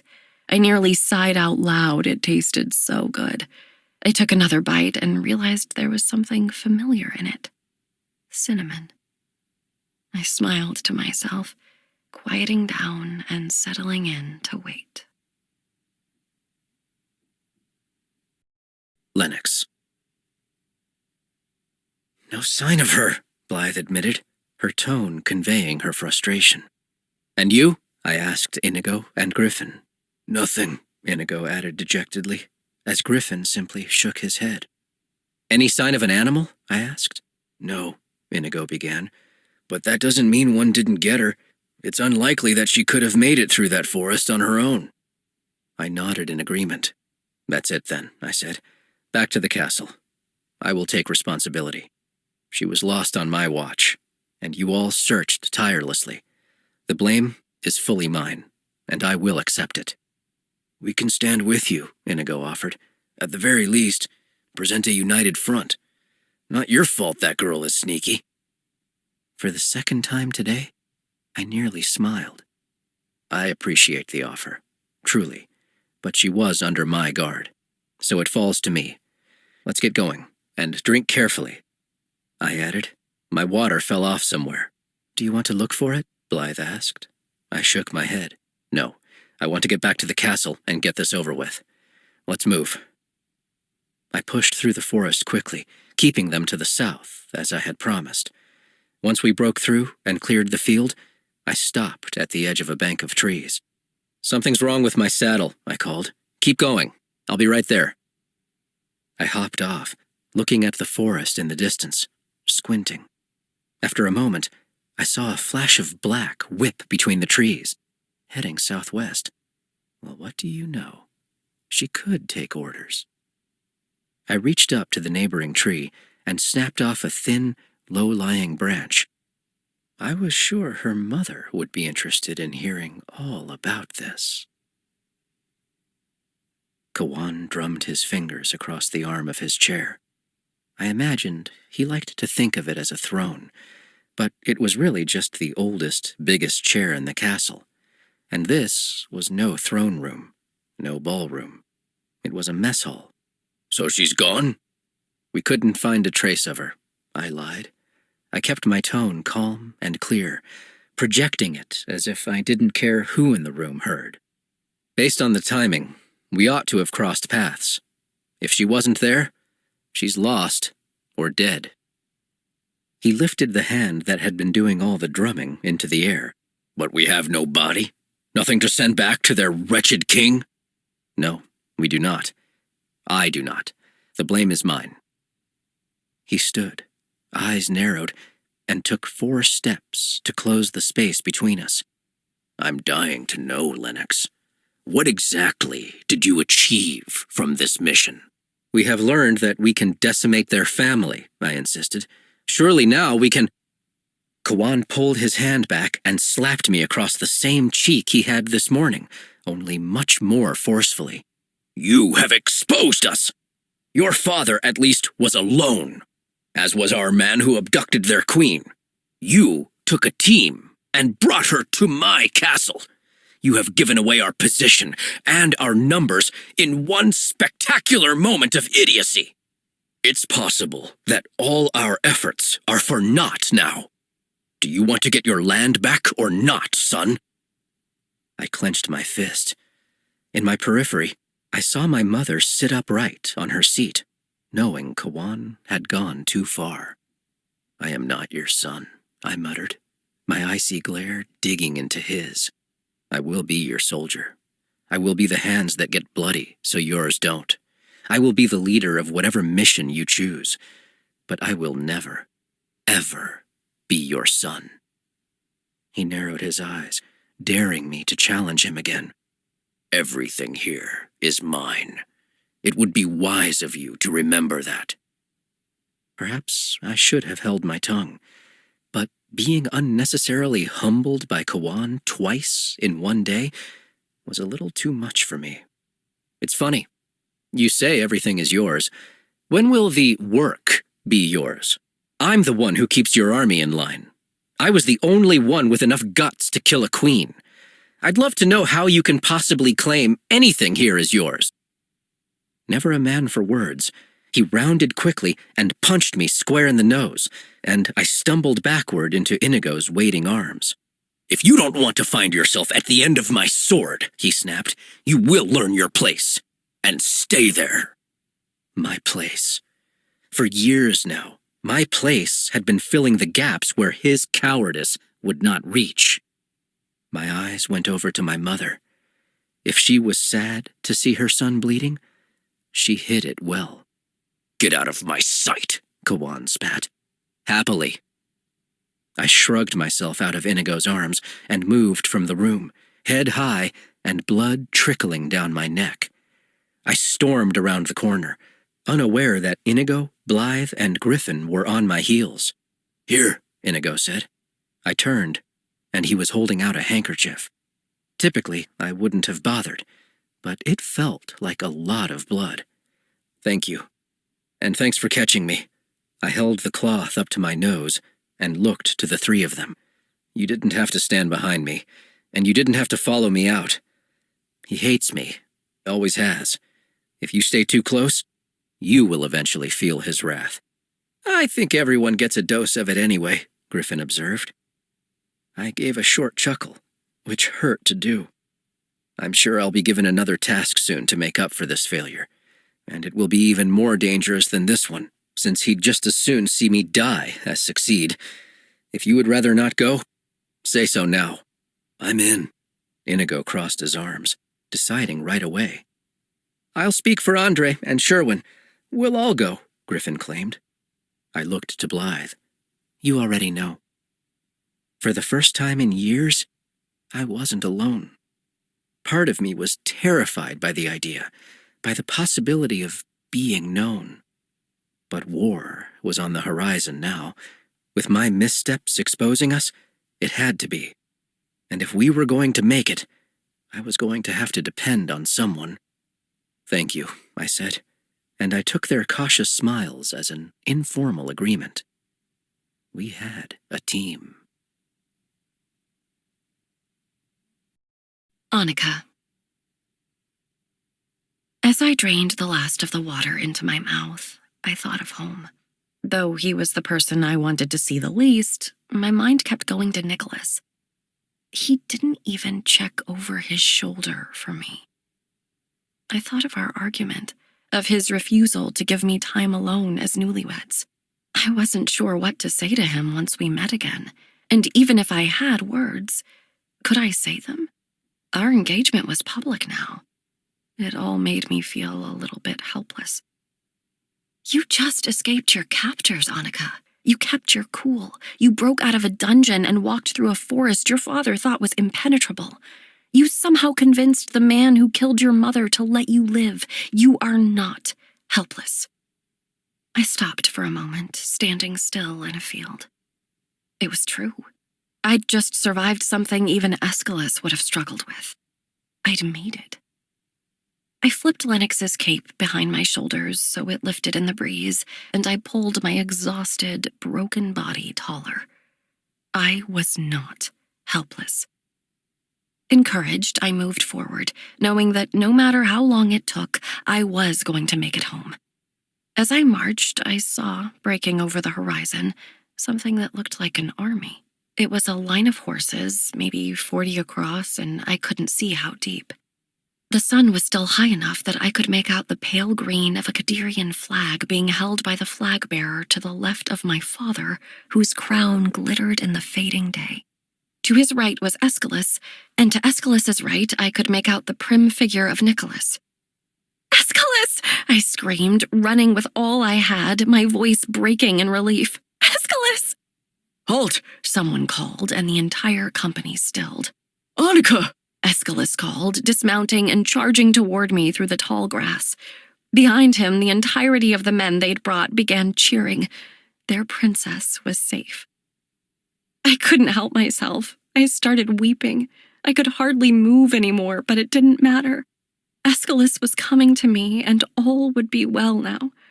He crashed into me with tears in his eyes, holding on tightly, and I didn't even mind the pain.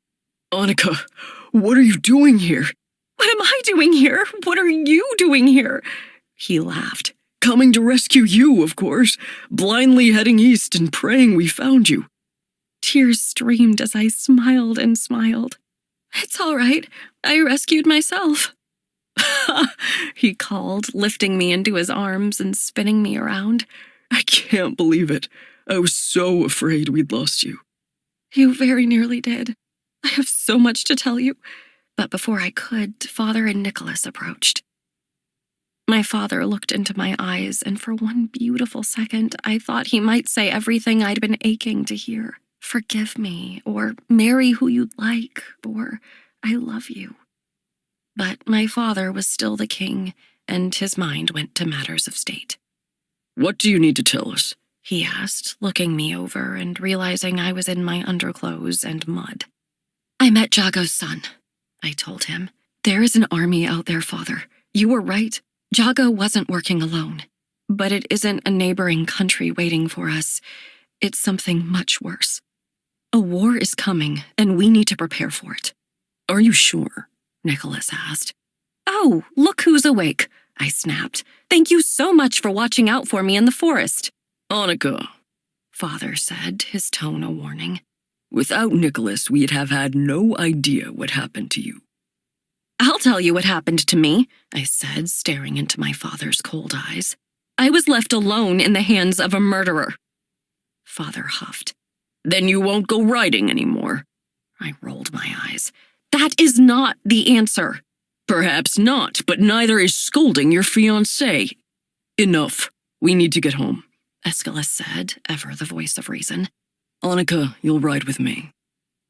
Father went ahead, calling to the men of our preemptive victory. They cheered and sang, lifting their swords up and down in time with their song. Should we send the men ahead? Nicholas asked. After all, she's hardly dressed. Aeschylus looked at my unfortunate fiancé and spoke on my behalf. Dear Nicholas, do shut up. Part 2. At the same moment that Lennox rolled over uneasily on his thin mattress, the wisps of fabric around Annika's four-poster bed billowed in the early morning breeze. The weather was turning. Lennox, used to harsh winds, wasn't too bothered, but Annika, whose window had been mistakenly left open, was starting to tremble. The chilly air soaked into her skin, finally waking her, and she sat up for a moment, scanning her room with careful eyes. She'd never cared for the cold, but now it had a new effect on her. Any chill dragged her back to the dungeon of Vosseno Castle. She was capable of more than anyone had guessed, though that didn't mean all her fears had been erased. They floated through her head as she lay back down, waiting for the sun to come and warm her. Lennox, however, was already watching the sun creep over the horizon, the fog of ocean spray keeping it from being too bright. As he had every day since Annika's escape, he pictured her cornered in the woods, crouched and ready to strike. He thought that, even with her uncanny likeness to her mother, he hadn't been able to predict her moves or guess what she was capable of. He went over to his desk and pulled out the lock of ash-brown hair. Talking with her, even arguing with her, left him feeling seen in ways no one else in his life had managed. He still wasn't sure what to make of it. Her people were responsible for the loss of his father and the fracturing of his family, and one day his army would march upon their lands. But she liked Cassiopeia. She held a sword, and her hair, he remembered, smelled of rose water. He didn't want to destroy her, but he would. Meanwhile, Annika sat up in bed again, sighing. Creeping over to the window, she closed the panes quietly, securing them with the lock. She still shivered, and though there were plenty of blankets, she crept down to the chest at the foot of her bed. On top of childhood dresses and her mother's sketches was a jet-black cape with 2 long ties. She pulled it out and wrapped it around herself, using it to shield her body from the cold. Though Lennox had been her captor, he had also been unexpectedly generous. He could have killed her, but he hadn't. He said he would come for his kingdom, but what did that even mean? This palace was hers, had always been. She drew the cape closer. If she inhaled, she could smell something like the ocean on it. He'd saved her, He'd clothed her. In a strange way, he'd shown more concern for her than her own fiancé had. But he'd taken her mother. And if he marched on Kadir, she would fight him. For everything she ever loved, she'd have to end him. Annika and Lennox both held the things they'd taken from the other, knowing the next time they met, one of them would die. Annika. After escaping from Lennox, I'd stayed in my room for an entire week. I had a large cut and a few scrapes that needed to heal, and so many things to think through away from prying eyes. I'd been making peace with my mother's death. There was a sense of closure in knowing for certain, and while I suspected we'd never recover her body, I was going to push for a proper funeral as soon as we were able. The bigger issue at hand was that there was an army out there, poised to invade. The number of guards around the palace was increased, and not just here, but at the border as well. Should they come, we were as prepared as we could be. But for me personally, the most important thing was that I'd made a decision. This time, I would not relent. I had a clear understanding of just what I meant to my people. When I returned from what seemed like certain death, I'd been gifted 6 horses, exotic foods, and so many flowers I'd never need to leave my room to walk in a garden again. And the letters, I read them all, each one full of praise, some of them tear-stained from their joy and concern over my life.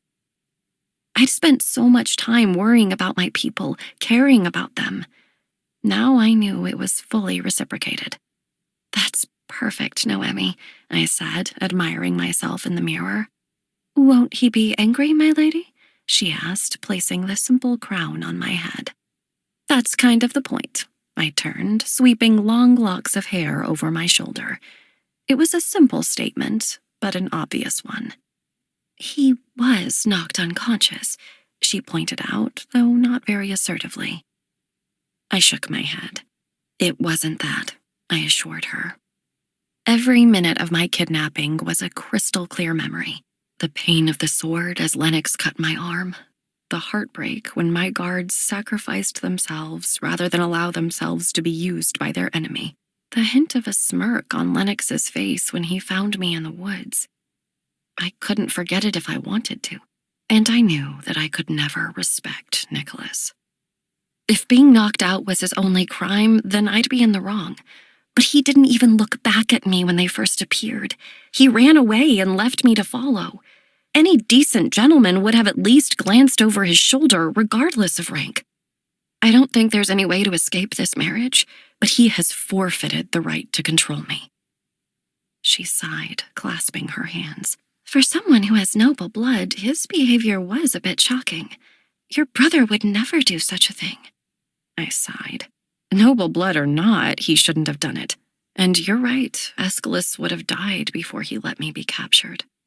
I turned to stare out the window.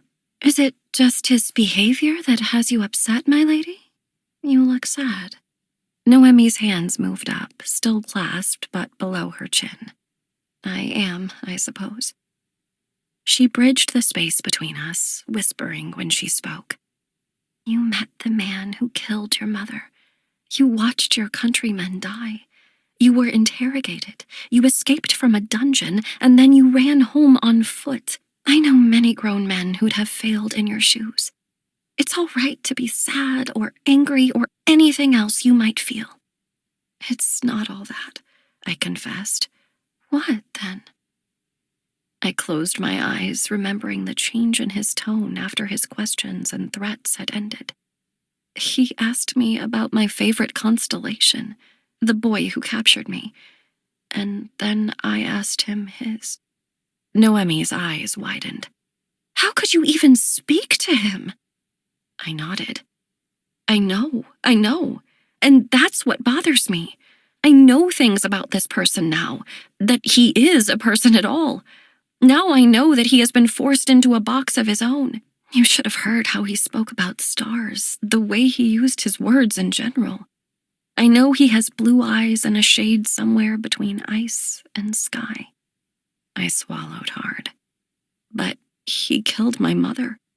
He wants my home and my father's crown and everything I've spent my life serving. Her eyes were sympathetic. He cannot be allowed that. I shook my head, staring blankly ahead. He won't. I'm willing to marry Nicholas for the sake of my country, for the sake of my brother's future. And now, I'll fight off Lennox for the same reasons. She shivered. As many times as you've said it, it's hard to believe he's real and has a name. Oh, he very much does, I said, shrugging into my dress for the day. I couldn't tell her, or anyone, that his name had been echoing in my head since I'd heard it, sometimes in fear, sometimes in anger, and, most horrifyingly, sometimes in gratitude. I swept into the dining room with my head high. I didn't often wear my crown, but today it felt fitting. The men in my life were already seated at the head table. Father, of course, sat center in his high-backed chair, surveying his food as if it had somehow offended him. To his left, my beloved brother, Aeschylus. His eyes were shining, his smile welcoming, and his demeanor everything I should have been able to expect from my father. To my father's right was an empty seat for me, and beside that was dear old Nicholas. All angles and lines, he looked sullen as he chomped on his food. It was mid-bite that he looked up and noticed me striding across the room with my hair flowing behind me, my eyes locked on his, daring him to object. "Good morning, brother," I said as I rounded the table, and then I even bent down to kiss my father's cheek. He was as surprised by the action as I was, looking at me with a perplexed scowl. I spooned food onto my plate and settled into my place. It took several moments before my fiancé was brave enough to speak. "It's very nice to see you up and about again," he ventured tentatively. I smiled but didn't speak. I'd barred everyone but Aeschylus and the doctor from my room. If Father came by, no one said so, but Nicholas came thrice and was firmly turned away by Noemi. "My pet, I do not wish to start an argument our first morning back together, but I do expect you to put your hair up after breakfast," he whispered, trying to make it sound like a gentle request. Unfortunately for him, not even that would work on me now. I turned slowly, staring at him with chilly eyes, and he was smart enough to lean away. "First of all, if you ever call me my pet again, I will shove a fork down your throat. Second, I never agreed to put my hair up. You demanded it, and I felt I had to follow, but now more than ever, I want to look like my mother. You will not take that from me. And third, how fascinating that you still think you can tell me to do anything." He balked, looking at me as if I'd just branded him with a hot poker, which I was considering if he said anything else foolish. Father shook his head. "Such childish behavior," he complained. "Your mother—" "Mother would have agreed with me," I shot back quickly and with finality. "And if you had spoken to me in such a manner on the topic in her presence, she would have been ashamed of you." This wounded him. I could see that. And she never would have put me in a position where I was dependent upon such a person in the first place. He looked at me, measuring my resolve. "Don't force my hand, Annika," he warned. "It won't be pretty." As if the last time was. I lowered my voice, leaning in. I saw his jaw tense. "I am not attempting to back out of my engagement. Our people will need stability now more than ever. But you, sir," I said, turning to Nicholas, "should not anticipate being allowed in my presence more than once or twice preceding our wedding, which will happen when I am ready to schedule it. And after we are married, expect to keep your distance. You may take my freedom, but you will not be permitted to touch my joy." I stood, not finished with my breakfast, but not willing to linger, and marched from the room. I felt the way my hand clasped the edge of my dress to sweep it behind me, and I remembered my mother doing the exact same thing, and I thought, I am hers. Lennox. After my monstrous mistake of letting Annika escape, new tasks were added to our daily routines. Though everyone had hoped she'd died out there, Kawan wasn't in the mood to take chances. To that end, patrols of the castle and the far perimeter of what we would call our grounds were mandatory at all times. "Thank you for letting me come with you," Blythe said. "Again, it's really no problem. Patrols should always be done in pairs." "I know. I just appreciate it." We were patrolling now, staying to the edge of the woods, surveying out as far as we could see. It was harder at night, more dangerous.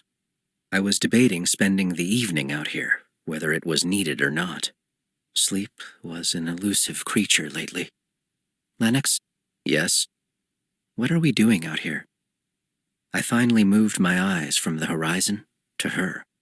"Patrolling?" "No," she said. "I mean, we train, and we wait. But do you ever wonder if that land is even worth fighting for?" I narrowed my eyes, hearing Annika's assertion that I'd been misled echoing in my head. My father had told me some of our history, and Kawan had filled in the gaps when he marched up to our house, saying our surname like a prayer. So much of what he and my father had discussed across our table lined up. The word Darain, the stories of the wars, the names of the other now extinct clans. We didn't have to live on the outskirts of other people's land, he told us. We could go get our own one day. "I just want to get our kingdom back," I said.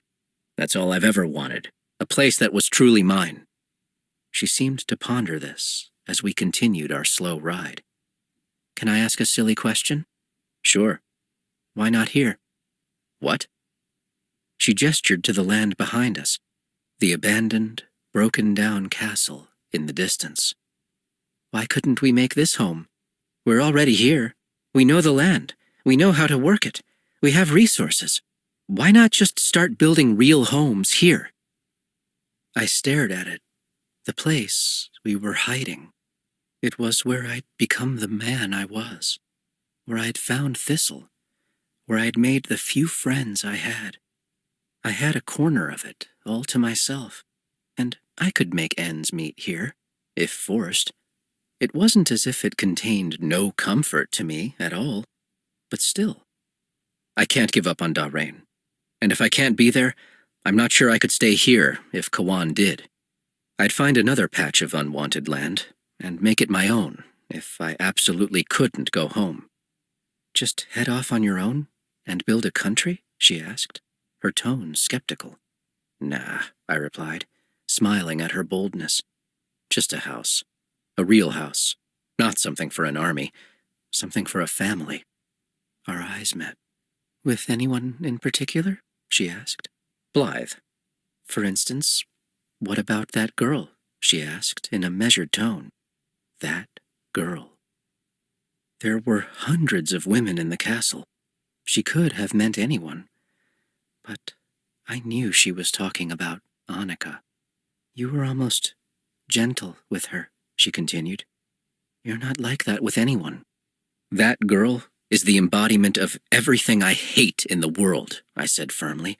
"So if you're going to spend your time being jealous, I'd choose a better subject." Blythe seemed mollified by that, and she turned her attention to the horizon again. Less than a minute had passed when she held an arm up. "Over there," she whispered. I followed her gaze and saw 3 figures walking across the western field. Men, wide shoulders and narrow waists. Not running, so they were neither in danger nor desperate. Sacks across their backs, so they weren't in need. Clad in the same pale green as the guards who'd been riding with Annika. "Kadirian soldiers?" Blythe asked quietly. I nodded. If they're on a mission to find us, that means there will certainly be more soon. If we lie low, they might turn back. It's possible they don't know what they're looking for. "But if they do," she whispered, reading my thoughts. I unsheathed my sword as Blythe loaded her bow. I dug my heels into my horse, and we were off. They were aware of us almost instantly, looking up with horror-struck faces. I wondered whether they would draw swords of their own, or turn and run, but neither happened. As we approached, all three dropped to their knees, and the one on the left pulled a white scrap of fabric out of his pocket, holding it high in the air. "Mercy!" he called. I held out a hand, though Blythe was already pulling to a halt. "We come in peace," he assured us. "Our princess returned and told us all—" "She lived?" Blythe interrupted incredulously. The man nodded. "She explained everything. Jago, Queen Evelina, the history of our peoples. King Theron wants to make peace." "That's right," the middle one said. He was skittish, eyes darting between us, his hands near his chin, like a rat. "Peace?" Blythe asked. "How?" The one who spoke first cleared his throat. "He proposes a meeting on neutral land. There's an island off the coast of Kadir," he began, fumbling as he tried to open a map. "Come and talk with him. He means to open trading, give gifts." He held up a parcel of papers. I looked upon the meeting with a measure of skepticism. Could there truly be any peace between us? After everything that had happened? It was recognition, at least. Respect. Still, I wasn't keen on trusting any of them. "You're lying," I insisted. "You're lying and intruding. I will send you back to your king in a box." "No, no, no!" he cried out. "It's true. Look, we have our knives for hunting. Otherwise, we're unarmed. We only came to deliver our message and point you to the island," he assured me. "Take us in so that we can explain everything in full." Nothing about this felt right. It was too easy. But I wasn't in charge. "Drop your weapons," I commanded. They each pulled out a short hunting knife and threw it to the ground. "Take off your supplies as well." I dismounted, coming up to the man with the flag. "Arms out, all of you. We'll tell your tale to our leader. He will decide your fate." Annika. I strode into the Royal Library, feeling new. Rhett wasn't at the front desk, so I wove through the shelves, listening for a sign of him. It took a moment, but toward the far back of the room, I heard the shh of books being slid into place. I peeked around a corner, and there he was. Rhett stood, squinting at the names on the spines of the books, double-checking that everything was placed correctly. His passion for his work was so admirable. It struck me then that he'd never done anything without an urgency or a drive, without that passion. He looked up, catching me watching him. In an uncharacteristic move, he shoved the books on an empty portion of a shelf, running to me, his eyes painted with worry. He threw his arms around me and spoke in a rush. "Oh, Annika." In saying my name alone, I could hear the ache, the longing. He pulled back, looking me in the eyes, his hand cupping my cheek. "I can't believe you escaped. How are you feeling?" That was the question, wasn't it? I still couldn't quite explain it all. I felt both thrilled and exhausted, proud and defeated, thankful and disappointed. "It's hard to say," I admitted. "I'm assuming you heard about my mother." He nodded. "And you looked the murderer in the eye?" "I did," "I think I would have tried to murder him myself if it had been me," he grumbled. I laughed humorlessly. Well, I suggested his giving me a sword again and letting me have a chance, but he refused. I wasn't in a position to negotiate for better. "And still you escaped," Rhett said, his voice moving from anger to awe. "Yes, and now that I'm feeling better, I have some research to do." He perked up at that. "You came to the right place. What can I do for you?" "I want the trial notes for when Jago was in court," I told him. "I want to read through the evidence and sentencing. After meeting his son, I feel like I need to know more about what happened." Rhett nodded, considering this. "Very well, then. This way. Court documents are in the history section." We started walking, and I noticed him fidgeting with his fingers. "Did you happen to get my letters?" I did. I ducked my head, thinking of his notes. Vague as they were, I could read the longing in them. "I didn't dare put anything in writing," he whispered, even though we were alone. But after hearing Nicholas made it back without you, I wanted another opportunity to offer my hand. Red, He smiled back at me. I know you're going to reject me, but save it for a few minutes so I can pretend we stood a chance for just a moment longer. His eyes were so sad, the color of hopes being dashed. I took his hand. Then let me say this instead. Thank you. You saved my life, Red. His forehead knit into ridges as he stared at me, confused. When they took me from the woods, they bound my hands with rope. But when I was left in the dungeon, they put me in proper shackles. I couldn't have gotten out of those if you hadn't taught me. You got me out of that dungeon as if you'd been right there beside me. His eyes were so soft, so hopeful. Really? Absolutely. After a moment of hesitation, he closed the distance between us, moving as if to kiss me. Red, I whispered, and he stopped, swallowing, his face mere inches from mine as he spoke. Sorry, I was moved by your words. Red, you're my closest friend, and I treasure you, but I'm marrying someone else. So if you cannot keep from kissing me, I'll be forced to maintain my distance in the future. He looked at me, his eyes disappointed. After everything that happened? Didn't he abandon you? I nodded. I don't love him. I don't even respect him. If I were free, I would never, ever allow myself to be linked to a man like that. Marrying Nicholas, for me, will simply be signing a contract. I shrugged. But there's nothing I can do about it. An army might be coming any minute now, and even if they don't come for years, when they arrive, I want them to come upon a united front. This is the best thing I can do for my people. He stared at me in hushed awe. I wish I was half as good as you. I can't think of much I'd be willing to sacrifice my whole life for. I smiled. Then do me the kindness of keeping this library well. I might not be able to keep up sword fighting, so it may be my only refuge in the future. Red huffed, looking up to reach the book I needed. If protecting this library is the only way I can love you, then I'll guard it with my life.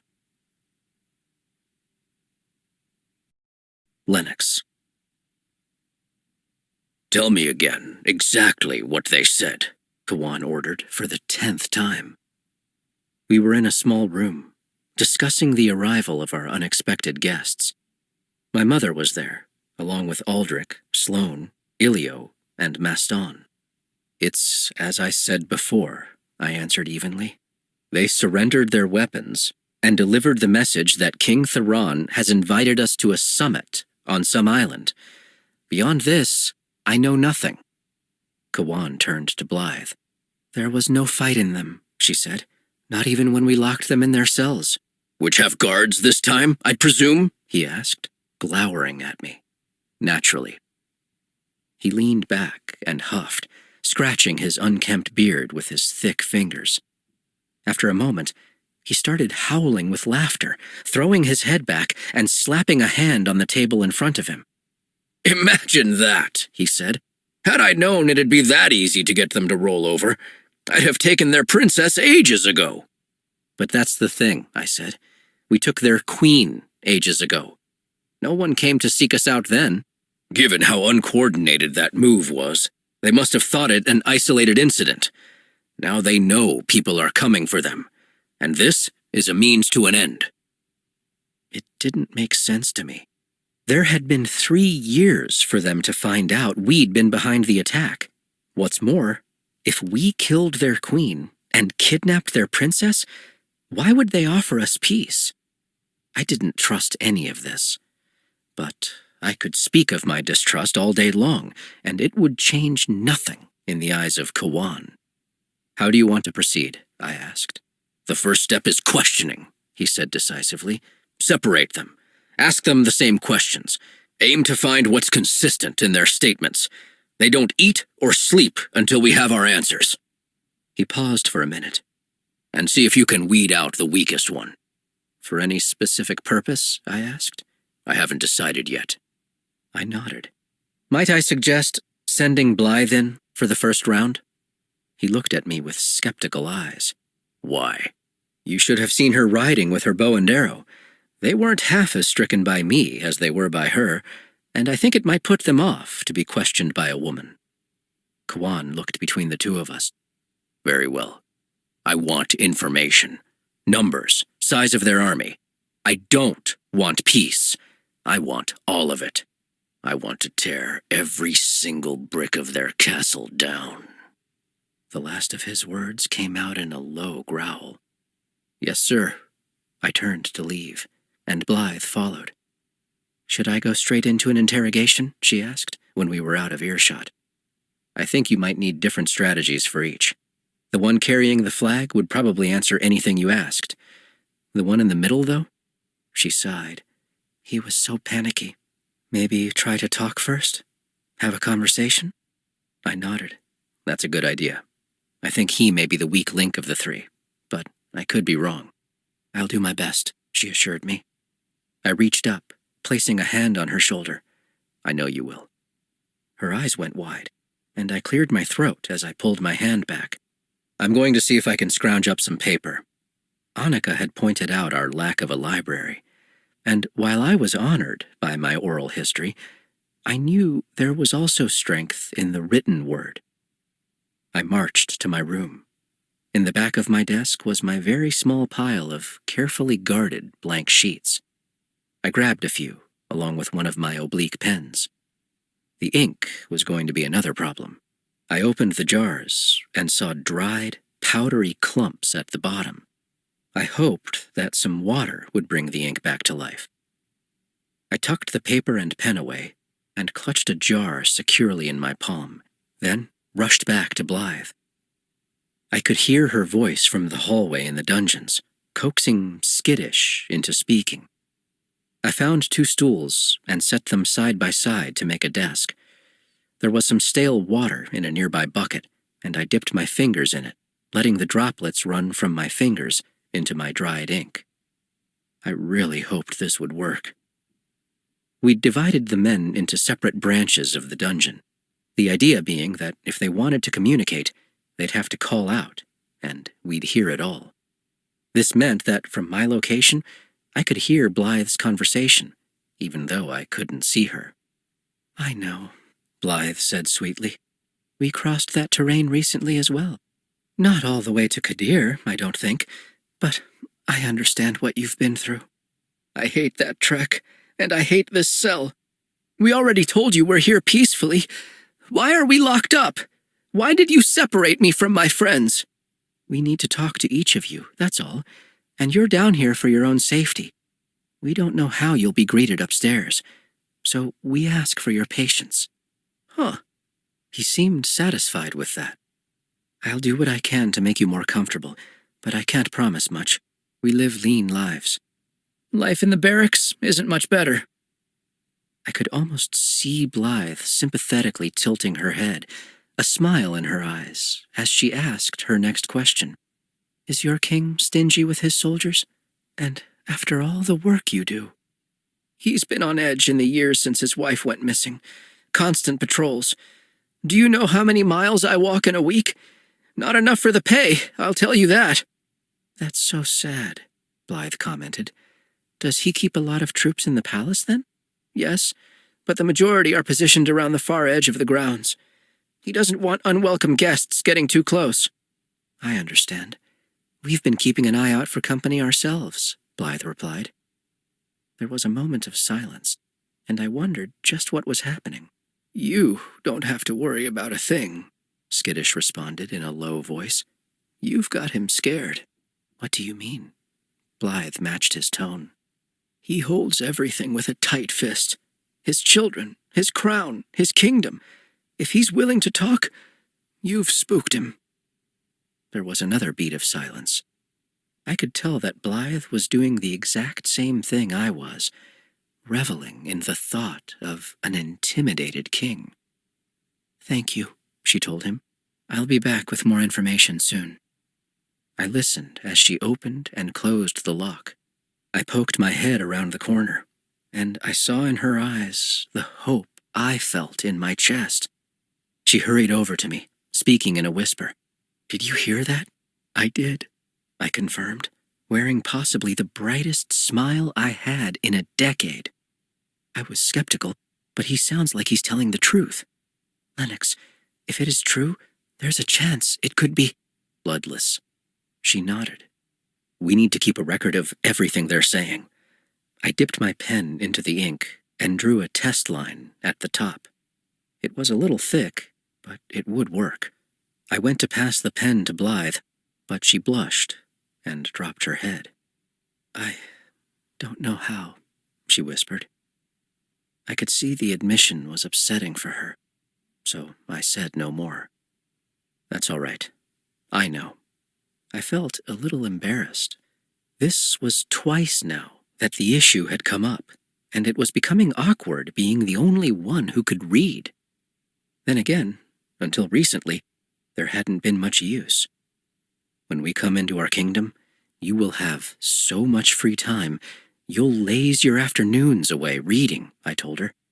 I'll teach you when we get to Darrain. Really? She asked with a smile. Of course. Now, let's get this down before we forget. Annika. A letter from Nicholas was waiting in the morning. It looks like the Duke slipped it under the door in the night, Noemi said. I narrowed my eyes. That seems awfully romantic for him. She chuckled. A desperate man gets sentimental rather quickly. He might care more than you guessed. He wants to see me, I announced after skimming over the note. I'd imagine so. Will you give him an audience? Noemi pulled out 3 dresses, laying them across the back of my couch for me to make my choice. Was it cruel that I wanted to wear something that would break his heart? I already told him he wouldn't see me alone until the wedding. We'll be together at breakfast, and that will be quite enough for one day. I slipped the note into its envelope and hopped up from bed. I think the pink flowers today. Excellent choice. That's one of my favorites on...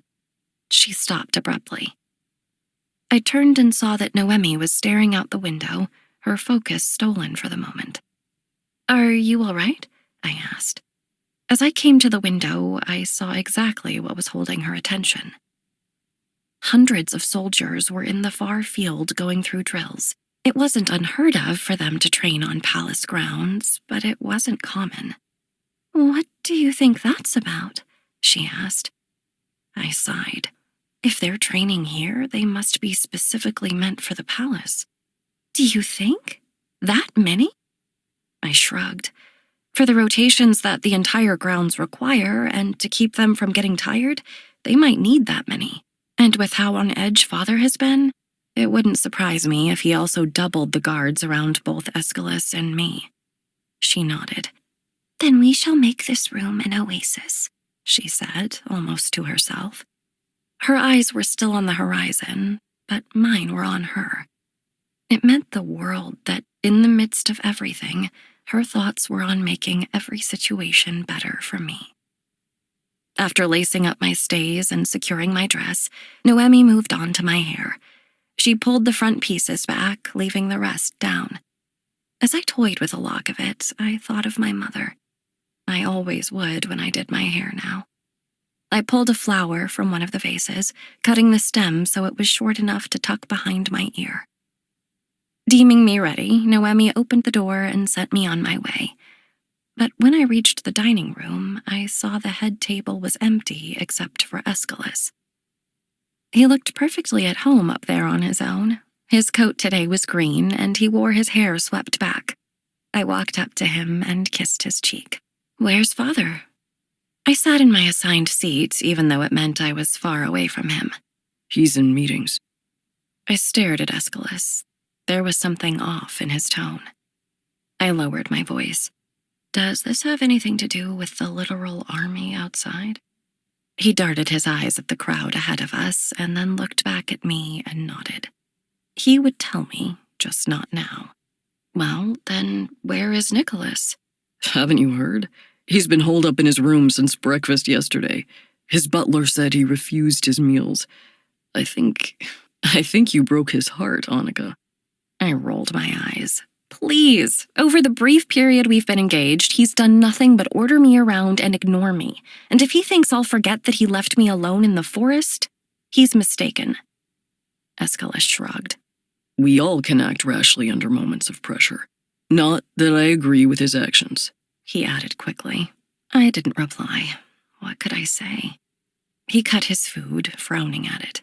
Annika, you have probably realized that I can't stand Nicholas. His very presence is exhausting. But if I had something important to say, I'd want to be heard out. Did you know he sent me a letter asking for just that? He chuckled to himself. No, but I'm not surprised. Go to him, let him say his piece. If he still does not redeem himself, then fine. Have a distant, loveless marriage. He sighed. But I know you. You'll regret losing so much time if it turns out there was love there all along. Nicholas was situated in one of the castle's best rooms, just a few hallways away from Aeschylus. Drawing in a deep breath, I knocked on the door. A butler answered, his eyes widening when he saw me. Your Royal Highness, he greeted me, dropping into a bow. Is it her? Nicholas called from deep within the room. I heard his footsteps as he dashed across the floor, wrenching the door wide open. Annika! He made my name sound like a rope tossed to a drowning man. His hair was a mess, his waistcoat was undone, and his cravat was hanging from his neck untied. I'd never seen him with so much as a string out of place. Nicholas was sharp edges, but here he was, bent and unmade. I could admit I preferred him this way. I mean, Your Royal Highness, he finally added, bending into a bow. I hope this means you received my letter, that you are willing to speak to me. I owe you the greatest of apologies. Please come in and talk with me. Are you quite well, sir? I asked, continuing to take him in. No, he exclaimed, gripping his hair in his hands. I've never been so unsettled in all my life. He made no move to walk me into his room, which was another sign of distress.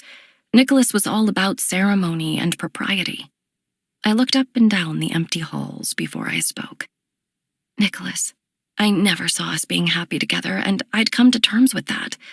But after your behavior, I shook my head. I have no hopes of us even being friendly toward one another. Plenty of marriages among people of our rank turn out this way. I pushed the urge to cry down hard. It was shattering to admit this aloud. But I will not rescind my proposal, and I will make no demands of you. All I ask is to be left alone. In fact, I don't ask it, I command it. Good day. I turned to leave, but he reached out, grabbing my wrist. Annika. He breathed my name in such desperation, it gave me pause. Taking advantage of my stunned state, he brought his other hand around, holding onto my hand and dropping to a knee. I'm so sorry. If I knew how to express myself better, I would. He kept his eyes downcast, looking nervous. Nicholas was never nervous. I'm thankful that you're still willing to marry me, but is there no hope for love in our marriage? I looked away for a moment. Nicholas, if you have ever loved me, you have hidden it extraordinarily well. When I turned my eyes back to him, he nodded.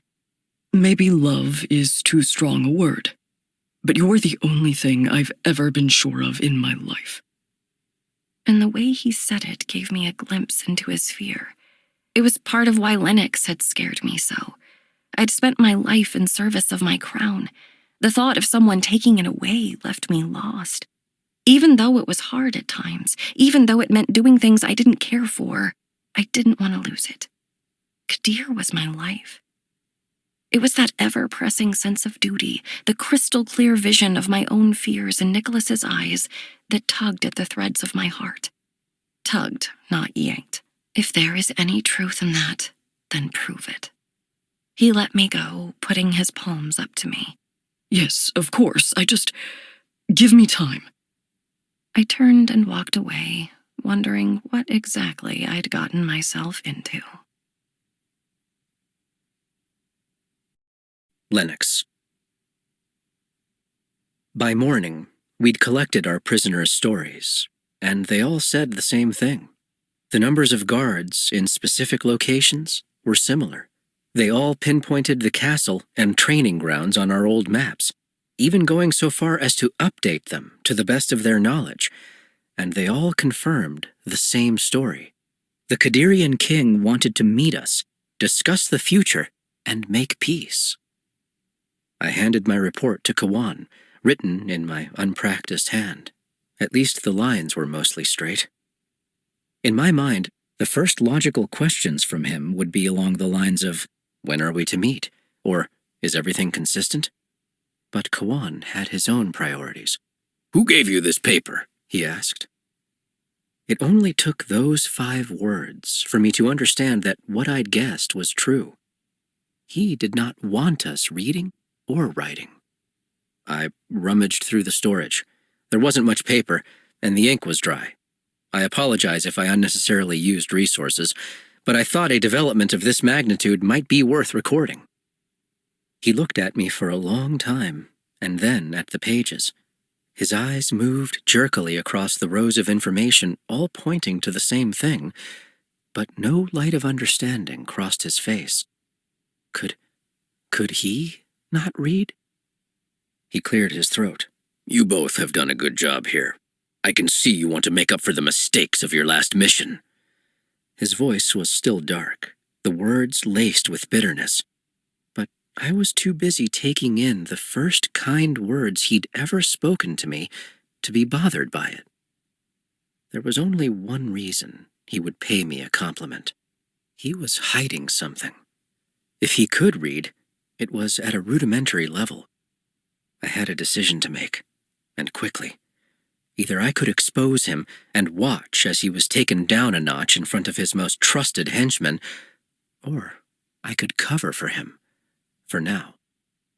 "Thank you," I started.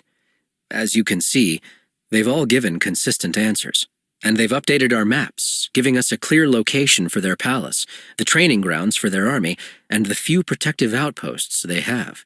The location for our meeting will be here," I said, pointing to a block of land labeled the island. It would take some work to get there, but Kawan was too stubborn to ask them to find someplace new.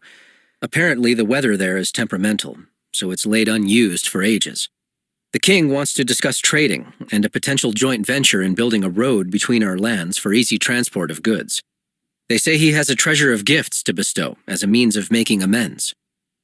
What the envoys didn't speak of was the kingdom itself. Everything else was meaningless in my eyes. "When is this exchange to take place?" he asked. I shuffled my feet, trying to steady myself. "In a few days. The king will meet us there and do his best to appease." "Appease," he scoffed, smiling to himself. "We will decimate them. We will end them, as surely as they thought they ended us." I could see the greed washing over him. "We'll kill him," he went on. "We'll kill their king on that island and toss his body in the sea. Once we're rid of him, marching into Darrain will be easy." He scratched at his beard. "We'll take everyone, the entire army. In fact," he exclaimed, a smile growing across his face, "we won't let him get to the island. We'll attack at sea, show him what we're capable of. Then they'll regret taking my crown." This plan didn't sit well with me. We had a few boats for fishing, but no vessels that could carry the entirety of our army. Where would we obtain such a number of boats? How would a group of people trained for land battle fare on the open sea? Or most obviously, why not avoid violence altogether? It seemed we were intimidating the king into submission. It might be possible to simply walk in once we were that close. "Sir, are you certain that's the best course of action?" Kawan's eyes slowly came up from the paper. He might not be able to read the words in front of him, but I could read that gaze. It was a demand for silence, for obedience. "First, you two will question the men again. I want the size of their false king's party confirmed, and I want the exact time they expect to meet. Do not fail me, he warned. In the meantime, we will plan our celebration. Celebration? I asked. His mind, as always, was going in vastly different directions than it ought. Naturally. If our people are taking their home back, we shall feast. I nodded and turned, knowing Blythe would be 2 steps behind me. She closed the door as I stood in the hallway, stunned. That was not what I was expecting, she admitted quietly. Nor I. Why would he force us into battle? I couldn't think of any reason for his decision that made rational sense. He was endangering us all. A celebration? Inigo asked. For what? To celebrate going into battle? We were outside, sitting on rocks and staring at the sea. It was windy enough that no one else wanted to be here, and loud enough that our complaints would be lost to the air. I needed a breath, a moment away from anger clouding my mind. So far, I wasn't having much luck. I nodded. You know what absolutely kills me, though? What? The day after we're supposed to meet? When we'll either be settling in or traveling back home? Inigo sighed. It's Matralit. Exactly. And he hasn't said a thing about that. No feast, no celebration. If our people are what we're fighting for, he should at least remember our traditions. Inigo stared at the distant sky. I'm thankful for you. You keep track of things. I knew some of our history, but half of what I know came from others in the castle after we got here. I don't know why we don't have it written anywhere. It would have been helpful more than once. I shook my head, asking the question that I wished I'd asked before my father died. If Kawan found us, if he knew to be looking for certain families, where did he learn that from? My family knew about Matralit, but there were other things he taught us. Other families corroborated his stories, and between all of us, we've built the most complete history we can. But he knew so much when he walked up to our steps. How? Don't worry, Inigo said, pushing the question away. Just because Kawan isn't marking the occasion doesn't mean the girls aren't. I rolled my eyes. Are you making a bracelet for anyone? He laughed. Nah, don't think anyone wants one from me, and I'm not expecting any. You, on the other hand, need to be on the lookout. Don't start. You know it's coming. Might as well embrace it. He looked far too happy to find something to tease me about. I don't embrace things. Nothing. Inigo chuckled. But now that he mentioned it, I looked over my shoulder, scanning the distant fields. Sure enough, there were people gathering straw. I swallowed hard. Matralit was all about binding, entwining. It was about permanence. Somewhere in our past, people started weaving bracelets and giving them to the person they liked. The men did it sometimes, but it was really the ladies who enjoyed it the most. You'd see people wearing a collection of them, proud they could steal so many hearts. Sometimes they were given very seriously, like a precursor to marriage vows. Sometimes they were left anonymously, and the recipient had to riddle out who made it. The bracelets had become the symbol of the holiday itself. I'd never received one. If I did this year, there was only one person it could have come from. Listen, Inigo began. All jokes aside, don't let Kawan get under your skin. A time will come when we need to act with precision, with planning. You can't do that if you're distracted by anger. I looked away, clearing my throat. I know. So, it might be worth considering embracing something, if only to have anything else in your heart. I stared at him. I'll consider it, if you promise never to speak to me like that again. He laughed. Deal. I slapped him playfully on the shoulder and started my way back to my room. There were many other things crowding my head, but my thoughts turned to his advice. I didn't want to disappoint him, but I didn't think I was capable of heeding it. Annika. I was tugging the final stitch on my project tight when Aeschylus's special knock sounded on the door. Noemi lit up, rushing over to answer him. He strode in, head high, a bunch of wildflowers in his hand. "That's very thoughtful," I said, gesturing to the bouquets around my room that still continued to pour in. "But as you can see, I've nowhere to put them." "I figured as much, which is why these are for your maid," he said, handing them over to Noemi. "She deserves something nice of her own. People forget she has the unfortunate task of tending to you." "I beg your pardon," I called in mock outrage, while Noemi laughed. "Her Royal Highness is very good to me, sir. If anyone should ever ask, you can tell them I said so myself." She buried her face in the flowers, and I felt a little guilty. "I try, but Aeschylus has a point. When was the last time I thought to bring you something just because? And when you do so much for me?" "Told you," Aeschylus said, sitting down. "I have no complaints, my lady. I'll just set these in my chamber." She trotted off, new life in her steps. "You're so thoughtful, Aeschylus. To me, to Noemi. I can't think of a person who has wanted your attention and not received it." "I do my best," he replied with a smile. "And so do you." "Sometimes I wish there was more I could do. The kingdom is bigger than the castle, you know." I scowled at my stitches. "After what happened, I don't see Father letting me go anywhere for a while, if ever. Lennox would love to know that he'd ruined my life in more ways than one." "Don't fall into a pit of despair just yet," he teased. "The people have been clamoring to see you. Maybe reminding Father of that could convince him to change his mind." Noemi was walking back in, peeking over my shoulder. "That trim came out very nicely, my lady.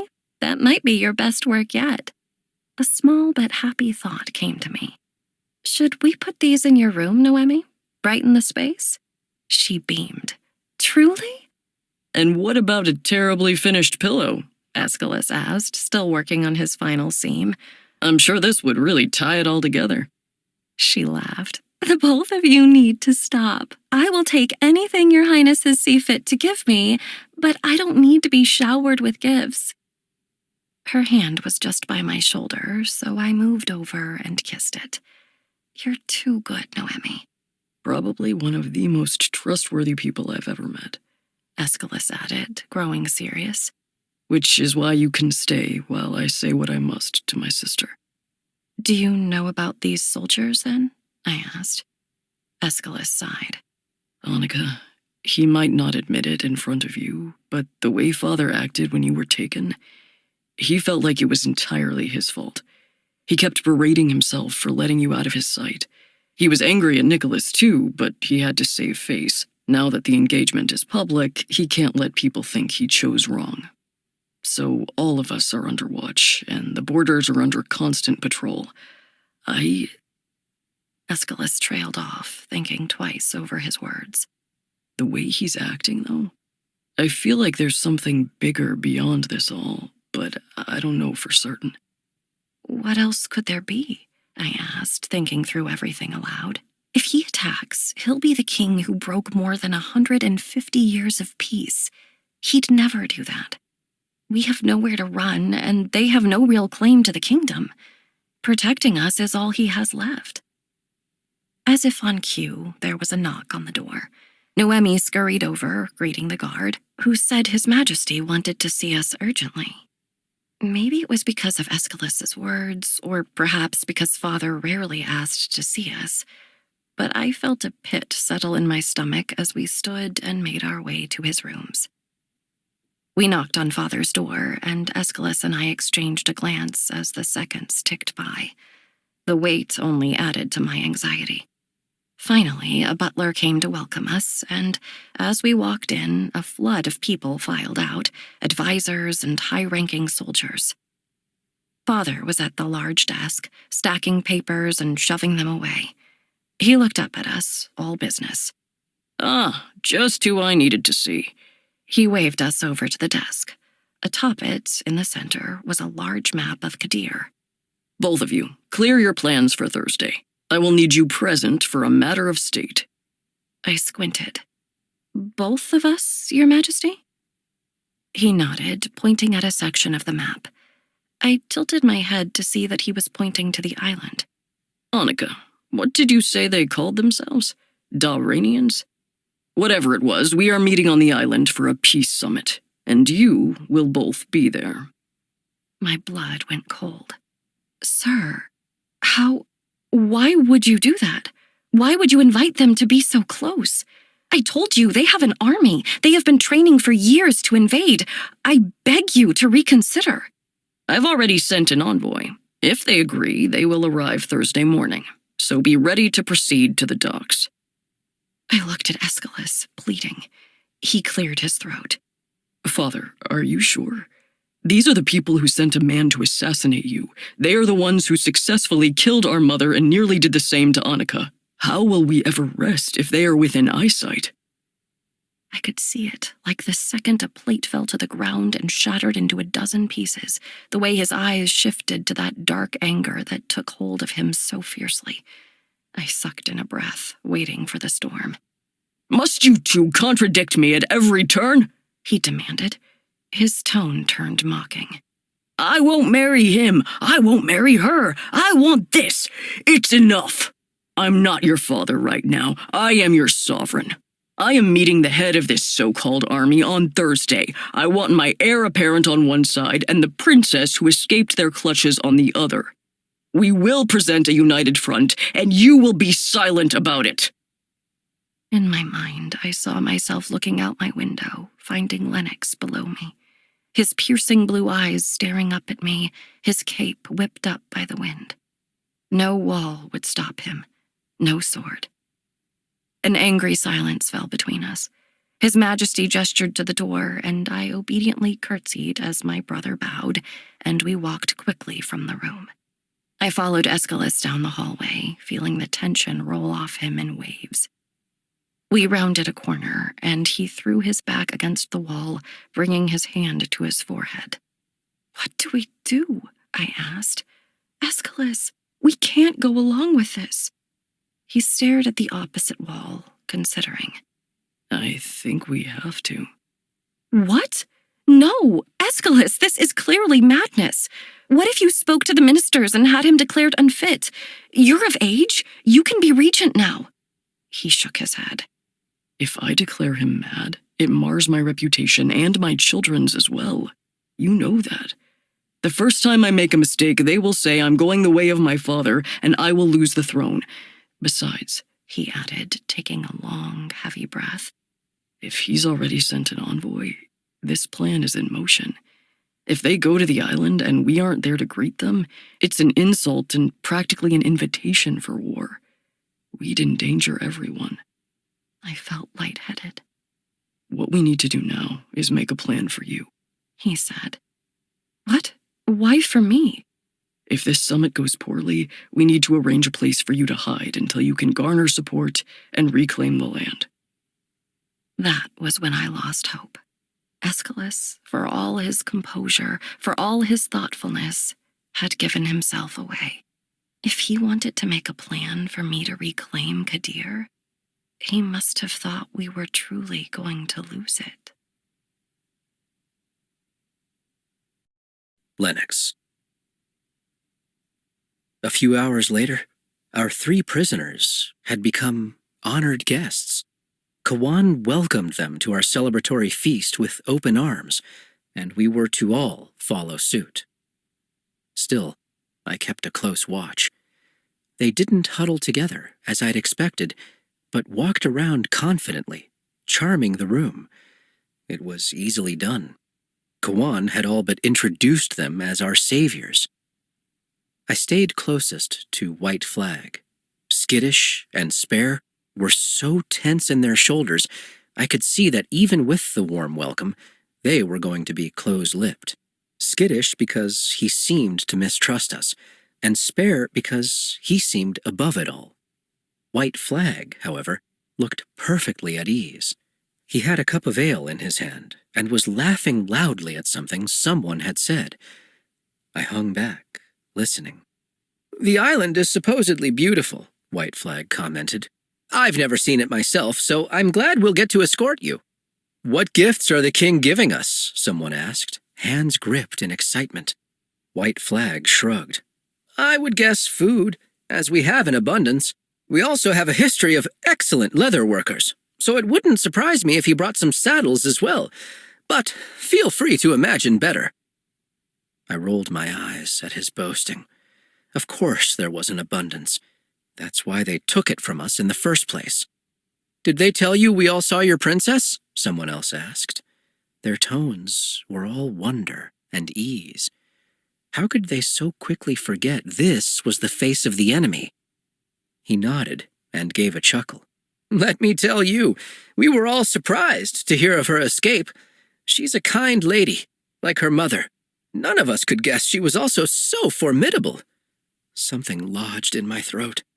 I don't know about formidable, someone said. She might be clever, but I wouldn't call her strong. I wouldn't be worried if I crossed her path on a battlefield. White Flag shook his head. You'll never see such a thing. I wouldn't be surprised if her father literally locked her in a tower.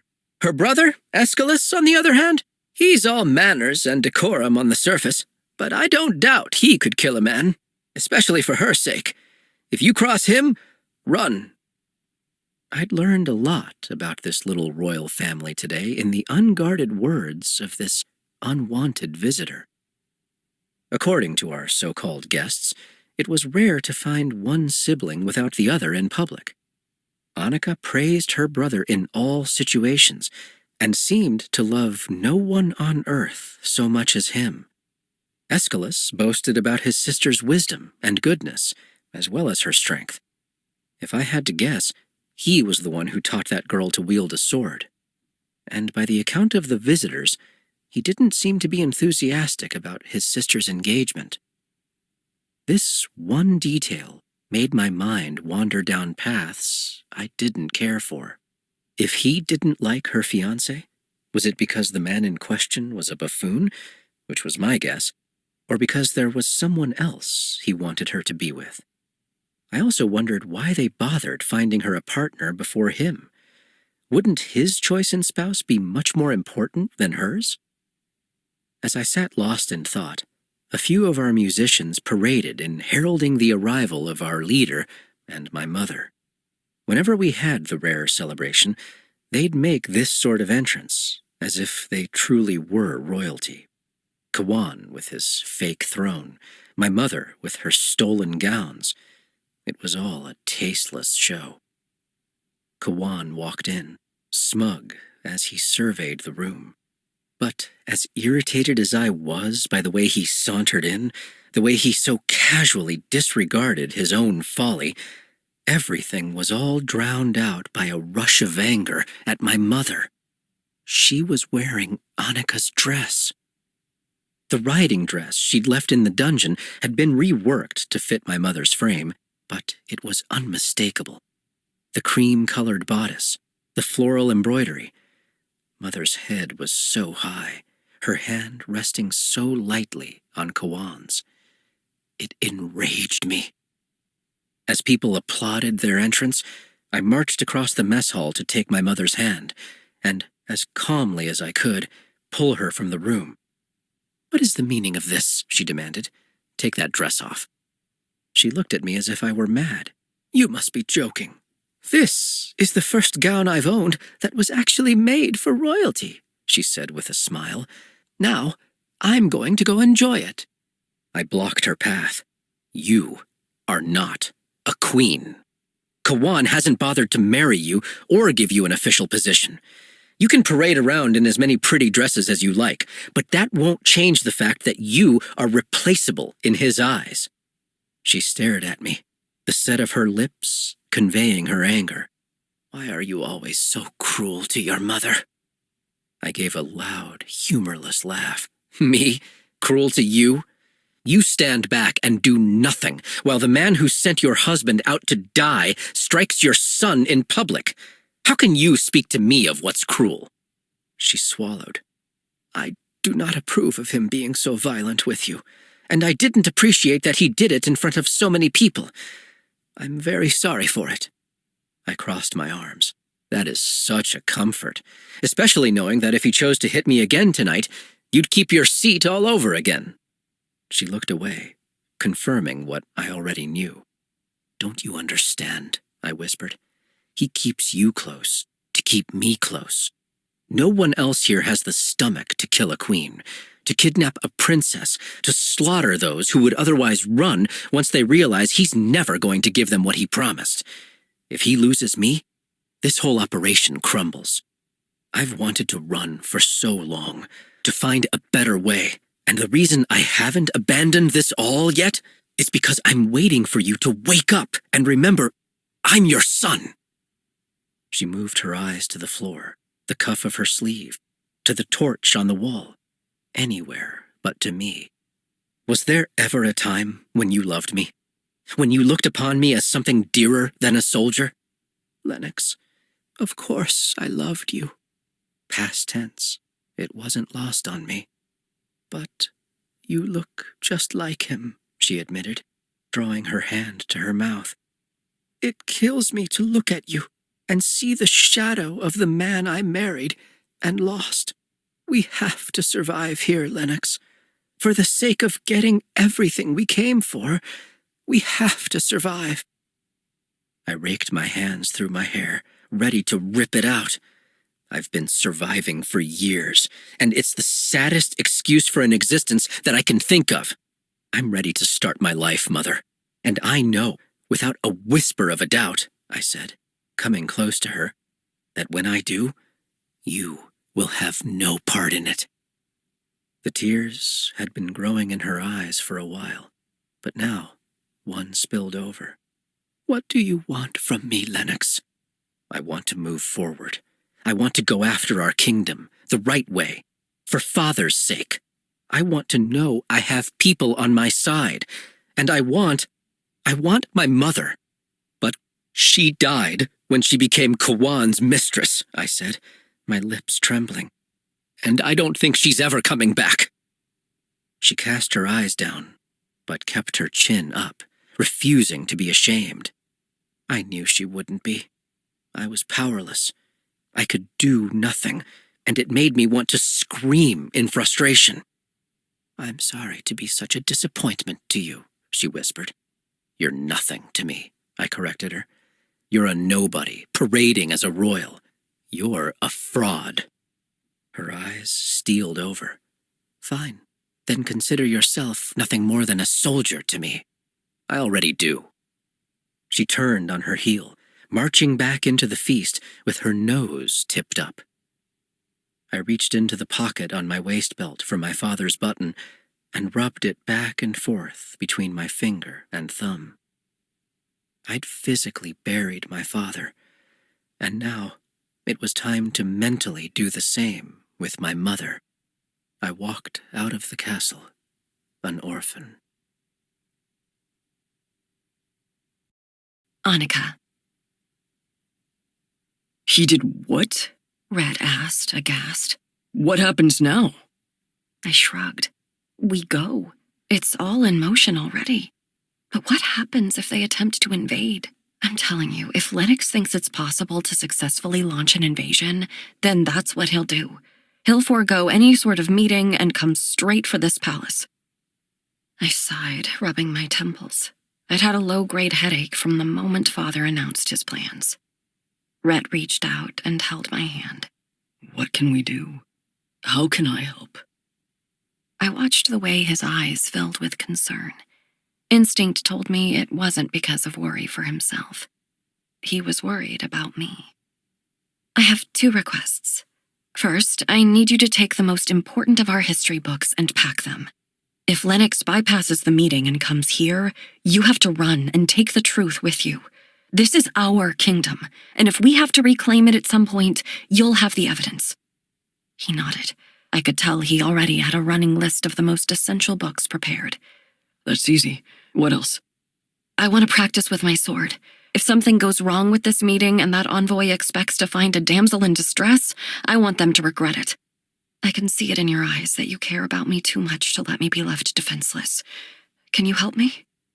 He stood there, smiling. Annika, I don't just care about you. I love you. I've never made a point of hiding it. I could feel a blush creeping up my cheeks. Was he always going to leave me feeling torn? If I didn't have ties to Nicholas, if I wasn't honor and duty bound to him, would I happily let Rhett chase after me? I couldn't say. And for my sake, it was probably better I didn't devote too much thought to it. I know you do. And I know you're not at ease with it. So easy to read, he said with a laugh. But I'm happy to love you from afar, here in this dusty old library. There are worse things.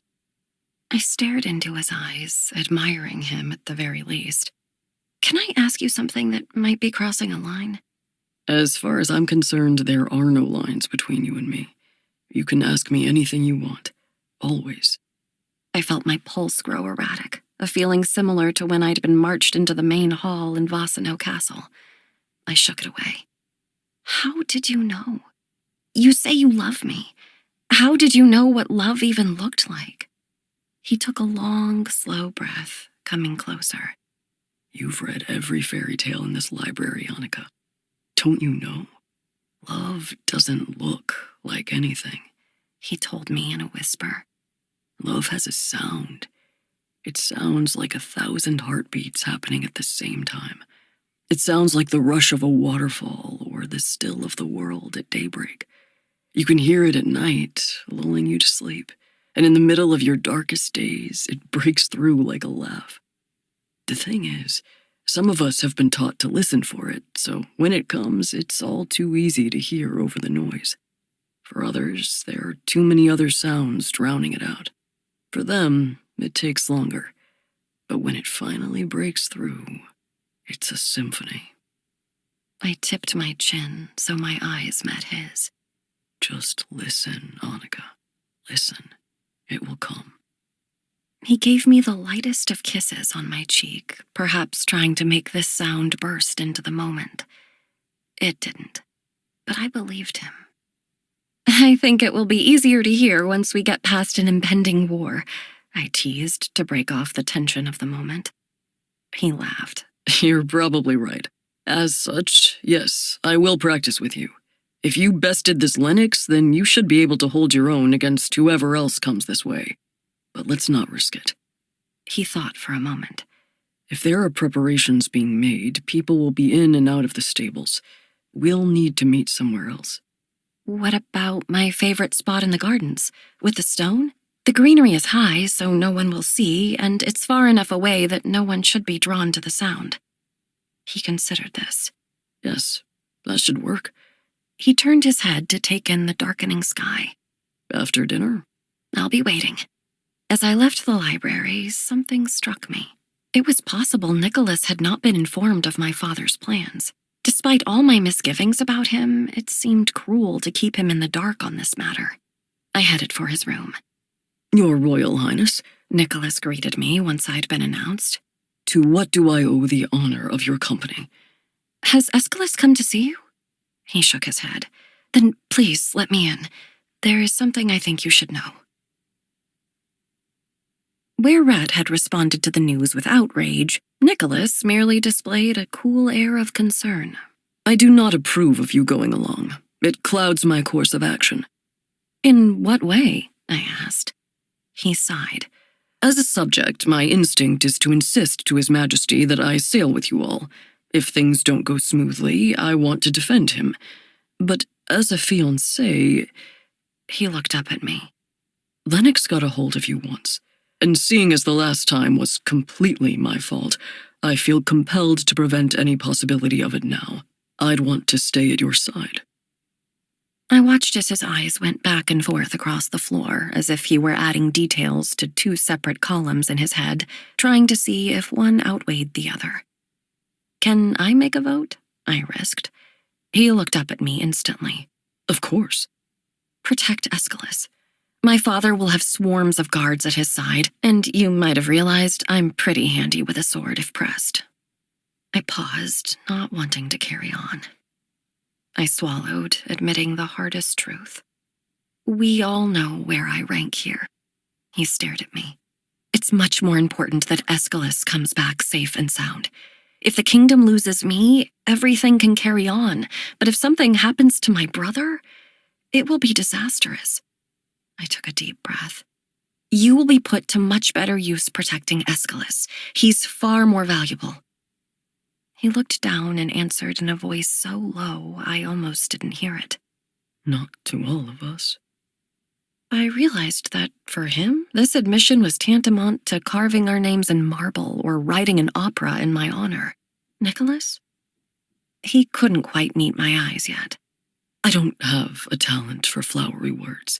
If I did, I'd have employed it long before now. But for some of us, for me, it will be far more shattering to lose you than anyone else. Annika, all my life I've been told that protocol and propriety are imperative to being a member of your family. My tutors and caregivers raised me to be a person that no one in the kingdom could doubt was worthy of you. They failed to raise me to be a person you would find worthy as well. Maybe it's too late to get back on course. The woods, I don't blame you for hating me. I thought our country was being attacked, and my instinct was to get the news to the palace. I should have gotten you to the palace. I feel so irrevocably stupid over it now. I'll never be able to apologize for that moment enough. He rubbed his palms together nervously, and after years of thinking I knew who Nicholas was, I was stunned to learn that perhaps I knew nothing about him at all. I wondered if now, after this, I might hear something that sounded like love. Not yet. Still, this honesty was precious to me. It's not too late, Nicholas. He looked up at me, his eyes showing he didn't quite believe me. I would so like to start again, Annika, without expectation, to know you and have you know me. I nodded. I'd like that too, but I can't begin to think of it until this has passed. If you care for me as you say, please stay beside my father and brother when we go to the island. Protect them as best you can. Be a rational voice in their ears. Nicholas nodded. Your wish is my command. Lennox. It was too dark to go far, but I couldn't stay inside those castle walls. Not right now. Over the hush of waves rolling in, I could hear the few musicians among us doing their best to play an old Daranian folk song. My mother had hummed it over my head when she put me to bed as a child. If there were lyrics, they were long lost. But shouldn't I rejoice in this? The stubborn march forward with the little history we knew? All I could think was that we were being deceived, and this plan of Kawan's was going to do more to hurt us than help. And my mother. I stayed by the arena, where the light of the torches near the doorways and from the windows still gave me room to see where I was standing. And I looked in at the sodden ground, wishing I had someone to spar with, anything to give release to the feeling in my chest. "It's too late," someone said, a teasing tone in his voice. I turned to see Inigo walking my way with a handful of people behind him. "You're reading my mind," I told him, looking to see just who he was with. Blythe was there, of course, but also Andre, Sherwin, Griffin, and Rami. "What's going on?" Inigo shrugged. "I saw you leave, and Blythe said it looked like you came outside. If you weren't watching the prisoners, I figured there had to be a good reason." I rolled my eyes. "You might not have noticed, but they aren't exactly prisoners anymore. They're esteemed guests, marching us into trouble." "You sure about that?" Griffin asked. I looked to Blythe, who sighed. "If what they're saying is true, there's a chance Darane would be without its royals. We could march in and take the castle. We could reclaim our kingdom without much of a fight, if any at all. But instead of invading an unarmed throne, which would be both remarkable for us and humiliating for them, Kawan wants to use this meeting as an opportunity to kill their king. It might be straightforward. It might not." "You've got a bad feeling about it, don't you?" Inigo asked me. "Yes. Based on what? I cannot say. But I don't think, after everything that's happened, they truly want to meet with us without some sort of repercussions. I stared at the ground, feeling a little embarrassed to be acting on a feeling. Feelings got you nowhere but into trouble. Then what's the plan? Inigo asked. My head perked up. You have to have something in mind, Sherwin said. Do you need all of us? Or just a few? Even as a distraction? Rami offered. I didn't get my shot last time. She winked at Blythe, who giggled. I blinked a few times, taking them in. You want to know my plan? Of course, Blythe replied quickly. You do have one, right? I swallowed. I did. I almost always did. I think we should go and take the castle. When we march out, it wouldn't be too hard to get lost in those woods. With all of us out there, a handful won't be missed, I said, feeling sure. If I'm wrong, and Kawan is able to kill their king, then we have a twofold win. He's dead, and we have their kingdom in our hands in one fell swoop. Inigo's eyes were on me. And are we mentioning this to Kawan? I glanced around, noticing the winces on a few faces. I don't think so. He'd stop us if he knew, but he can't if he doesn't. Good, Inigo said. We'll have to move fast. We'll presumably be on foot. And we'll probably need to carry more supplies, for good measure, Andre added. I nodded, not having thought that far ahead. The conversation broke down into speculation. How quickly we could move, how accurate the numbers that their princess had given us truly were. With very little to go on, they were completely on board. I took a moment, allowing my eyes to rest on each of their faces as they spoke. Why should this action, this willingness to follow, surprise me? When I'd offered them an easier commission than the one I intended, they'd rejected it. When I'd abandoned our plan to take Annika, they'd followed my orders. When even that plan fell apart completely, they stood beside me, in front of Kawan. I had friends. Blythe turned her head, flashing me a bright smile of the sort she seemed to reserve just for me. I wished then that I could do what Inigo had said and embrace something. It would almost be an act of rebellion now, wouldn't it? Kawan made me feel like death was waiting around every corner, like caring about anything was a liability. Thriving would be a sweet kind of revenge. And still, I couldn't will myself to do it. But that didn't mean I couldn't rebel. Anyone here interested in learning to read? I asked. Griffin's arm shot up first. I noted the straw bracelet hanging proudly from his wrist. You know how? Rami asked, her tone tinged with joy. I nodded. My father taught me. I can teach you all if you want. Step aside.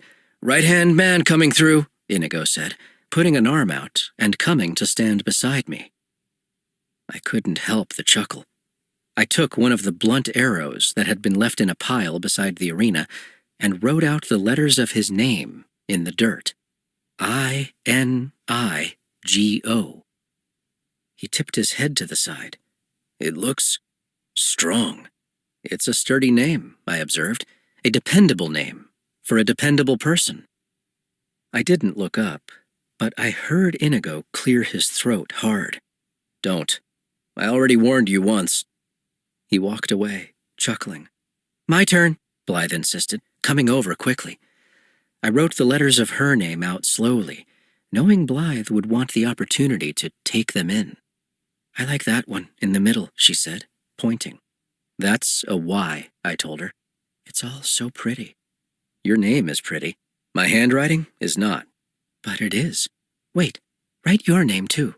I want to see it, she insisted, shoving my arm. I laughed. Hold on. I started scrawling out the word just beneath hers. She smiled at it. I always thought your name sounded serious. It looks serious too. What letter is that at the end? It's called an X. I like that one the best, she commented in a whisper. Her shoulder was brushing up against mine, and there it was again, the wish that I could simply embrace her. She turned her head, and I realized our faces were very close. I felt some long, dormant instinct wake up in me. I could kiss her if I wanted. I could lower my lips a few inches, and I felt sure she would welcome it. It would be so easy that refraining from it almost felt wrong. But I held back all the same. I cleared my throat, looking around at the small group we'd formed, taking in their smiles, their easy conversation, their determination for more. Another emotion I hadn't been all that familiar with floated to the surface. Pride. Their laughter lit the night. "I've never been a part of anything like this," Rami whispered. I smirked. "Welcome to the rebellion." Annika. Rhett's sword hit mine with such force it shot off sparks. My left arm was burning from the scar Lennox had left on it, and my right knee nearly buckled under the impact, but it held. I came back, turning around to strike him again. At his insistence, we were both wearing multiple layers of leather-covered padding over our chests.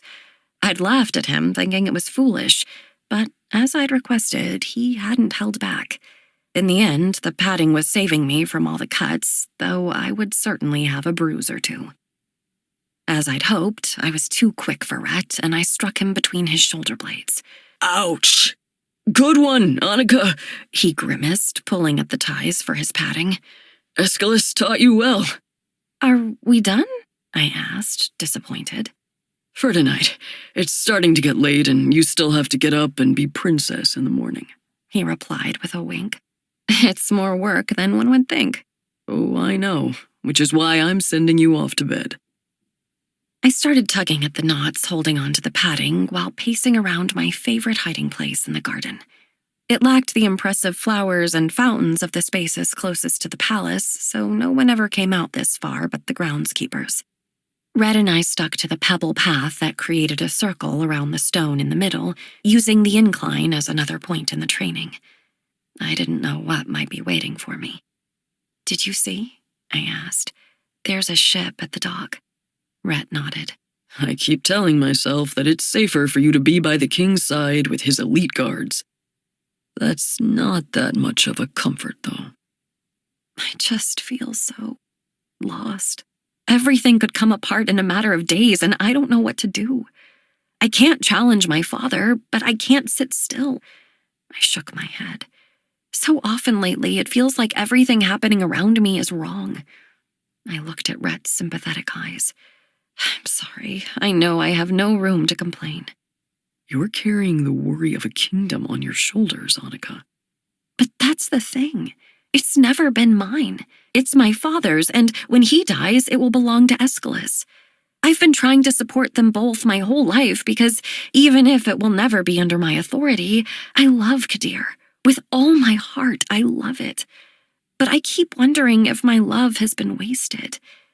If it would matter if I wasn't here at all. Rhett tossed his sword to the ground and took me by the shoulders. Annika, I never want to hear you say that again. You have no idea how I would crumble without you. I'm serious. I don't know what I'd do. He swallowed hard. I know how much you love your brother, and I know how much you love Kadir, and because of that, I've resigned myself to the fact that you'll never run off with me. But that doesn't mean I won't fall apart if you're gone. I gave him a sad smile. It's not that I don't care for you, Rhett. I know that, too. I think, under different circumstances, we could have been happy. But you are a princess, and your love for Kadir will always win out. If you're willing to marry that idiot, it must be great indeed. I laughed. He's trying. Rhett shrugged. I still hate him. I went to pick up my sword and head back to the palace, smiling. I'm sure you're not alone in that sentiment, but I still want to give him the chance to grow. No amount of effort on his part could change how I feel about him, he said matter-of-factly. Any man who comes between you and me, that man is my enemy. and a chill that had nothing to do with the evening weather scurried down my back. We parted ways at the stairs, with Rhett smiling over his shoulder at me as he went off to his room. I knew I should go to bed. I couldn't, though, not just yet. Once he disappeared around the bend in the hallway, I moved down another. It was later than I'd thought, and the palace was still and silent. I loved it like this, when I could pretend it was all mine. Moving quickly, I made my way to the distant hall that held Mother's painting. I still had my sword sheathed in my hands. I wondered what she would have made of that. I thought of the time she'd brought a slice of cake to my room from a party I was too young to attend. We sat on the floor by the fire, digging our forks in, not bothering with plates. She didn't mind a good secret. I think she'd have liked that I could hold my own. Just outside the hallway, I paused for a moment. I could hear something. Someone was crying. I hid behind a large plant and looked down the length of the hall where Mother's painting was kept. I was stunned into absolute silence as I took in the two silhouettes holding one another in the thin moonlight. Aeschylus was unmistakable, but the girl in his arms, a figure I also knew far too well, was a shock. Noemi, Aeschylus whispered. I'm not going to die. It's going to be a quick, diplomatic meeting, there and back in a day. Aeschylus, I don't trust those people, Noemi said, so casually saying his name. Annika has woken up from nightmares trembling ever since she came back. They are not like us. They will not exercise the restraint that you would. He pulled her closer. There's nothing I can do about their actions. I can only control mine. I am no coward, so I will go. He cupped her face in his hand as if she were breakable and balancing on a precipice. But I am also no fool. I will make my way back to you. No man, no army could stop me. She let out a ragged breath, and Aeschylus bent down and kissed her. I now knew for a fact that all those fairy tales I'd read were right. In a single second, I felt the truth of every last one of them hit me in the chest. I might not have the privilege of knowing a fated and absolute love, but Aeschylus and Noemi did. It was in the determined tone of his voice, the beautiful arch of her body into his, the very hush that fell when their lips met. They loved each other so well that they learned how to hide it in plain sight. What's more, they loved each other though it was doomed. Even if Noemi hadn't been a servant here, Aeschylus was destined to marry another royal. A time would come when they would be forcefully and painfully separated, and they didn't care. They loved each other too much to let it stop them now. I dared to guess they'd probably already attempted to stop it and failed. Before I got caught and stole their perfect moment from them, I turned and went as quickly as I came. My mind was swarming with thoughts, each crashing into another like heavy waves. First, I suddenly saw my brother in a new light. Of course, Aeschylus brought gifts for Noemi when he brought them for me. It was probably the opposite. He only did things for me to cover the fact he was doing something for her. He complimented her as often as he could. He made Nicholas be sure she was present when we did things together. He wanted to be near her always. And Noemi. I'd known she could keep a secret, but I was shocked to find how right I'd been. I suddenly realized I had no idea how many of her own she'd been hiding from me. Not that I blamed her. If this got out, she would be instantly removed from the palace. I wasn't sure what would be done about Aeschylus. And then there was me. It didn't hurt so much that maybe I wasn't as dear to my brother as I'd believed, because I knew that nothing would change how he loved me. And it didn't hurt so much that Noemi didn't trust me with this secret, because I knew she would still protect me with everything she had. What hurt in ways I couldn't express was how jealous I was. The thing I'd been hoping for my whole life was painfully out of my reach. I couldn't even have it the way they did, brief and beautiful. And I never would. I could see it all too clearly. Rhett adored me, and it was flattering, but I didn't feel an affection nearly as strong as he did. And I didn't think I could ever feel for him what I wanted to feel for someone. I wanted to swoon, to pine. I wanted passion and tenderness and a love that might not make sense on paper but was undeniable in person. It was lost to me. By the time my self-pity hit in full force, I was at my door. The tears came as I tossed my sword down and tugged at my boots. I undressed myself rather sloppily, throwing my clothes across a couch and storming off to my bed. I buried myself beneath the covers, trying to shut out the world, to shut out the echoing disappointment. I wished and wished and wished that my mother were here. Lennox. I recognized the scent almost immediately, though I couldn't see a face. "You're far from home," I said. "So are you," she replied. Well, wasn't that the truth? But I'm ready to go.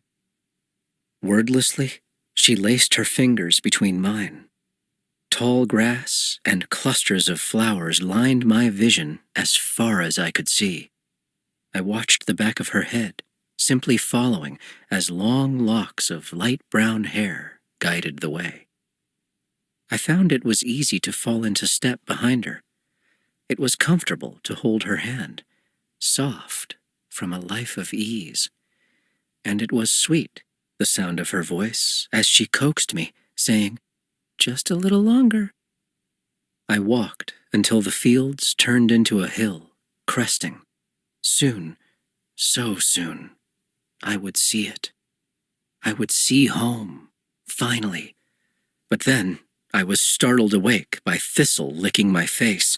I gasped a little, confused and disappointed. Thistle yipped at me, fidgeting. I could tell she was on edge, probably because I was. She kept licking my fingertips, offering the little comfort she could. She'd been roaming more than usual lately, but I told myself that was a good thing. She was wild, after all. I pulled myself up, scratching at her ears. I wished I had a way of explaining that I was going to be roaming myself, that I might not come back. "You'll be fine without me, though," I said. "Still, try to take care of yourself, and don't come wandering around the recruits left behind. They might mistake you for food. And if I don't come back, thank you for staying with me. For so long, you were the only one." I lowered my voice to a whisper. "Don't tell the others, but I still prefer your company the best." I kissed her head and stood, and she quickly nuzzled up on my thin pillow. I smiled and went to prepare myself the best I could. I tucked my shirt into the most durable pants I had and buttoned my coat over it. I packed as I typically did, throwing a single spare of everything into my bag, just in case. It was going to be a slow trip with so many people moving on foot. We would travel today, camp tonight, and be on water tomorrow. So I packed something to sleep on. For a split second, I almost grabbed the lock of Annika's hair. For some reason, it felt like a talisman, something that might protect me. Something had protected her, that was for sure. But I told myself I didn't need protection. King Theron was likely coming alone with a small dispatch of soldiers. We were coming en masse. All the same, I walked over, pulling it from the back of my desk drawer. It still held its curl, and I twirled it around my finger. I almost felt pity for her. While she was hiding somewhere, I would be taking her castle, my castle. I startled a little at the knock on the door and quickly tucked Annika's hair away. Thistle moved, so she was hidden in the corner. I was surprised to see Blythe this early, and with a parcel in her hand. "Good morning," she said. "And to you. What's this?" I pointed at the parcel. "I don't know. It was outside the door, so I picked it up." She held it out to me. It looked like a bunch of black fabric tied up in twine. I tugged at the bow, and the whole thing came tumbling out. I held it up and recognized the shape of it instantly. There was no note. How could there be? But I knew what this was, and who it had come from. No one but my mother could have had my father's riding cape. I swallowed hard, pushing something I couldn't name down to the deepest parts of myself, down with the childhood I so deeply missed, down with the greenish-pale color of my dead father's hand, down with the vomit I tossed out the window after I killed Annika's mother, down with the dread I felt each time someone meant a fraction of something to me, down with the fear in every set of eyes when they realized I was the last person they'd ever see. I wasn't going to cry. Not today. You should wear it, she decided. You look much more dangerous with the cape flying out behind you. Besides, we don't know what's waiting for us out there. I swallowed again, then swept the cape around me, settling it across my shoulders. Unlike mine, it was dark, the black still crisp, which told me that even though he'd been gone for years, she'd been preserving this well. The ties were long and had tassels on the edges, and the lining was made of something nicer than mine had been. Just inside the neck was an emblem of some kind, stitched in black thread, so if you didn't know it was there, you'd never see it. I didn't know what it was, but I appreciated that after all this time, he still had his secrets. Something about the way the cape set around me felt like a hug, and I tried not to think about that too long. It looks good, Blythe said. Those bright eyes were back again, the faint flush in her cheeks. I shook my head quickly and changed the subject. Was there a reason you came by so early? There are two, actually, she said, looking down. I didn't notice it at first because of the parcel, but I could see the bracelet woven with long grass and blue fabric that she must have stolen or saved, resting in her hands. I couldn't not take it. Thank you, I whispered, appreciating at the very least that she had the courage to give it to me. Please don't be upset, but I'm not ready to wear this. Her face was kind, more so than I deserved. I don't need you to wear it. I just needed to make it. I met her eyes for the briefest of seconds and looked away, pulling at the collar of my newfound cape. What was the other reason? Oh, she said, her cheeks pink. Kawan asked for you. They're putting the final supplies together. I nodded. Let's go. I grabbed my bag and my sword, pausing to look back at Thistle. She blinked at me once, and I hoped I'd get to see her again. Leaving the bracelet on my desk, I closed the door and followed Blythe down the hallway. We found a good number of soldiers outside, and I could see White Flag, Skittish, and Spare glancing around, their eyes betraying their trepidation. We did not look like a group of people going to receive an envoy. No, with horses mounted and swords being sharpened, this was clearly an army headed for war. I saw Kawan waving me to him and marched over, my cape fluttering behind me. For something so sturdy, it was light. I appreciated its construction more and more with every passing second. I didn't care if my closest friend was dying of hypothermia. This cape would never leave me. As I moved, I caught the sight of my mother, still clinging to the edges of Kawan's presence. I swallowed, unsure what to say or do. I thought we'd severed every last thread that might bind us, but here I stood, wearing my father's cape, given over by her grace. I stopped, holding my hands out, wordlessly asking her what she thought. Even from here, I could see the tears in her eyes. She nodded briefly, her smile pained. Would I ever understand her? Would she ever understand me? Perhaps this would have to be enough for us. Our guests are insisting we leave our swords here, Kawan stated. It will be seen as an act of aggression, White Flag replied adamantly. His Majesty will not tolerate it. And why should we be forced to travel unarmed? Kawan demanded. White Flag shook his head. We have been sincere from the second we were discovered.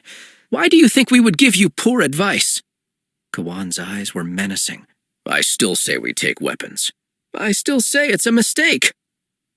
There was a silence long enough for me to swiftly pull out my sword and aim it directly at White Flag's throat. Spare and Skittish stepped back, but were quickly surrounded, and made no further move to run. It seems to me that someone who wants to make sure that we have no weapons knows without doubt that we will need them. Answer my question, and don't waste my time with a lie. The king won't be alone, will he? He scoffed at me. He will most likely be accompanied by his son and a handful of guards. Again, I had no way of proving it, but I felt in my gut this was a lie. Kawan, perhaps finally sensing this as well, flung his hand lazily. At this point, it doesn't matter.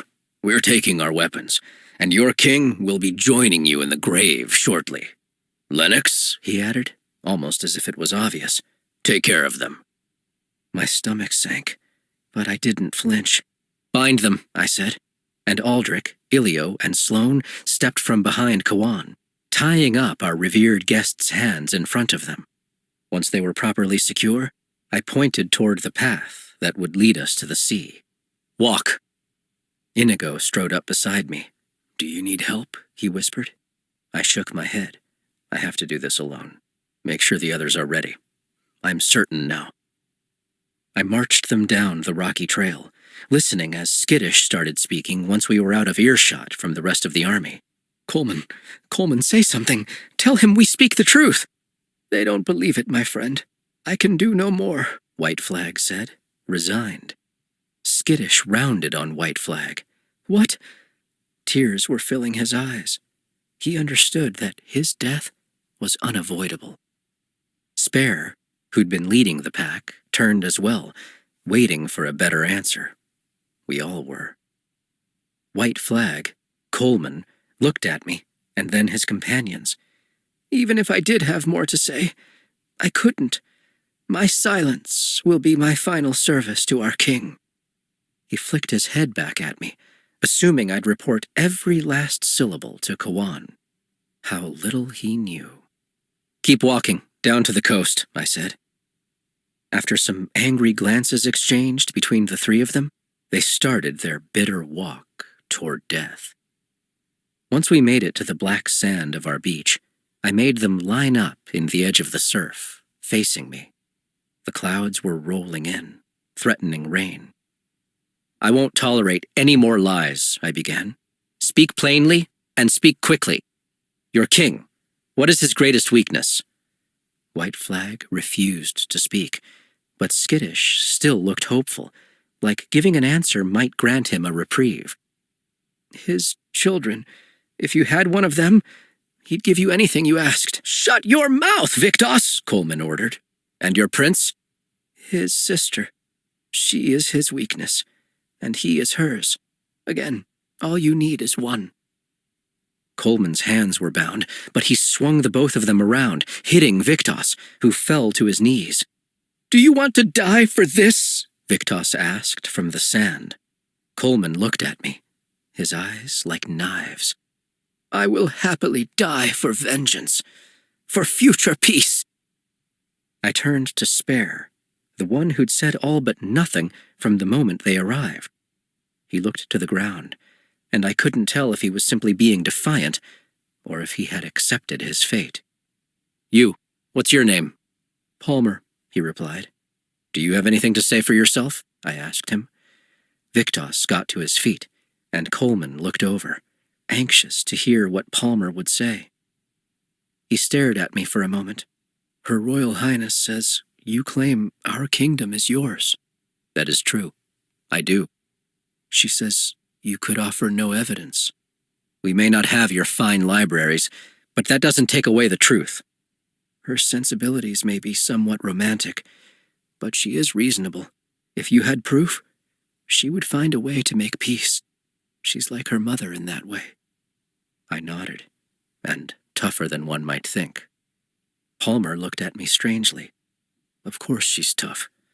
You'd never guess what she's been through." My eyes narrowed. I knew some of her pain. I'd caused it myself. "What do you mean?" He looked up at me.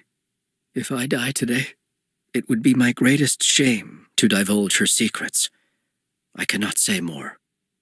What loyalty, she commanded. "A final question, then. If you are so devoted to her family, why are you telling me this?" I asked. "In truth, you would have to kill His Majesty if you wanted to get the crown out of his hands. The same for His Royal Highness. But her Royal Highness?" Palmer looked down, shaking his head. "I've watched her from afar for years, since before she lost her mother, and she might be one of the few people who understand that there are things in this world more valuable than titles and crowns. She will do what is right when she is able. She is your only key to the kingdom, if one exists. But I support them to the end, if you're nothing but a liar. And I hope they live, whatever happens. No offense," he added. I chuckled. "None taken. Thank you for your honesty." Coleman took in a deep breath. "So what? Are we to get on our knees?" I shook my head. "No, you are to swim." They looked over their shoulders at the angry sea. "I am tired of unnecessarily spilling blood. You will swim. If you sink, that shall be on your own head. If you live and somehow make it home, well, that land will be mine by the time you arrive, so I wouldn't recommend staying." They stood there for a minute, stunned. "Go on. I've got work to do." Victos and Coleman started walking into the surf. I knew it wasn't entirely impossible to stay afloat for hours with your hands bound. It could be torturous, though. "Palmer," I whispered, "hands out." He did as I commanded, and I cut through enough of the rope that, if he tried, he'd be free soon enough and could help the others. A gift from one man who is telling the truth to another. He nodded at me and followed the others into the water. I stayed for a while, watching until they disappeared behind some rocks on the southeastern part of the shore. I put my sword away and went to rejoin the group. I looked for the handful from last night, feeling confident that everything I'd suspected was true. This was not going to be the easy encounter Kawan thought it would. Their king was intending to take out Kawan, at the very least, if not all of us. And their castle would be ours for the taking. I gave Inigo a knowing nod, and he returned it. That would have to be it for now. Kawan startled me, lumbering into my path expectantly. "Well?" I didn't even have to lie. "Their bodies are in the sea."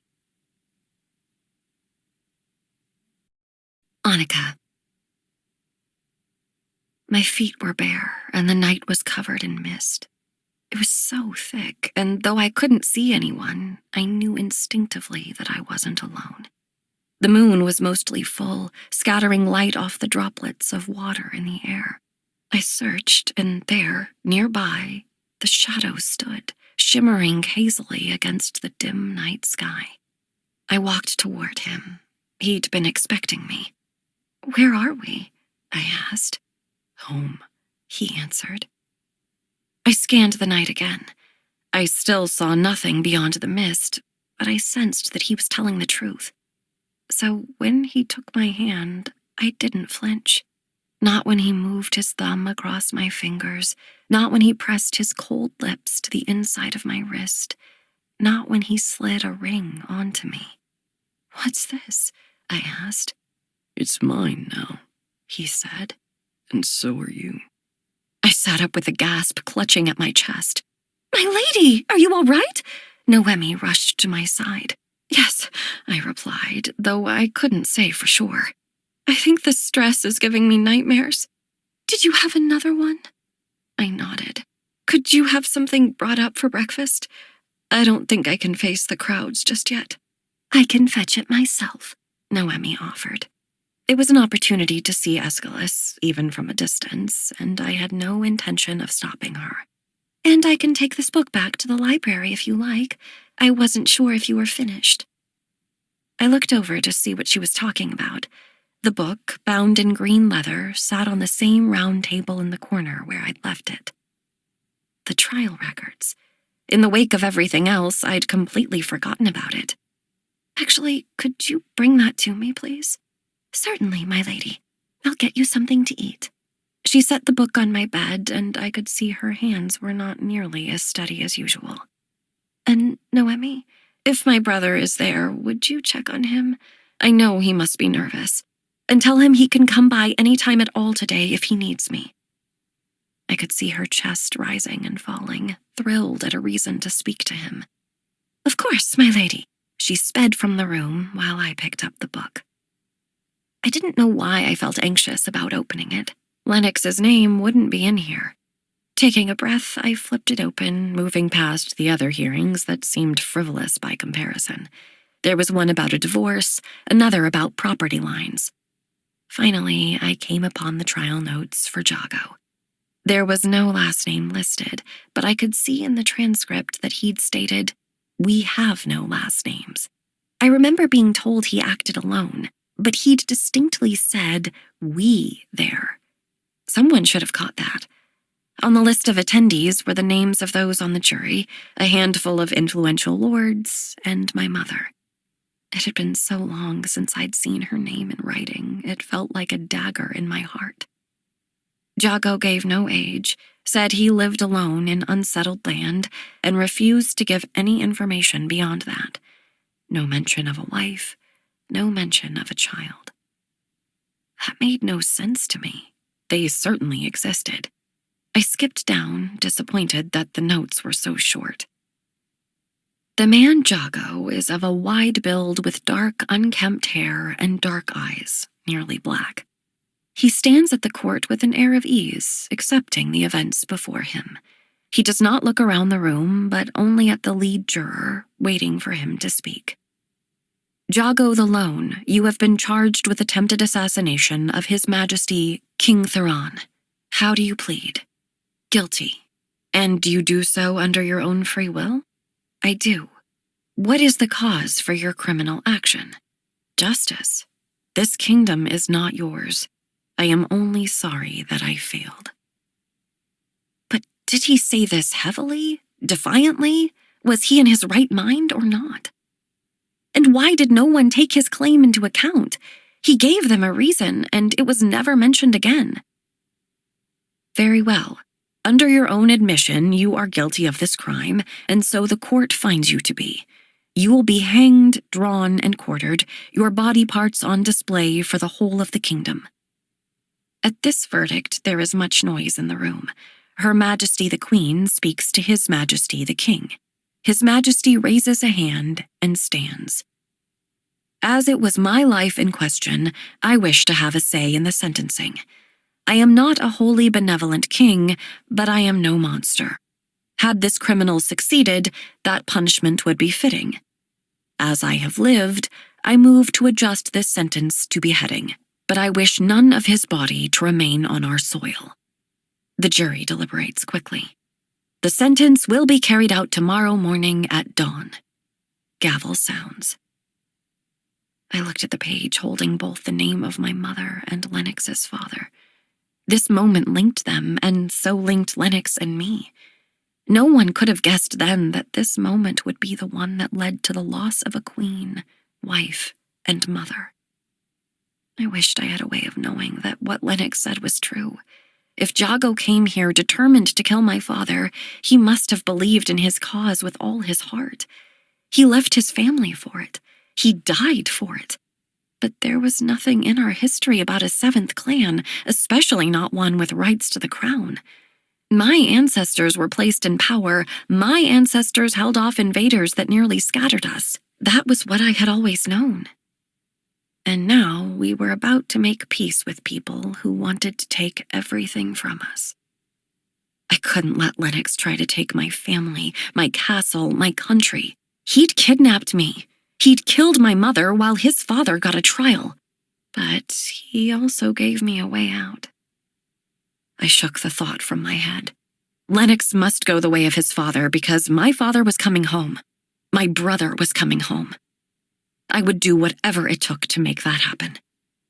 Noemi came back in quietly, the tray of food balanced in one hand. His Royal Highness intends to come and see you today. He seemed not himself. Understandably. I picked at the food, unsure how much of it I'd be able to stomach in the end. Noemi, I need your help. Certainly, my lady. What can I do for you? I need you to do something that might go against my father's wishes, maybe even my brother's. And I need you to keep it a secret. Lennox. For the first time, I'd misjudged Kawan's interest in me.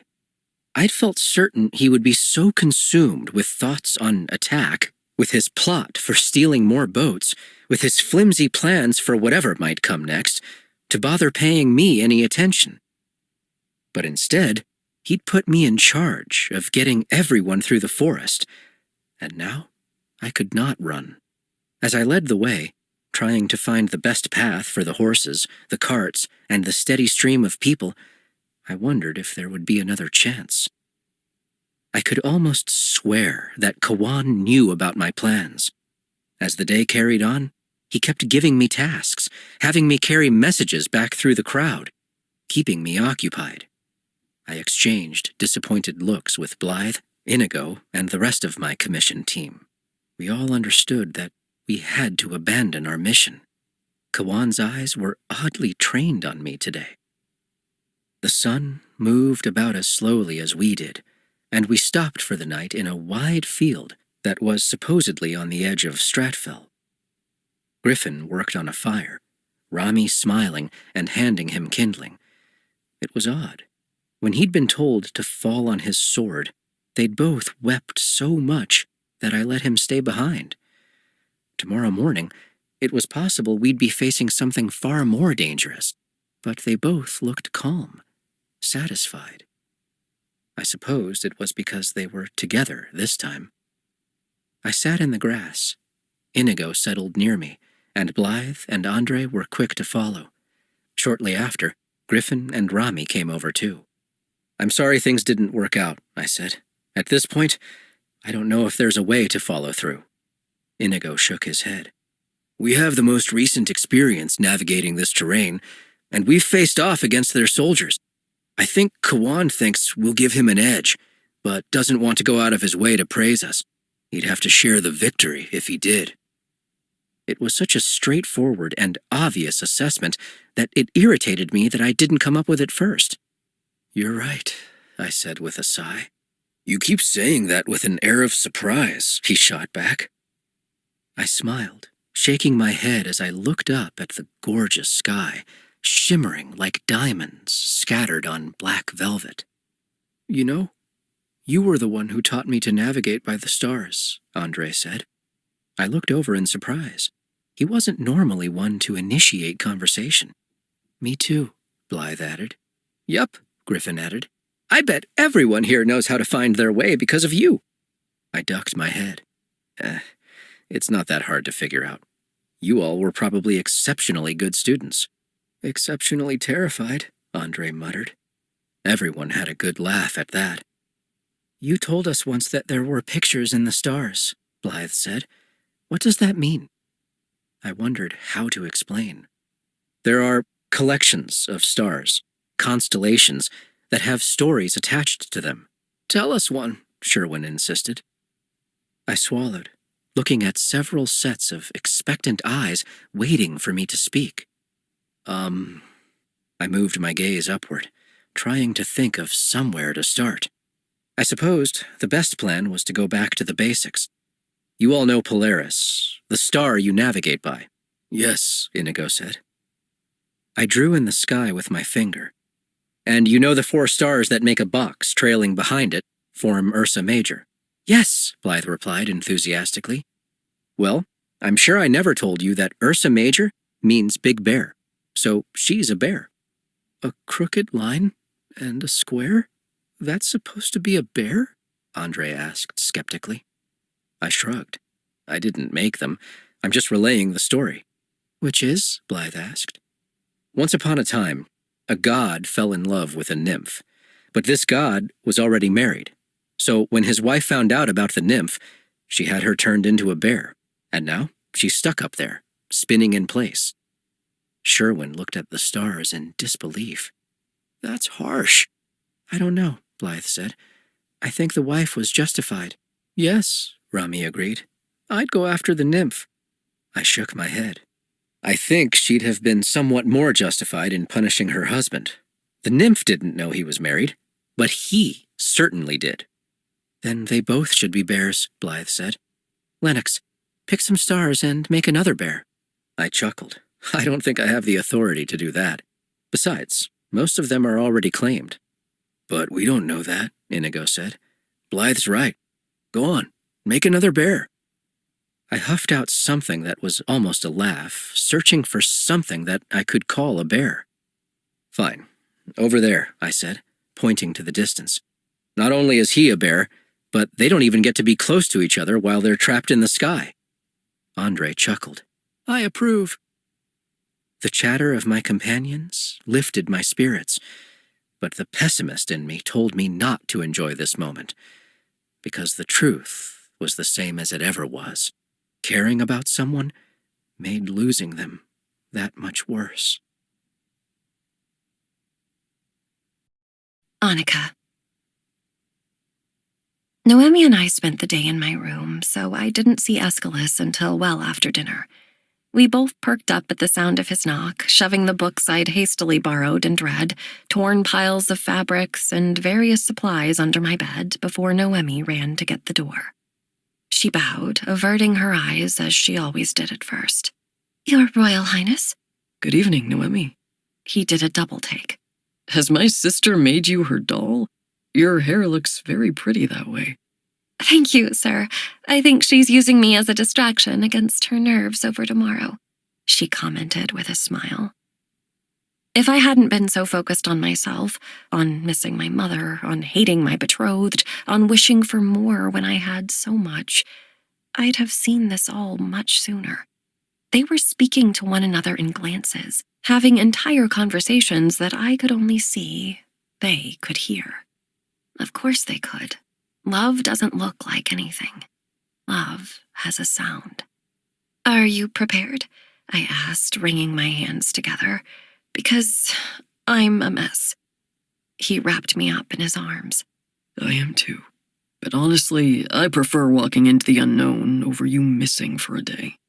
Don't be dramatic, I said, my words slightly muffled by his coat. It was Mother all over again, Annika. I almost couldn't bear it.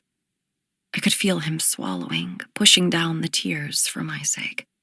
And that's how I will feel if something happens to you, I said firmly. She's gone, and Father's barely here, and if you're not with me... I took a breath, unable to even say it. You have to be careful, Aeschylus. I will, he whispered. But this should be little more than a ceremony. There's no reason for either of us to be this worried. However, he said, swallowing, his eyes focused on the floor. If I am wrong, and something happens to me, you are to run. And if you become heir apparent, I want you to fight for Kadir. I want you to stand up like you did to Father, like you did to Nicholas, like you did to Lennox. Keep this country whole. That won't happen, I urged, close to crying. Listen, he said, pulling me back and holding onto my shoulders. There are things you should know. I've always thought you could lead, and if... There was another knock at the door, and Noemi rushed over to open it. Oh, Your Royal Highness, the Duke is here. Nicholas stepped around the door, coming into view. His eyes held the same worry as Aeschylus's. Ah, I see we had the same thought, Nicholas began. Aeschylus, I don't suppose you'd spare a moment for me to say goodnight to the prettiest girl in Kadir? Aeschylus seemed unsure of what to make of this changed creature before him. I wasn't entirely sure myself. Certainly. my brother finally said, letting me go. I love you, I said. And I love you. Almost more than anything. He teased with a wink. A day ago, I wouldn't have known what he meant. Noemi, I think I'd like a moment alone to say goodnight to the Duke. Perhaps you should escort my brother to the garden? Remind him of why he needs to take care? I watched as her eyes lit up, little fireflies of hope. As you wish, my lady. Aeschylus dutifully held out his arm, and she took it, and they looked so happy to be touching one another in front of other people with permission. You're very generous with your servants, Nicholas noted after they'd left, though thankfully without an air of judgment in his tone. I shrugged. She has a role to play in life, and so do I. Our role does not define our value, and so I shall treat her, and anyone else I can, with kindness. He nodded. You've already shown me more kindness than I deserve. When we come back from this, I will endeavor to earn it. I gulped, hating what I was about to say. Nicholas, you might have noticed my father is not quite himself as of late. He ducked his head. I have. If my father's poor judgment comes into play tomorrow, please don't forget your promise. Please stay with Aeschylus. He held out his hand, asking for mine. I gave it. I'd do anything to keep you, Annika. And then he was slowly, hesitantly coming closer. Had he done this any other time in any other way, I might have slapped him. But as we were looking into a very uncertain tomorrow, I tilted my head up, waiting for his kiss. And as his lips touched mine, I listened carefully. Nicholas kissed me intently, the way he should have kissed me the night of our engagement. It was only now I considered that he might not have been brave enough in that moment. And while this kiss was much more welcome, the only sound I heard was my crackling fire. He stepped back, a small smile on his face. He whispered when he spoke. We did not get off to the most promising start, but there will be time to grow together once we're back. I'm not prepared to say the thing I know gentlemen say when they're about to do something dangerous. I'm not prepared to hear it, I replied, my voice just as quiet. He nodded, a gentle, understanding smile on his lips. Then I shall say goodnight. Nicholas kissed my hand, bowed, and left me to my tangled thoughts. With the door closed, I went back to work, pulling out my whetstone and sword. I didn't pause when I heard the creak, knowing it was Noemi. She came beside me, pulling out the dress we were trimming for her and both our belts with pouches on the side. Did you tell? I asked. No, my lady. I won't lie, I was very tempted. But you're right, it's better to wait. By now, I hope you trust that I can keep a secret. I sighed deeply. Oh, Noemi, I do. Lennox. I woke to the sound of birds again. It was such a peaceful way to begin the day, even one marked with uncertainty. As I came to, other sounds joined the birds. Blythe packing her tent, Andre pouring water over the embers, and Inigo groaning a little as he stretched. I wiped the sleep from my eyes and started packing. "What are you going to do?" Inigo asked. I looked over at him, noting that Blythe's and Andre's gazes both followed as I did. "What?" Inigo huffed. "I know you're still thinking about the plan, so you've got a choice now. You have to either let it go and focus on whatever is coming for us today, or you can tell Kawan. You can ask for us to go ahead to the castle." Sherwin, Griffin, and Rami had now finished their tasks and were following the conversation through silent glances. "Look at our numbers. He might let a handful of us go," Inigo offered. I considered for a moment. If my suspicions were correct, and their king wasn't sincere in this treaty, a move on the castle could only make things better. If I was wrong, and they were truly trying to make peace with us, I couldn't name a single person in the army who wanted that. So even a failed attempt at the castle wouldn't ruin anything. I sighed. I'll be back." I wove through the sea of people in various states of readiness for the day, marching up to Kawan. He glanced over at me, rolling his eyes before I even approached. "Everyone toward the back ready?" he asked. "Not yet, but I have a proposition for you." Beside him, Aldrich was running his whetstone over his sword, not bothering to acknowledge I was there. Maston and Elio were checking over carts, but I didn't see Sloane or my mother. "Make it quick," Kawan said, impatience painting his voice. "With your permission, I'd like to take a small group to secure the castle in Darrain. With the way the prisoners behaved yesterday, I believe this summit will be less peaceful than originally thought. I feel certain that their forces will be focused on the island, and that the throne will be unguarded. It gives us a second advantage in that even if they take some of our number, and even if they escape, they'll have nowhere to run. We'll be waiting." I did my best to make sure my plan didn't sound like a contradiction to his, but rather an addition. Even so, he was unimpressed. "You are never content, are you?" "Sir?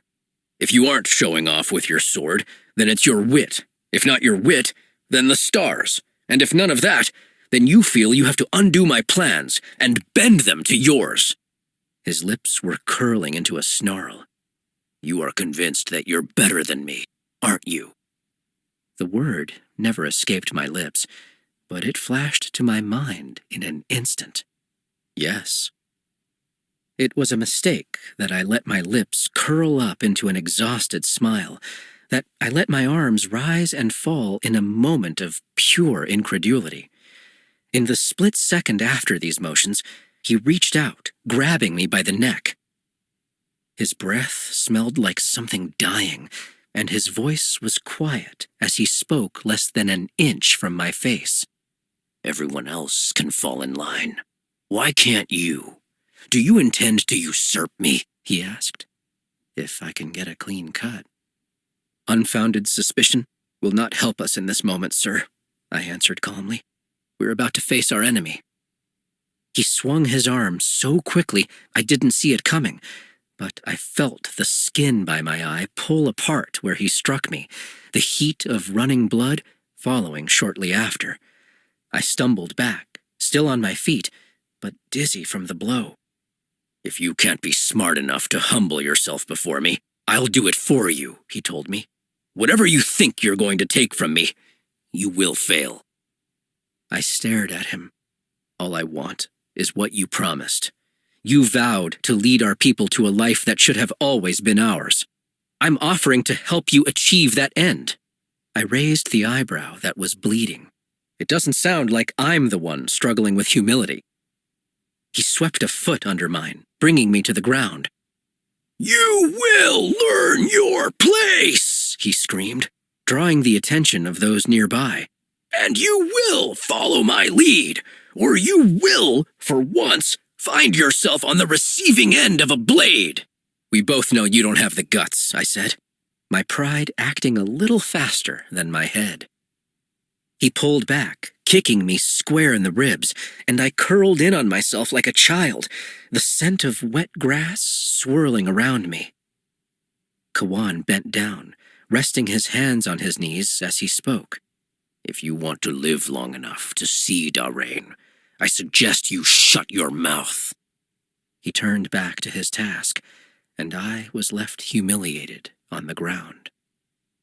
I stood slowly, but the rumors were traveling faster than I could, and I caught people passing whispers both before and after I could walk past them. When I got about halfway through, 2 of the younger recruits came running up. "We had a question. The boy, no older than 13, took in my face, blood down one end, dirt down the other, and lost his train of thought. I gave him a moment, but I was in no mood for stupidity. "What is it?" I asked. Well, barked. They both took 2 steps back, but the quiet one nudged the other, urging him to just get it over with. "Well, we're in charge of taking the horses back. The sun is rising there," he said, pointing, "and I put a stick in the ground, and the shadow says that east is that way too," he added. And if we veer slightly north, we should hit the castle before nightfall. That's right, isn't it? He looked up at me, his hope at being right winning out over his fear. I couldn't help the tiny smile that tugged at my lips. Long before nightfall. Good job. The boy let out a ragged breath. Thank you, sir. Use the bit of sky you can see in that forest, all right? Don't rely on a compass. It won't work. They nodded. The quiet one clapped the other on the back, and they both ran off, ready to do their part. I watched them a moment, proud. I'd taught them something.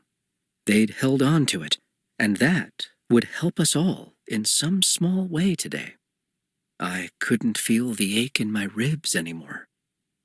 I slowly made my way back to the group, the state of my face telling them everything they needed to know. Rami went to work, finding something to dip in water so I could clean off my wound. That settles that, Andre said. Rami carefully wiped away the blood as Blythe and Inigo watched, grimacing at her every movement. All we can do is be alert today, and patient. If Kawan had heard me say that, he'd have hit me again. Who was I to be giving orders? But I didn't care. If he was solely focused on saving himself, then someone else had to save my people. Annika. For the first time in my life, I was the one helping Noemi into a dress. I wasn't about to have her ride out beside me looking like a maid for fear the soldiers might think her expendable. And I couldn't bear to leave her behind.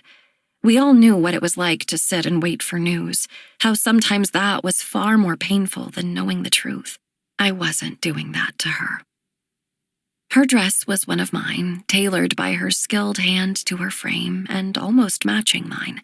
Had my hair been darker or had she been kissed with freckles, we might have looked like sisters. Using her perfect little invention, my sword was expertly hidden beneath my gown, but both of the small leather hip belts she'd found were worn outside.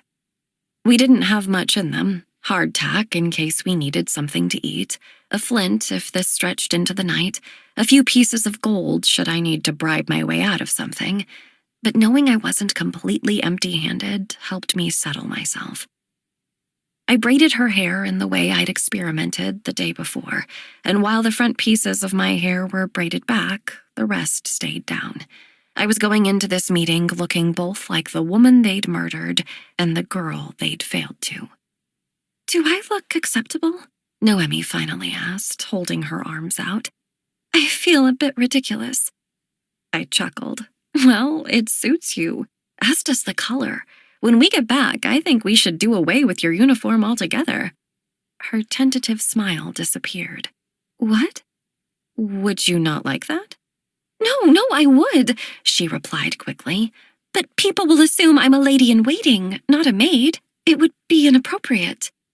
People throw that word around a lot, don't you think? Annika, it's inappropriate to sword fight. It's inappropriate to leave your hair down. I'm starting to think I don't care for the term at all. Noemi walked over, taking my hands in hers. But a part of you does. You know it would be inappropriate to completely ignore your father, so you don't. You know it would be inappropriate to abandon your title, so you press on. I frowned. Those distinctions have much more to do with love than decorum.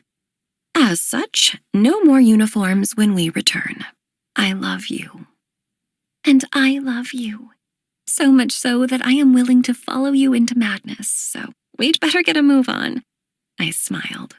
Let's go. We headed to the stables to choose horses. Grayson was attentive this morning, moving quickly as he completed his task. Thank you, I said, tossing one of the coins from my bag his way. I'm counting on someone to hold this place together while we're gone. He smiled up at me. Anything for you, my lady? Noemi and I mounted our horses, and I looked back over my shoulder at Grayson. I hoped I was wrong. I hoped that this was a straightforward summit, though even that left me uncomfortable. I just prayed that I had misjudged Lennox and that he'd either be there to receive this treaty himself or back in his damp castle. Anywhere, really, so long as it wasn't on our doorstep.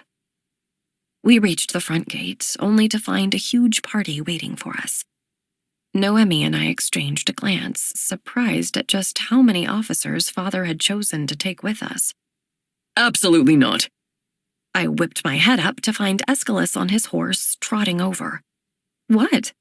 He pointed to Noemi. You will go back inside this instant. Might I remind you that she works for me, not you, I scolded. And might I remind you that I outrank you here. I wondered if the shock I felt was visible to everyone else. Aeschylus never pulled rank on me, not in private, not in public.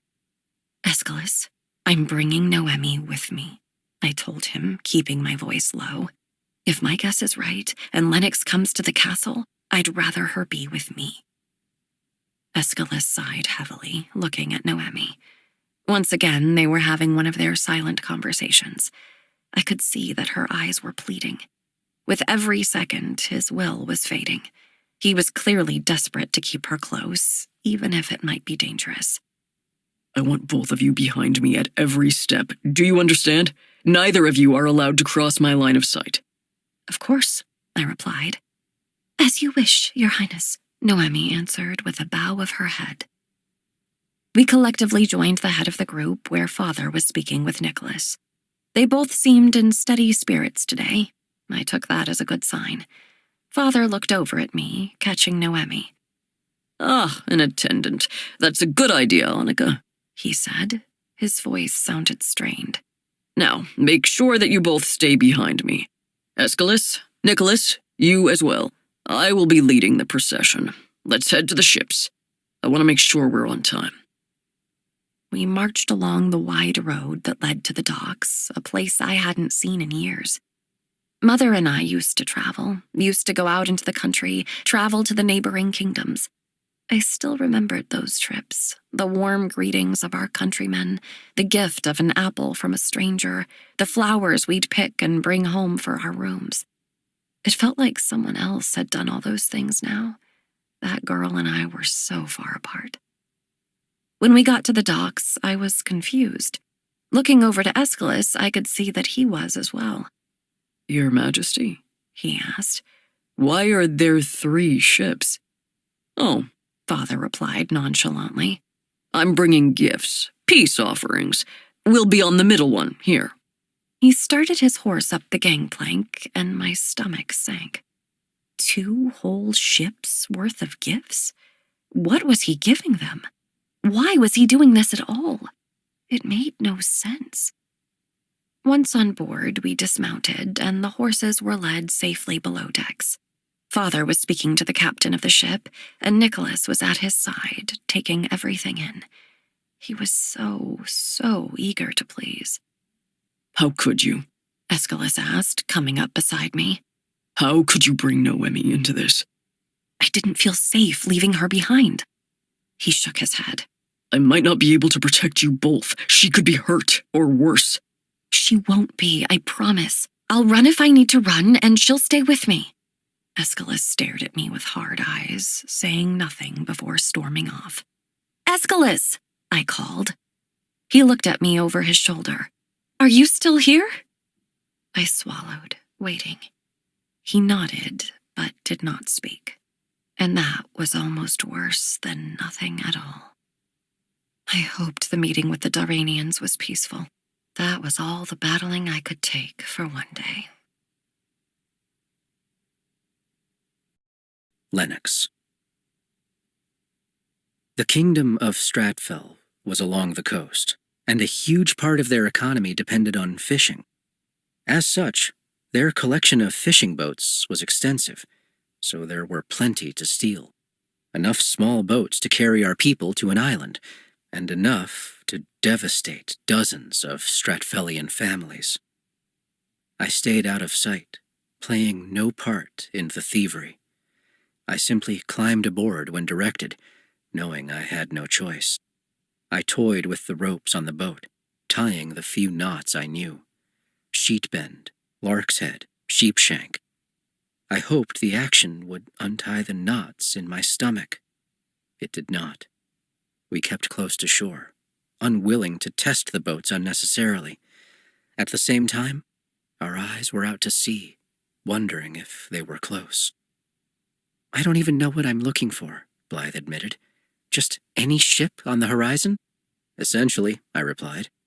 Inigo and Blythe had stayed by my side, as had Griffin and Rami. "I don't see anything," Inigo stated dejectedly. "Were we given the wrong date?" I shook my head. No. This was designed to lure at least some of us into the open. They're out there. Just then, we rounded a jagged edge of the coast, and right ahead of us were 3 massive frigates. Now that I could see just what they had at their disposal, my greatest fear was confirmed. This was a full-fledged assault. "Get your weapons ready," I yelled to my crew. "Their ships are bigger, but that makes them slower. There's a chance they haven't noticed us yet, but they will soon. When that happens, be on guard. We don't know what defenses they have. We will need all of our number, so protect one another." "Yes, sir," they all responded. Inigo was already adjusting the sails, using the wind and our size to our advantage.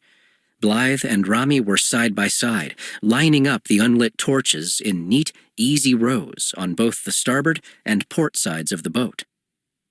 As my father's cape drifted out behind me, I wondered idly whether there was more to be said between my mother and me. And most important, would today rob us of the opportunity to try?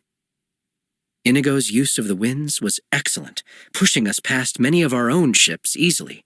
I stood on the front of our schooner, watching. It wouldn't be long before they realized we were on their tail, and I had my eyes on the backs of the ships, waiting for that moment. I glanced to my sides, making sure everyone I could see was ready.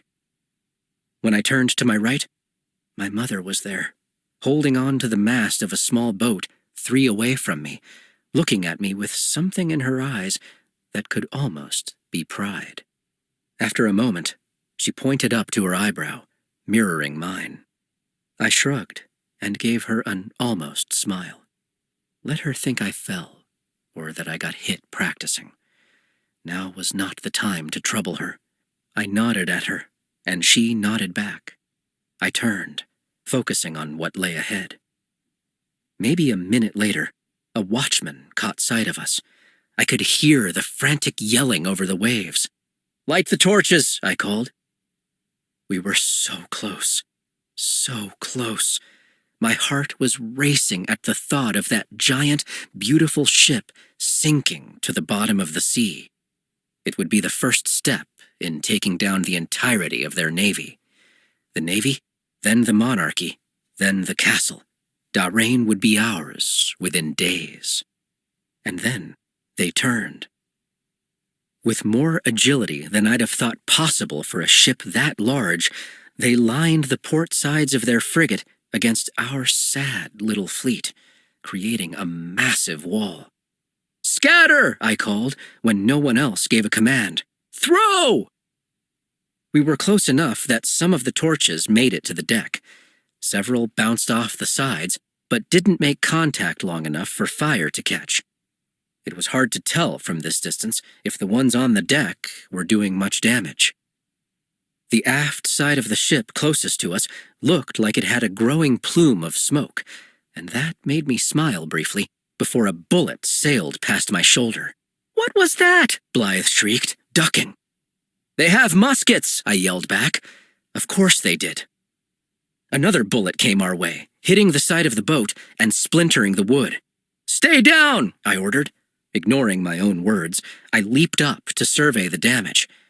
2 or 3 of our boats had tipped in the wake of the frigate, and people were grasping for something to hold on to, begging for someone to throw them a rope.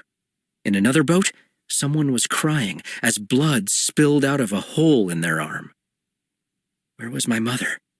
I scanned our fleet, finding her where I'd seen her last, a few boats away. Even from here, I could see the tears streaming down her face as she hurled curses and torches at the massive ship, years of grief spilling out. I'd known she was formidable. This was something else. Something deeper than the sheer determination she threw into surviving. It was almost animalistic. Following her lead, I called back to Blythe and Rami. "Light the torches, and I'll throw them from here." Rami passed me one first. I remembered my father's face, and threw. I remembered my cold room, and threw. I remembered needless blood on my sword, and threw. I remembered every last thing I went through because of them, and I fought the only way I could. Over all the screams and the muskets firing, the waves and clamor, I was brought to a halt by a voice calling out, "Annika, get back!" She was here. White Flag, Coleman, had specifically said that she would be kept far from a war. So why was she here? There, I found her on the stern of the ship, searching for something. She was in white.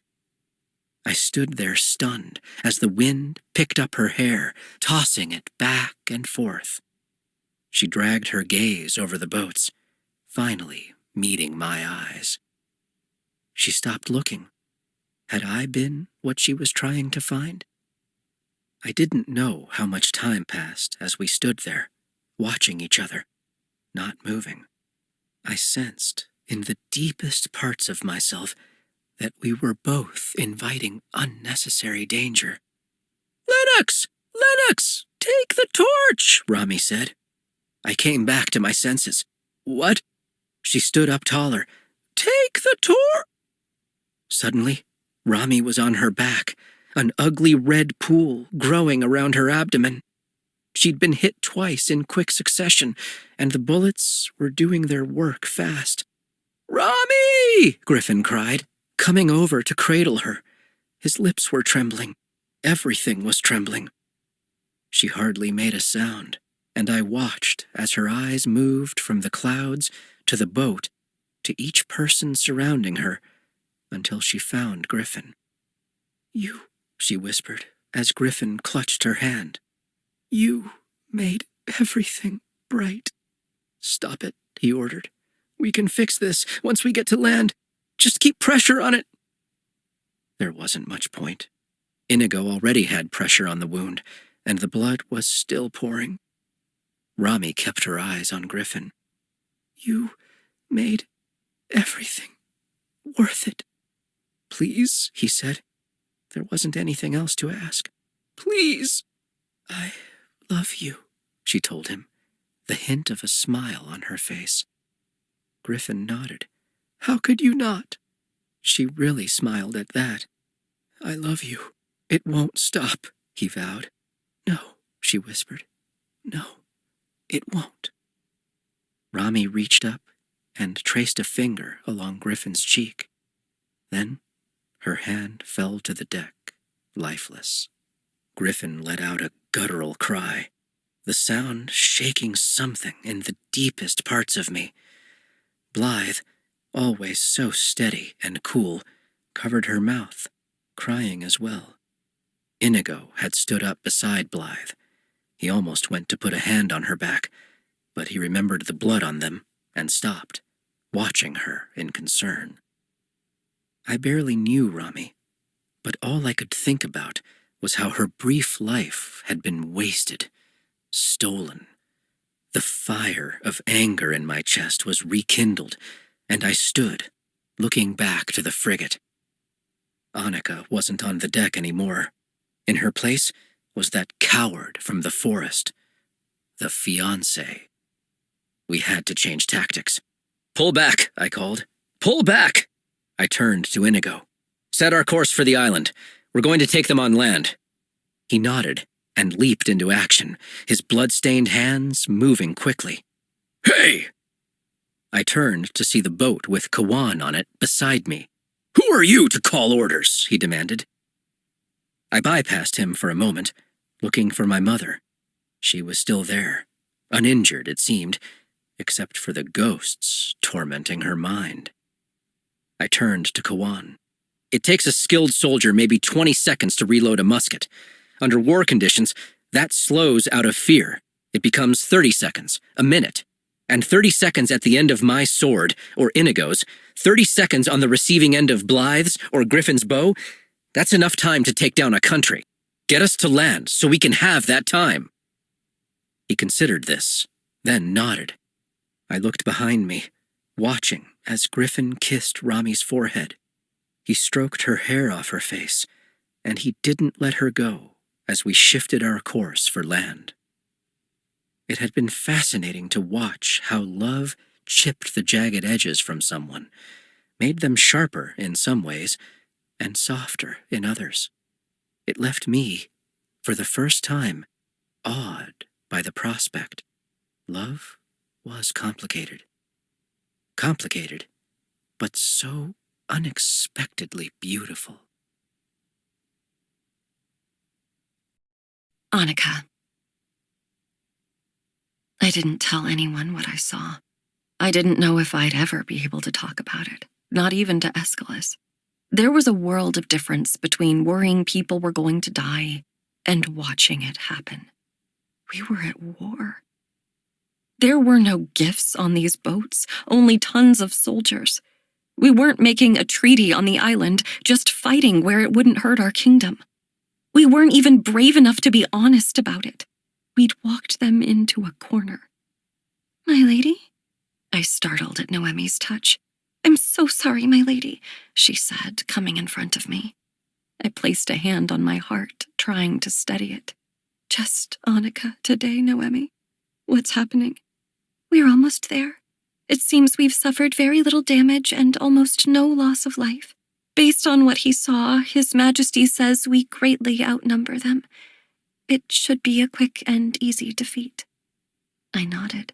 That was what we wanted, right? What I'd said I wanted. If it came down to them or me, it was going to be me.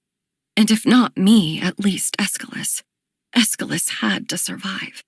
Did you suspect, I asked her, that we were going to attack them? She shook her head, her eyes holding the same horror mine did. I'll go up now.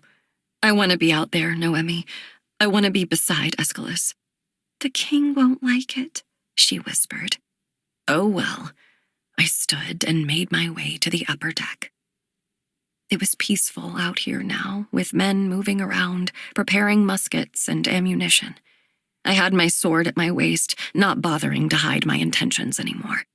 Looking to the horizon, I saw the island as we approached. I could see there was an inlet perfect for disembarking ships of our size. Most of the land was forested, though the trees looked foreign to me, and I could see mountain peaks in the distance. The only thing menacing were the clouds coming from the northeast, thick and imposing. In my head, I'd painted this place as unwelcoming, but the trees were so green, the sky was so bright that if I'd been forced to describe the island in a word now, I'd have chosen inviting. The men pulled the ship into the old docks, and I mounted my horse. Noemi went to mount up as well, as I'd instructed her to, but Aeschylus came over. No, under no circumstances are you disembarking. It was one thing to have you come along when we thought it was a small envoy, but now that there's an entire army out there, you will not be leaving the ship. He took the reins of Noemi's horse in his hands, swallowed hard, and spoke. I forbid it. I unforbid it, I called. Annika, do not push me today, Aeschylus warned. I sighed. If things get too intense, she can come back to the boat. He was still angry at me, still enraged that I could be putting her in danger. But after a moment, the tension in his shoulders relaxed. Fine, but nothing changes. You stay behind me and you will leave if I give the order. Do you understand? She nodded. Absolutely, Your Royal Highness. There was gravity in her voice, an understanding passing between them. I knew he was worried for her safety. I was too. But it would be better for both of them if they were in the same place, where they would know exactly what was happening. If there was one thing Lennox had given me, it was a strange sense of peace through knowing the truth. That, at least, I was grateful for, and I wouldn't rob my brother or Noemi of it. Not on a day like this. I wondered about those left in Lennox's army. How many had survived the onslaught? Had they come ashore yet? Were they on their way to us now? Were they too crushed by the numbers they'd lost to carry on? I would have been. Swallowing, I looked at Aeschylus, who was mounting his own horse, and father as he did the same. Noemi, brushing her hair off her face, and even Nicholas. What would I do if I ended this day without a single one of them? I pushed that thought away and followed them to land. Our soldiers were disembarking as well, marching in clean lines through the thick brush. My horse didn't seem nearly as confident here as he did back home, and it bothered me that even he could sense something was off. I took breaths to steady myself as we made our way in silence under the canopy of strange trees. In the distance, the scattered forest broke into a clearing. The sky was split, sunlight shining brilliantly on one half, the gray of heavy rain clouds on the other.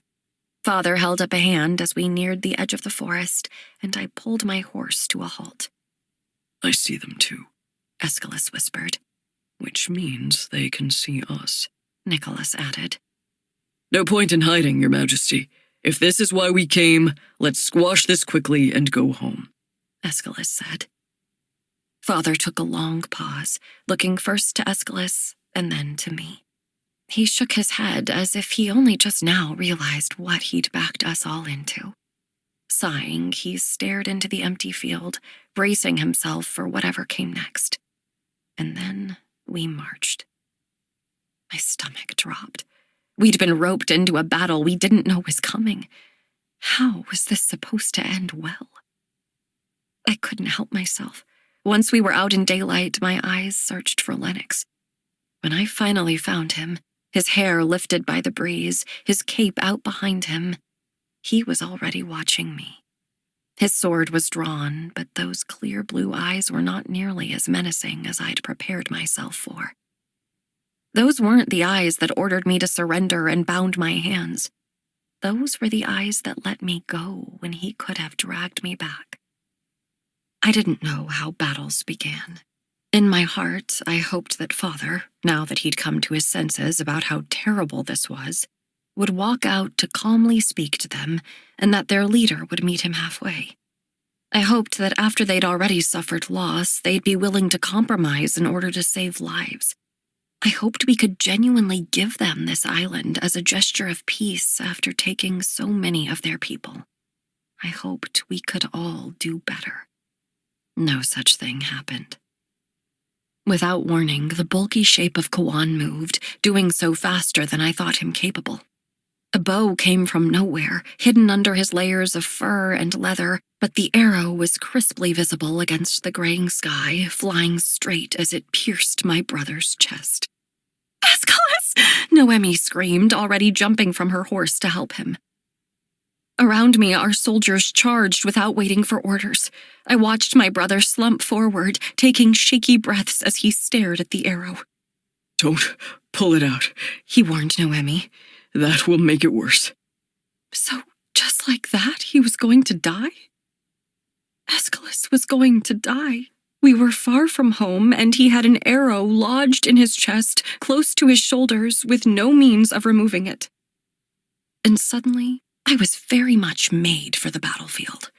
Lennox was still standing where I saw him last. It was as if he knew. His people might advance, and my soldiers might charge, but he and I could go up against no one else. I dug my heels into my horse, and he sprang into life. As I started galloping, I heard someone behind me scream my name. I ignored it, my eyes trained on Lennox. He watched me for a moment, making sure I was coming his way, then turned and sprinted away. Between the distance and his speed, he had quite the head start. That wouldn't save him today. He bolted into the forest behind him, moving nimbly around trees and jumping shallow streams. I unsheathed my sword, holding it high.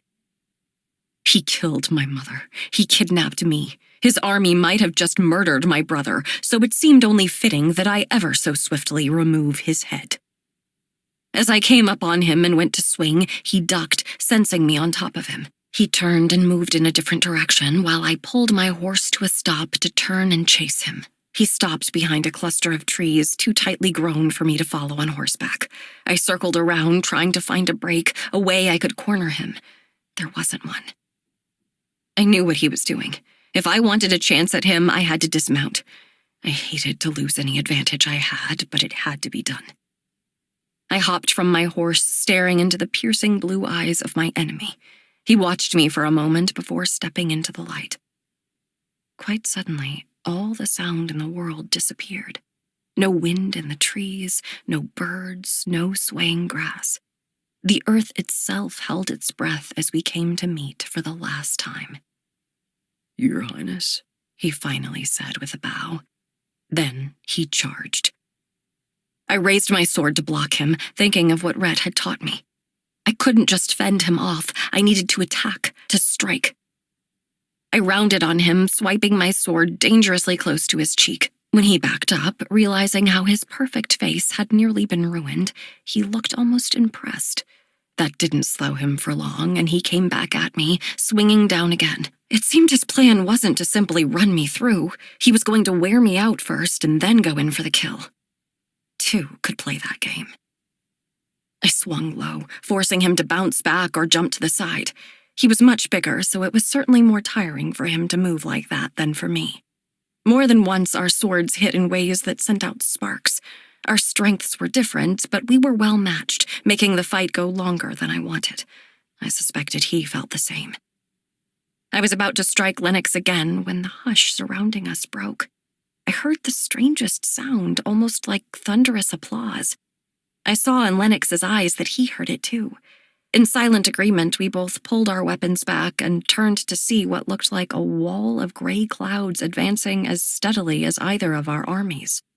Wind and rain wrapped up together, overlapping as if fighting for dominance, crept ever closer as the darkness rolled in. This must have been the storm I'd seen in the distance from the ships, the darker side of the gray clouds now taking over the entirety of the sky. At first, I was too in awe to do anything. How eerily stunning it was, how mysterious and grand. And then I saw the winds rip a tree up from its roots, and I started running. Lennox was beside me in a flash, passing me by a few feet, then holding that same position as we ran. I didn't dare look back. I could hear the rain and wind behind me, and that was all I needed to continue moving forward. I'd never seen a storm like this, didn't know how to protect myself. I couldn't hold on to a tree, those were being torn from the ground, and I didn't think dropping to the forest floor would help either. I was wrong. There was nothing welcoming about this land. And then, in the distance, my salvation presented itself. In the side of one of those strange rock-like mountains, down an edge as sheer as a cliff, there was an opening. I didn't know how deep it went, but it was my only chance at shelter. The only problem was that Lennox was clearly heading toward the same place. He glanced over his shoulder, first looking at me and then at the approaching wall of wind. His eyes widened and he pushed himself to move faster. So I did the same. Unfortunately, my legs were not as long as his and my dress was limiting me.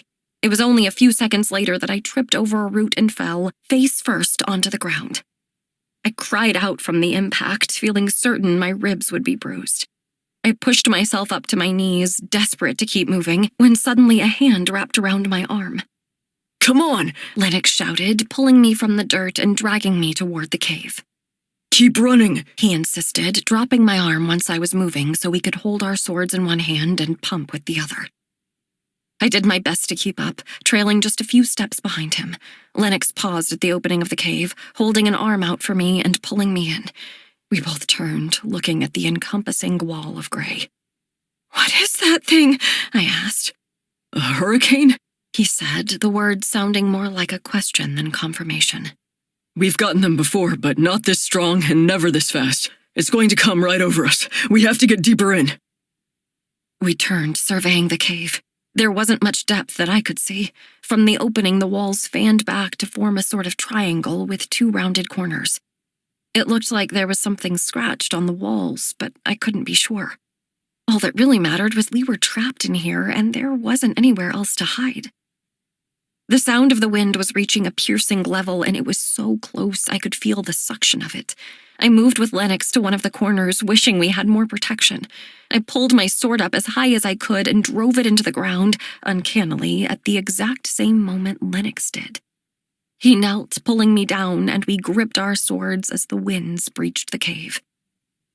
The sound was nightmarish, loud and chaotic, and the winds were strong enough that they lifted me from the floor for a second or two at a time. I gripped my sword, hoping that I'd driven it in deep enough to hold. Looking down, I saw Lennox's knees come up too, and I reached out for him, attempting to pull him back down. Once his legs were back on the ground of the cave, he gripped me too. He wrapped a leg around me, and I did the same. We held onto our hilts and one another, just trying to stay alive. I felt when he readjusted his grip, and I felt when he pulled me in tighter. My legs were surely going to be bruised from where I kept slamming into the floor, and I had to imagine Lennox's arms were burning as much as mine were from the strain. And then, as if he could read my thoughts, he let out a groan through his teeth as if giving a focus to the ache. I buried my face into his chest, digging fingers into his clothes, holding on until, as quickly as it had begun, the winds began to subside. We were on the ground, holding our swords, tangled into one another, and panting as if we'd just run across the entirety of the island. We stayed still a few moments, unsure if the winds would pick up again. The howling was diminished, but still there. The new noise was now the rain. We released our grips, looking out at the sheets of rain. The lip of the cave tilted down, so it wasn't coming in, but it wasn't anything I was looking forward to rushing into. After having my eyes clenched shut for so long, I'd adjusted to the darkness and could make out Lennox's uncomfortable expression. Clearing my throat, I dropped my arm and untangled my legs, moving quickly to stand. Lennox got to his feet first and, with some effort, jerked his sword upright, releasing it from the ground. If it was that hard for him, this was going to be embarrassing for me. I had to tug 3 times to get my sword out. Lennox wasn't even paying attention. He was walking, surveying. Then he took a deep breath, a wild smile playing on his face. Are you ready to get back to the business of dying? Absolutely, I replied, having no intention of losing my life today. He raised his sword as I pulled back mine, and we both hit stone. I tried to readjust, but it didn't matter. The ceiling didn't offer much room, and to be honest, it was going to be all but impossible to move in here. We were just as likely to injure ourselves as we were each other. We both came to this unfortunate realization at the same time. So, how does this end? I asked, out of ideas. If we can't properly fight, do we run for it? He pointed to the torrent outside. Can you see your way through this? I turned and stared, straining. I think I see a tree, maybe. Exactly. If we run, we won't make it. So you can attempt if you want, but I'm not dying like that. Neither am I replied. Then I'm afraid it's an uncomfortable truce for us, Your Highness. I huffed. He was right, of course, and I hated that. All I could do for now was survive. You keep to that side of the cave, and I'll keep to this one, I ordered. Agreed, he replied, and we stepped away from each other, settling on the floor, staring across the cave into the eyes of our enemy. Lennox. The weather was not changing.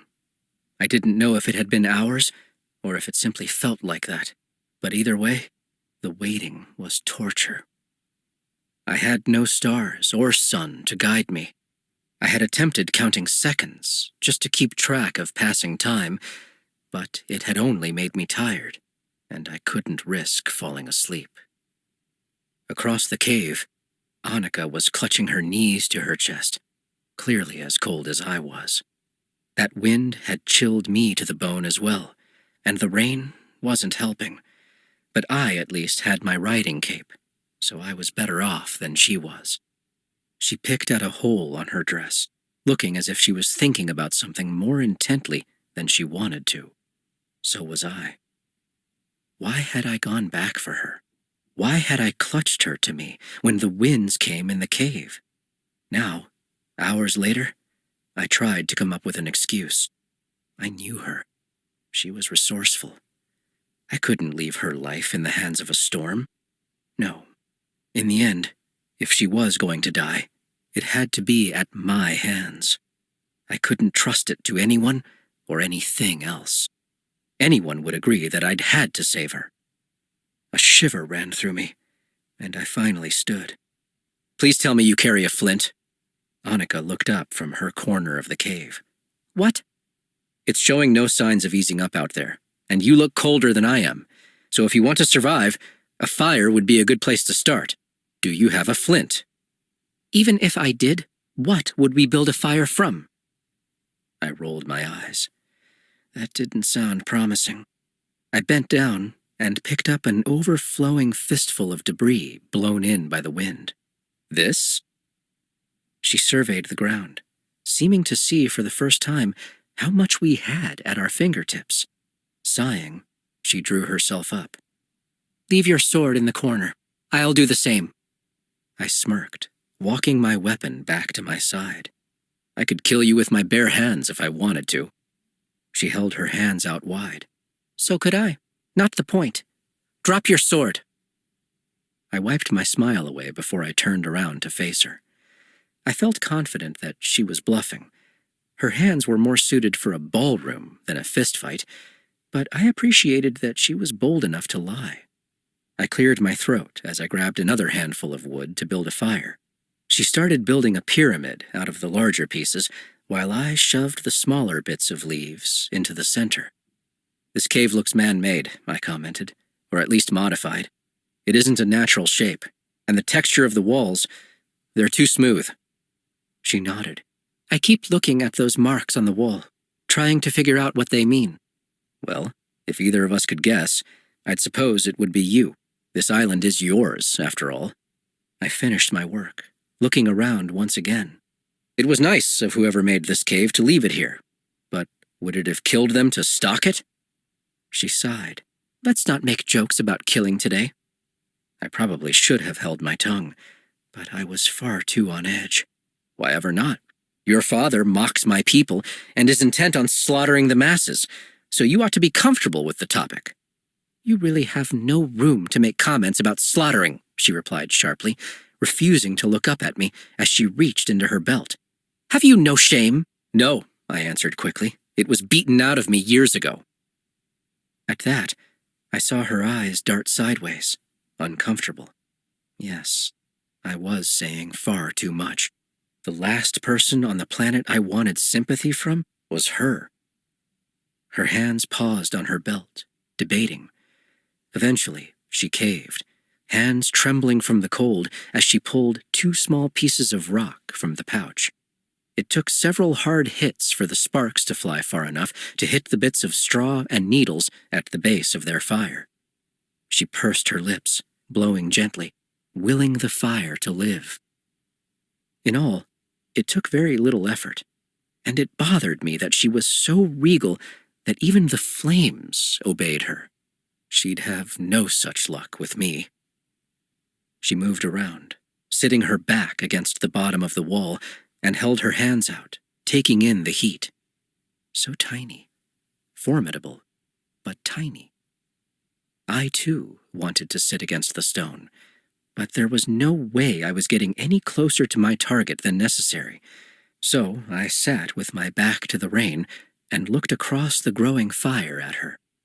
Her eyes were burning into mine. Such hatred there, such disgust. Even with all I'd done to keep her alive, it wasn't enough to undo the fact that I'd taken her mother. I wondered what she saw in my eyes, if they looked as angry as hers. She shook her head. Why? Why what? She swallowed. Never mind. I knew. Of course I knew. I told you when we met that I had information you wanted. I would have handed it all over then, if you'd merely cooperated. And then, you would have killed me. I shrugged. I could kill you now, or later. Eventually, it will happen. So you should have taken the offer while it stood. I saw the muscles in her face tighten. She wanted to know so badly, but I sensed she wouldn't allow herself the weakness of asking again. For what it's worth, I started, I didn't know she was your mother. I didn't know she was anyone's mother. I was given a task, and I had to complete it. It was as simple as that. Simple? She shook her head. You uprooted my life. There was nothing simple about it. I stared at this selfish, foolish girl. You hold on to our kingdom without a second thought. It's simple for you and ruinous for us. Don't act like you're innocent in this. I took nothing. Oh, then do tell me about your plans to give it back, I snapped. We've been over this. On what grounds is it yours in the first place? It was always ours! My shout echoed in the tiny cave. The following hush was bigger than the space allowed, and we sat in an uncomfortable silence for as long as I was able to contain myself. There weren't 6 clans. There were 7. For a very brief period, my ancestors were chosen to lead the clans as a united front against Kyland. We were placed in a royal position by a majority vote among the chiefs, and someone in your family decided that wasn't good enough for them. Not only did they kill who they could, not only did they take what was ours, they erased us from your history to cover what they'd done. And now, you eat off porcelain while we sit in the shadows. I scoffed, looking over her pretty little dress with its delicate embroidery. Who wore something like that into battle? Don't pretend your hands are clean, I told her. In the end, one of us will fall, and the other will rise. Well, aren't you lucky then that I had a flint, and you get to live one more day? Aren't you lucky that I held on to you so that you could too? She shook her head. Don't speak to me unless it's absolutely necessary. Done.